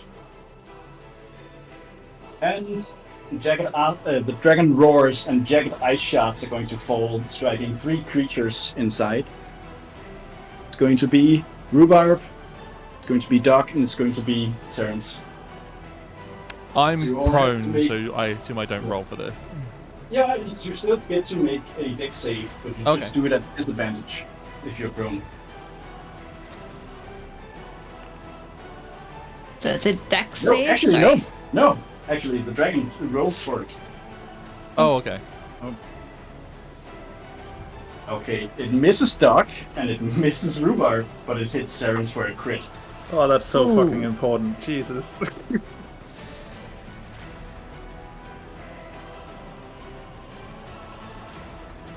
You take 7 piercing damage. Oh, okay, I can deal with that. Am I resistant to I love piercing how, damage? like- Out of interest. Such I a don't think so. wide range of okay, it's only 6 and 40. Great, good. It's fine. That was its lair action. So now it brings us to Terrence. So Terrence stands up and sees everything going on around him. He saw the momentary collapse of Doc and Bun-Bun taking a wound, and does something very uncharacteristic, and begins to scream in rage. And as he does so, you see kind of hair kind of erupt out of the skin and the shell around him as he casts Guardian of Nature in a primal beast form. And also as he does this, because that's a bonus action, as he does this, the fungi that are still there shimmer even harder as he takes... I'm assuming I can do this. I've just Googled it a lot and I can't see anywhere that says this is a concentration effect. My symbiotic entity, Yeah. it takes a wild shape, but it doesn't say... It just says it's one action with no concentration. So I assume I can do Guardian of Nature and my symbiotic entity at the same time. Sure. Brilliant. So the spores and all the fungus around me kind of activate even more and shimmer and give me the effects of symbiotic entity. Both of those give me an extra 10 movement speed, so I shall run straight up to the dragon in a fit of rage and attempt to smack it with my staff as hard as I can. Go ahead. I doubt this will actually work. I can make all attacks with advantage. Yes, I can. Lovely. 24. That does hit. Fuck yeah. Let's go. So if I roll the damage, I do 3, and I need to do an extra 2d6 as well. Also the fire damage. Sorry? You also get the fire damage from Fervor of Summer, and you also get an extra attack or cantrip. Oh, yeah, so I got the force damage, I get an extra d6 of necrotic damage, and I get the d6 of fire damage, so that's an extra 3d6 of damage. Damn. Which is 9. So I hit it for 12 damage overall. 12 damage overall. Alright. You smack it good. And that... Yeah, because there's bonus action, and then the extra attack that I got from the thing. Yeah, that's everything. Cool, that's me. Alright. Then it is going to be Rhubarb. Okay. Where is Doc in relation to me? Right next to you. I give Doc my worms. Alright. Um, You can just do that. That's fine. okay. I give you my worms. You now have a superior healing potion. Which was how many die again? 8d4 plus 8. 8d4.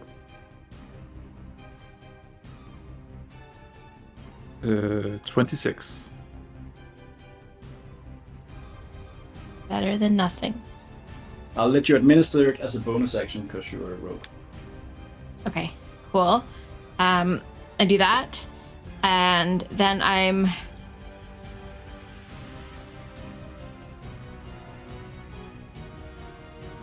So the last bit of the spirit, it's how, like, The stick. damaged... Pardon? The stick. Oh, the creepy stick! I want finger to stick. shove the flesh stick into the ground. Sure, you can do that. Yeah, Heard that before, Jesus Christ. I pick it up and I just shove it down into the ground, and And then I let go and I'm like, ugh, because it was gross. All right. This thing, like a twisted, fucking horrible mass of branches and flesh and eyes and claws and vines, comes crawling out of the ground right here and just goes. What does it do?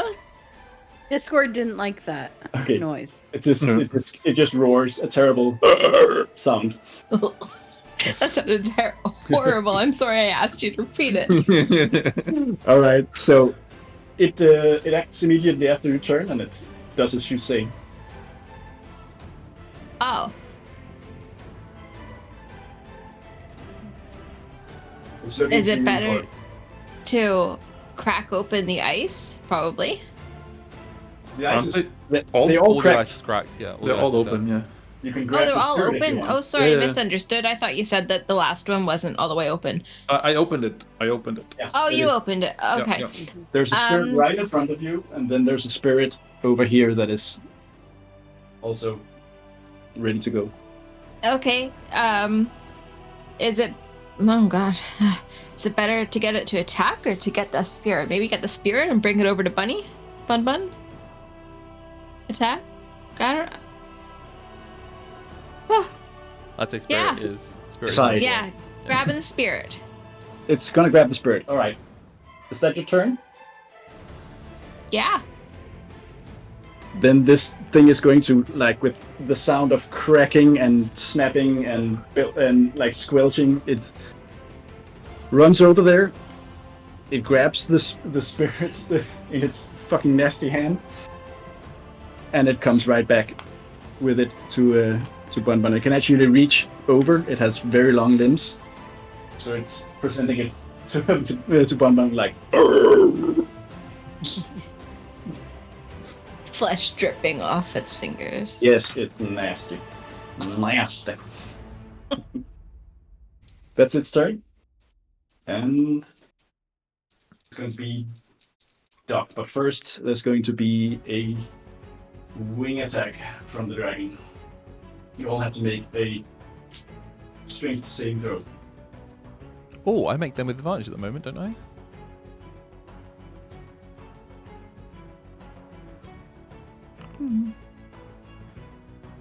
Strength saving throw, eh? No. And don't forget we're emboldened, so you get an extra D4. Oh, okay. Thank you. 13.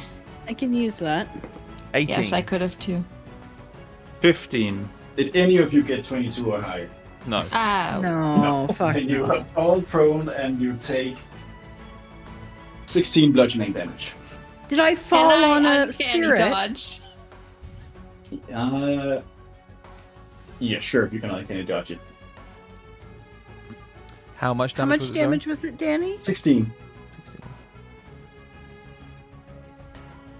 16. Did I fall on a spirit and absorb it?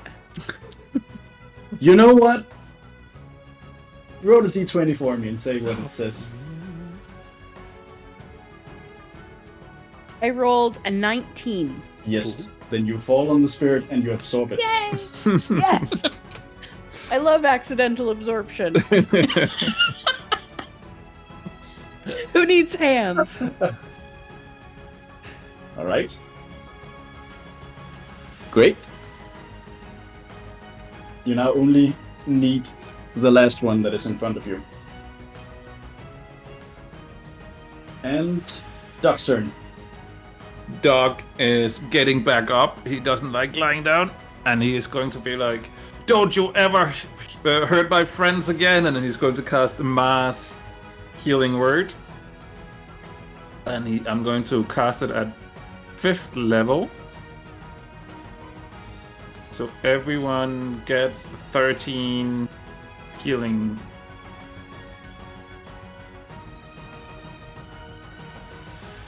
Thanks, Doc. Thanks, Doc. And I hope you got that too. It wasn't just us. I did get that too. Oh, good. Can I bonus action healing word myself? No, you can't. Ah, Okay, that's well, 2 spells. in that case, I think I don't have any interesting bonus actions I can do, so that's my turn. All right. Tail attack. Maybe actually move away from or around the dragon or something, so that we are not all clumped up in the same space. Are you going to move away like this, or No, around the dragon. Around the this? dragon. in I here, don't- or the Yeah, other yeah. way? Just away from the others, so I don't. And Like I don't them. want. Yeah, and I don't want an opportunity attack on me. So. Tail attack on Bun-Bun. Oh, That is. goddammit. It's a new round, right? It is a new round, yes. Reaction, and I'm going to absorb freaking damage again. It's 17 to hit. Yeah, it hits. All right. You're really taking it for me, Doc. I really appreciate it. That is 21 bludgeoning damage. No, that's fine. That's fine. I'll take it. I'm still up. All right. Let's top the round. It's Bun-Bun. Final spirit. Yep. So I use my action to absorb the final spirit. All right. What happens? Well, the second you do, you feel a rush of power and strength and vitality, and a blinding light shoots out from you in all directions, and the dragon roars in terrible pain and yeah, just shock as all the ice in the entire vicinity just blows away into like water particles, and all the frost that clings to the dragon's scales just shatters, and it fractures his hide. He's now lost all of his legendary actions, all of his legendary resistances, all of his lair actions, and he's now vulnerable to all damage. Yay! Woo! Discord gated that, but I cheered.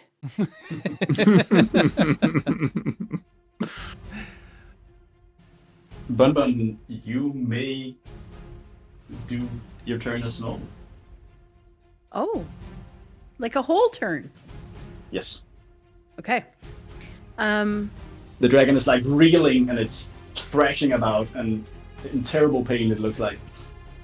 Can I sneak attack a dragon? You Or can is there enough? certainly sneak attack it. Okay. So, I'm going to sneak attack the dragon with my short sword, and that is a 26 to hit. That hits. Okay. Math time. 1 moment. All the die.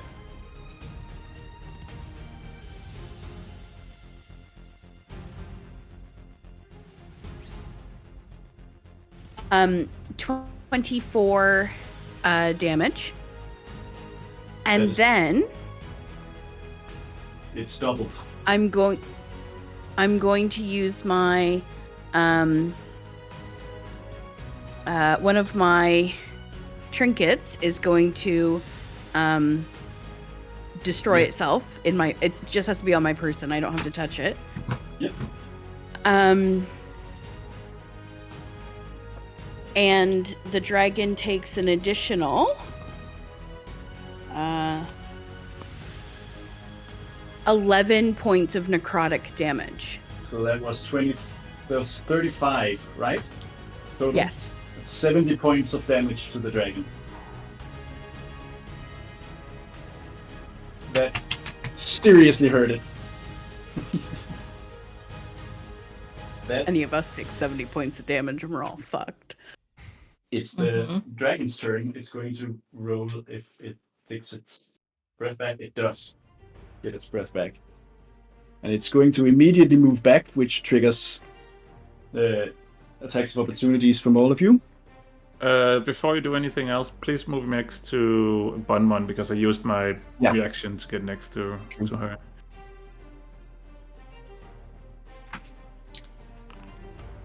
I got a 16 to hit. 16 hits. Its AC is lowered now. 22 to Yes. hit. I do 13 points of damage. I don't get sneak, right? For this? You do get sneak attack. Oh, Yeah, you Okay. do get sneak attack, yeah. 22 damage. So 44, and Rick, what did you get? 13. 13, so 26 and 44, that's 70? Again? We're consistent. It is. That really hurt it. And it's going to... It's limping now. That really did a number on it. And it's just going to... I will have my eternal winter! And it's going to unleash its breath attack on all of you. All of you have to make a Constitution saving throw.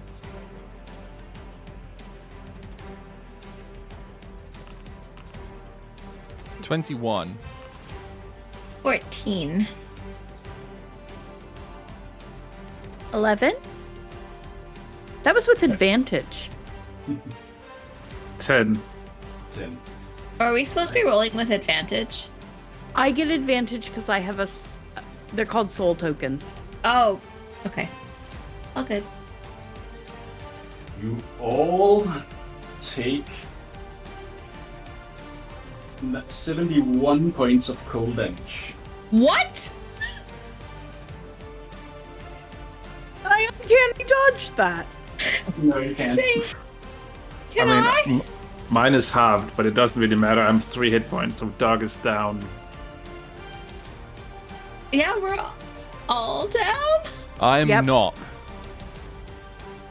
You could take 71 hit points Well, worth of I damage? activated my symbiotic entity, which gave me 40 temporary hit points. I had my Guardian Beast, which gave me another Bun-Bun. 10. And Bun-Bun my has a Constitution is already 80. So I'm actually I've now got at the 52 second- hit points. So I didn't even close to down me. Oh yeah, I'm like 30 under. But I have the coin. The other coin. So you go to 1 hit point. Great. And the dragon looks So smart I can't uncanny dodge that shit? No, you can't uncanny dodge that. It's, Cool, then the dodge is I'm an attack. down. Alright, so Doc and Rhubarb are down. And you're at 1 hit point, Bun-Bun. And the dragon looks smug, but then he realizes you're still standing. Is it my turn now? Yes, it is. In which case, I will again roar, charge at the dragon, and swing my club down directly onto its head. And roll. Do we still have the D4 for attack rolls? Nope, I'm down. Yeah. Oh, we're down. 15. That hits. Oh, thank God. In which case, I will also use Booming Blade. So the damage from that is an awe-inspiring 2. Oh. And then I get another 2d6. Oh, wait, no, that's not. I missed the D there.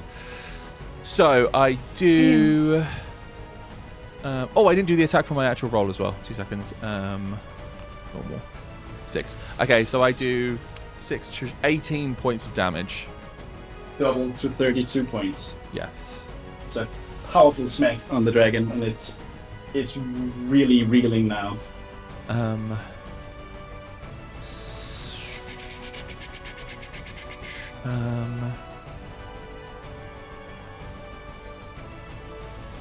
I will use my bonus action to cast Healing Spirit, which I put over Rhubarb. All right. What does that do? Until the spell ends, whenever you or a creature you can see moves into the spirit space for the first time, or on a turn, or starts its turn there, you can cause the spirits to restore 1d6 hit points to that creature. Nice.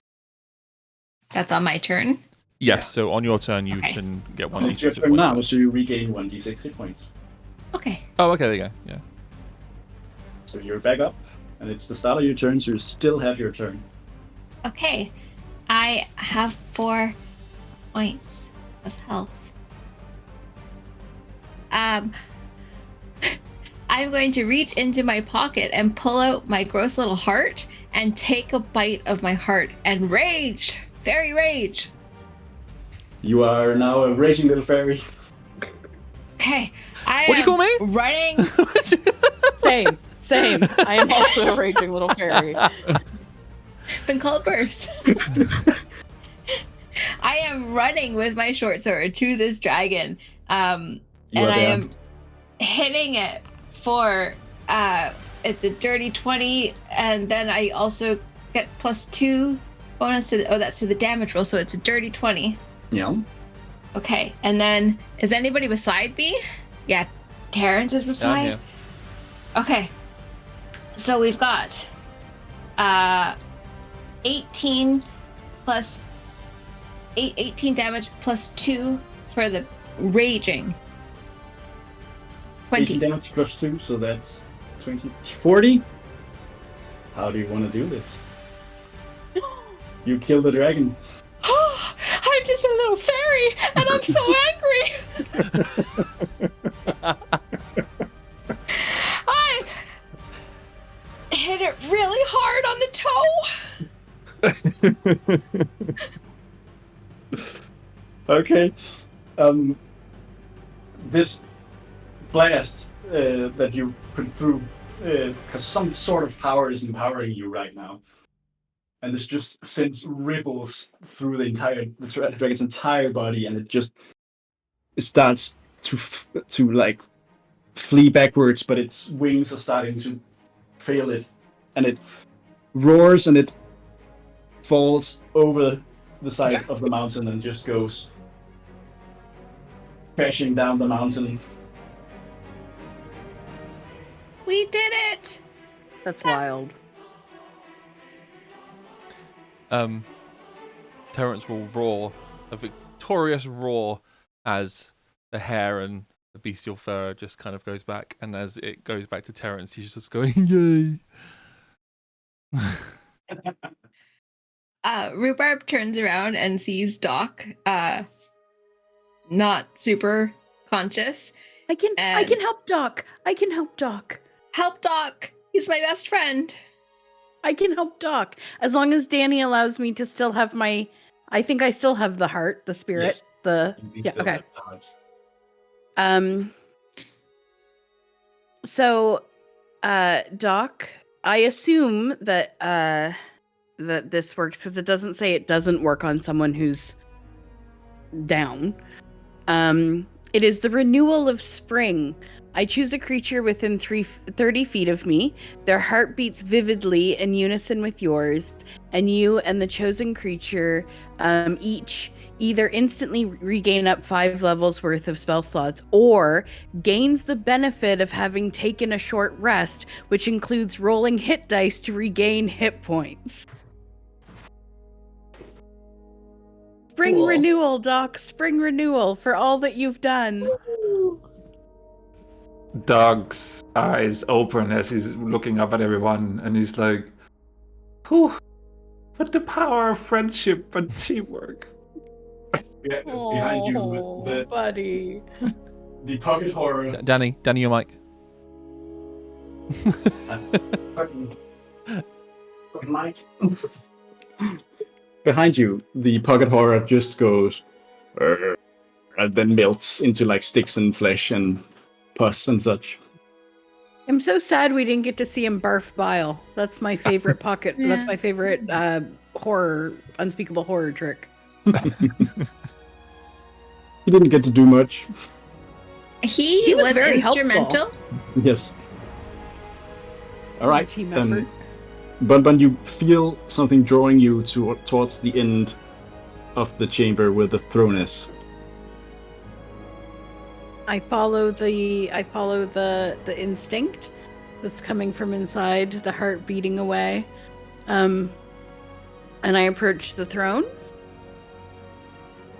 Yes. And I sit on it? Sure.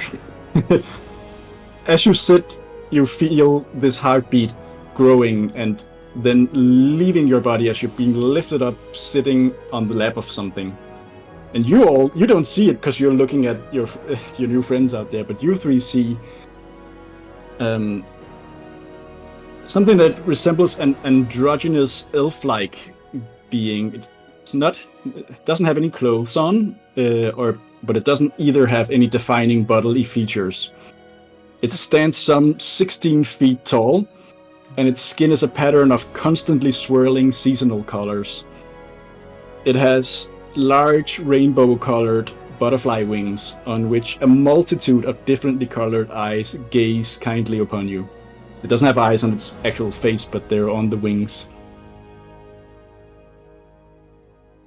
And you feel yourself being lifted, Bun-Bun, and put down as this very tall being stands up and looks at you.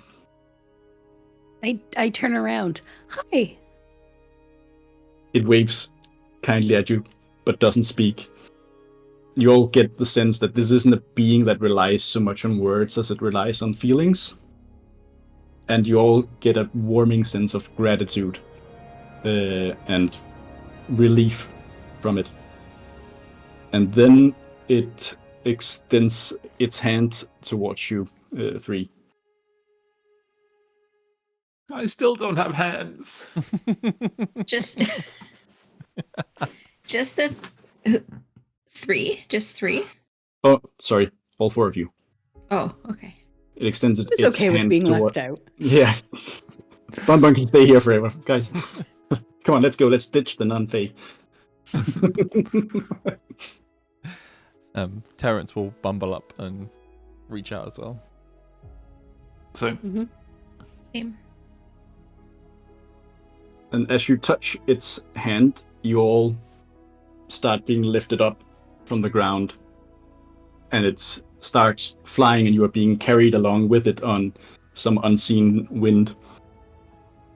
And it goes zooming, not too fast, but like slowly out of the temple, going over the forest that you can see from really far up. The blizzard is gone now, and as the spirit journeys out from the mountain itself, there's a blast of energy that comes out from it, and all the snow down below just vanishes as the spirit just goes zooming over the forest down towards the last hearth in the distance.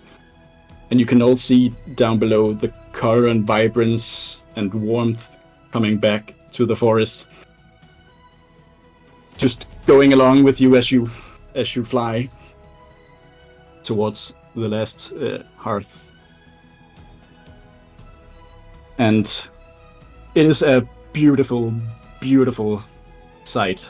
And you can feel the heat rising and the cold just vanishing, and you all feel this wonderful, loving heat inside your chest, and the heartbeat emanating from the spirit, and your hearts going in unison with it. And then, a little sooner than you'd like, you're at the last hearth, on one of its top branches being set down by the spirit. And it puts you down gently where you're safe to stand. And then it looks at you one last time, and then it bows, and then it flies off to dispel the winter everywhere.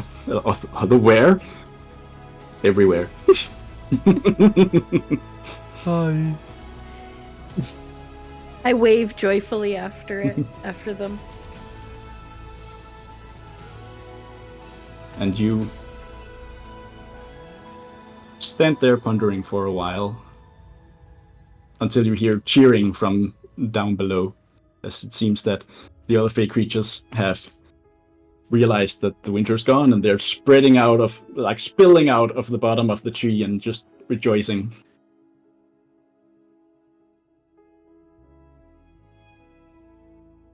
Just gonna do this.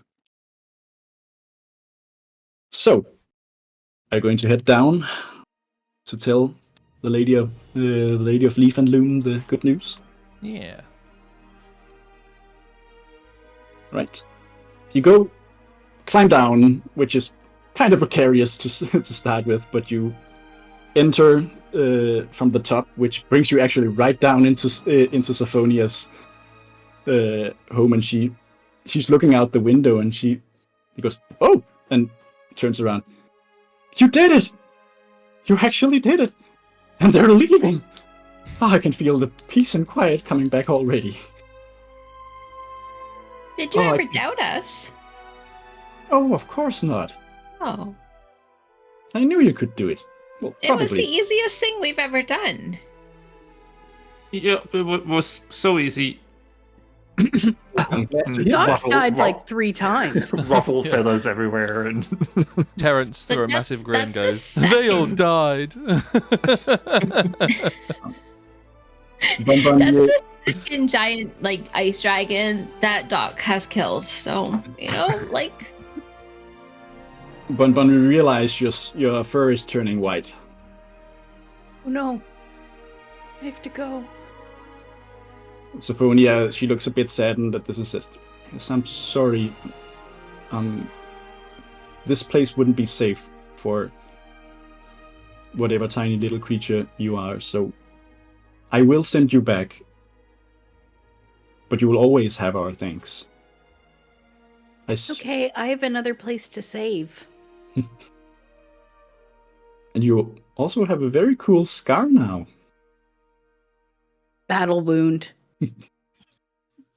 Better than Good on you. hands. Better than hands, yeah.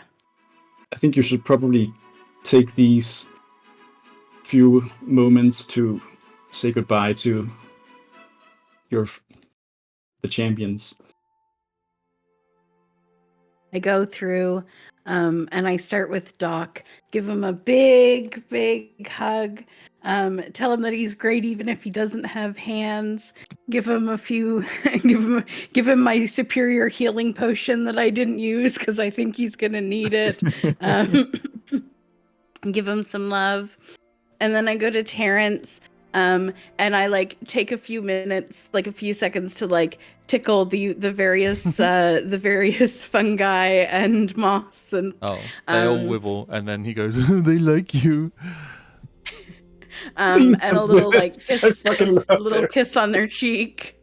And I tell them to take care of the other 2. And then I go to Rhubarb and I stick out a finger and I'm like, "Truce?" I'm really glad you didn't get eaten, I'm really glad that none of us got eaten. but especially you because you were really scared of it. It's true. I think I'm less scared of it now, though. Yeah. Yeah. Maybe we'll see you at that carnival of yours sometime. We would love to have you. You could always just like sneak into the audience and watch. I wouldn't tell anyone that you didn't pay. And with that, Your view of Rhubarb kind of starts to go lower. Yeah.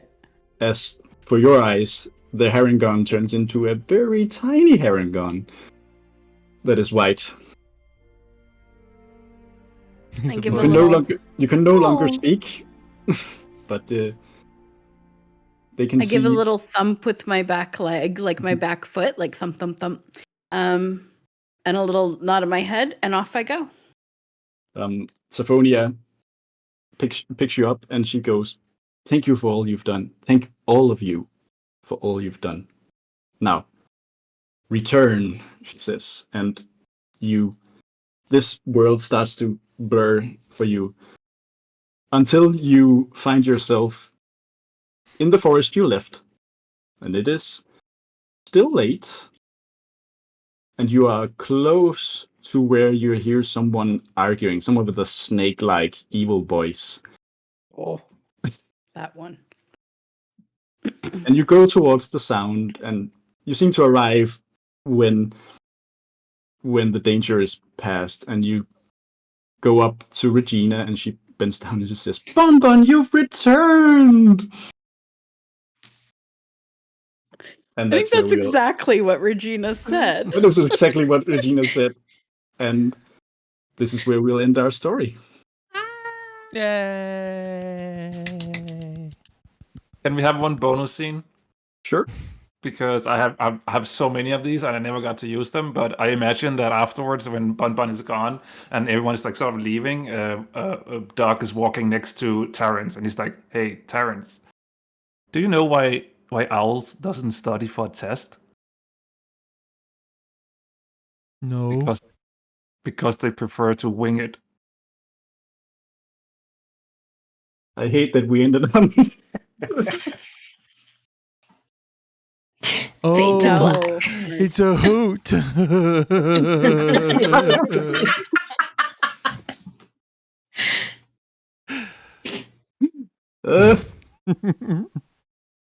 No. No, no.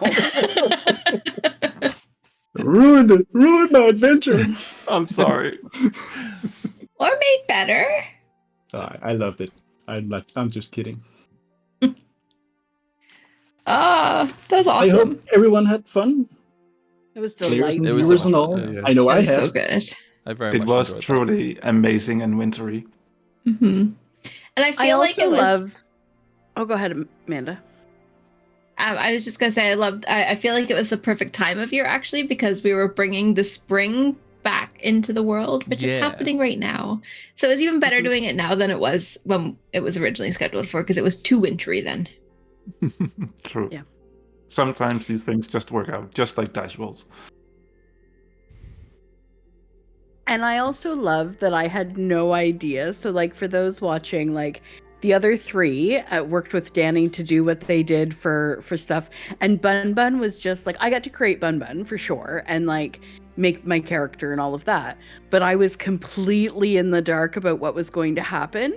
And they did all of their planning, like, so neither Bun-Bun nor Gem had any idea what was happening. And it was, like, magical for me. Both as like a player, but also because I often GM, it was just so magical to like wander into a world and discover it live. It really was lovely, like beautiful for me. I really, really appreciated it. I'm glad I took that choice Yay. because I thought it would be more fun that way. It was amazing. It was so good. And it was really nice to see Gemma like react to that as well. Mhm. It was a lot of fun. It was great. It was so good. Thank you so much, Danny. Yeah, for thank putting you. it Thank you guys. You made It it was fun. amazing. Before we complete the end, Gemma, do you want to quickly plug your thing once more, or how do you feel about Yeah, that? sure. Just it was in chat once already, but I'm part of a crowdfunder TTRPG right now called Solo Martial Blues. And it's a solo TTRPG based in the 1950s and focusing on martial arts. For those who don't know, I actually was an MMA journalist for 2.5-3 years. And so it's fun that way too. And I don't know if maybe a link. Oh yeah, people have already put it in. Great, thank you. So thanks for that, and would love your support. And also just if you can't pledge any money, just spread it around in your circles. That would be lovely. Thank you. Absolutely. That's all we had for tonight. It is getting very late over here in Denmark, but also in the UK. So I think everyone wants to go to bed. But before we end completely, once again, thank you, Danny. And we'll be back right here in a few weeks on February the 26th, right? That's what we ended on, I think. So yes, we'll be back then with a full-length, well, the first episode of a full-length campaign where we have some brand new characters that we are going to slowly announce and show you all on our social media. They're very amazing. During the next few weeks, and then we'll be here with the very first episode on February 26th. It's going to be amazing. And I guess that's it. We're done. We did it. We did it. Thanks for having me. Crowded Thank you Tavern for is being lovely, and here. I loved Yeah. being in Thank you for 2 joining of us your today. one shots. Mm-hmm. Absolutely. We're very lucky to have your expertise here with us. I was just a fool, but I appreciate you calling it Yes. expertise. Well, is there much difference between foolishness and expertness? In TTRPGs, no. Exactly. Mhm. You see my point. All right, you guys. I definitely need to sleep because I gotta get up at Yeah. 5.5 Yeah. hours from now. No, 'cause go to bed, Danny. Go to bed. Go to bed. Yeah, go to bed. Thank My you all. suggestion would be that we don't look for anyone to raid because we don't want to stick around in No, a raid. we We don't just want end. to Yeah, all I agree. 4 of us or 5 of us like disappear Yeah. immediately after raiding. So I say we just Yeah, end the stream. perfect. Just Yeah. end it. Yep. Yeah, yeah. We I'm do have good an with ending. that. Oh, We do have an ending screen we can put on, I think, right? So Yeah. let's do that, and then Brilliant. we'll see you all later this month. see you later this month. Bye, everyone. Bye, everyone. Bye. Bye. Night. Bye. Thanks for watching. Thank you for being here.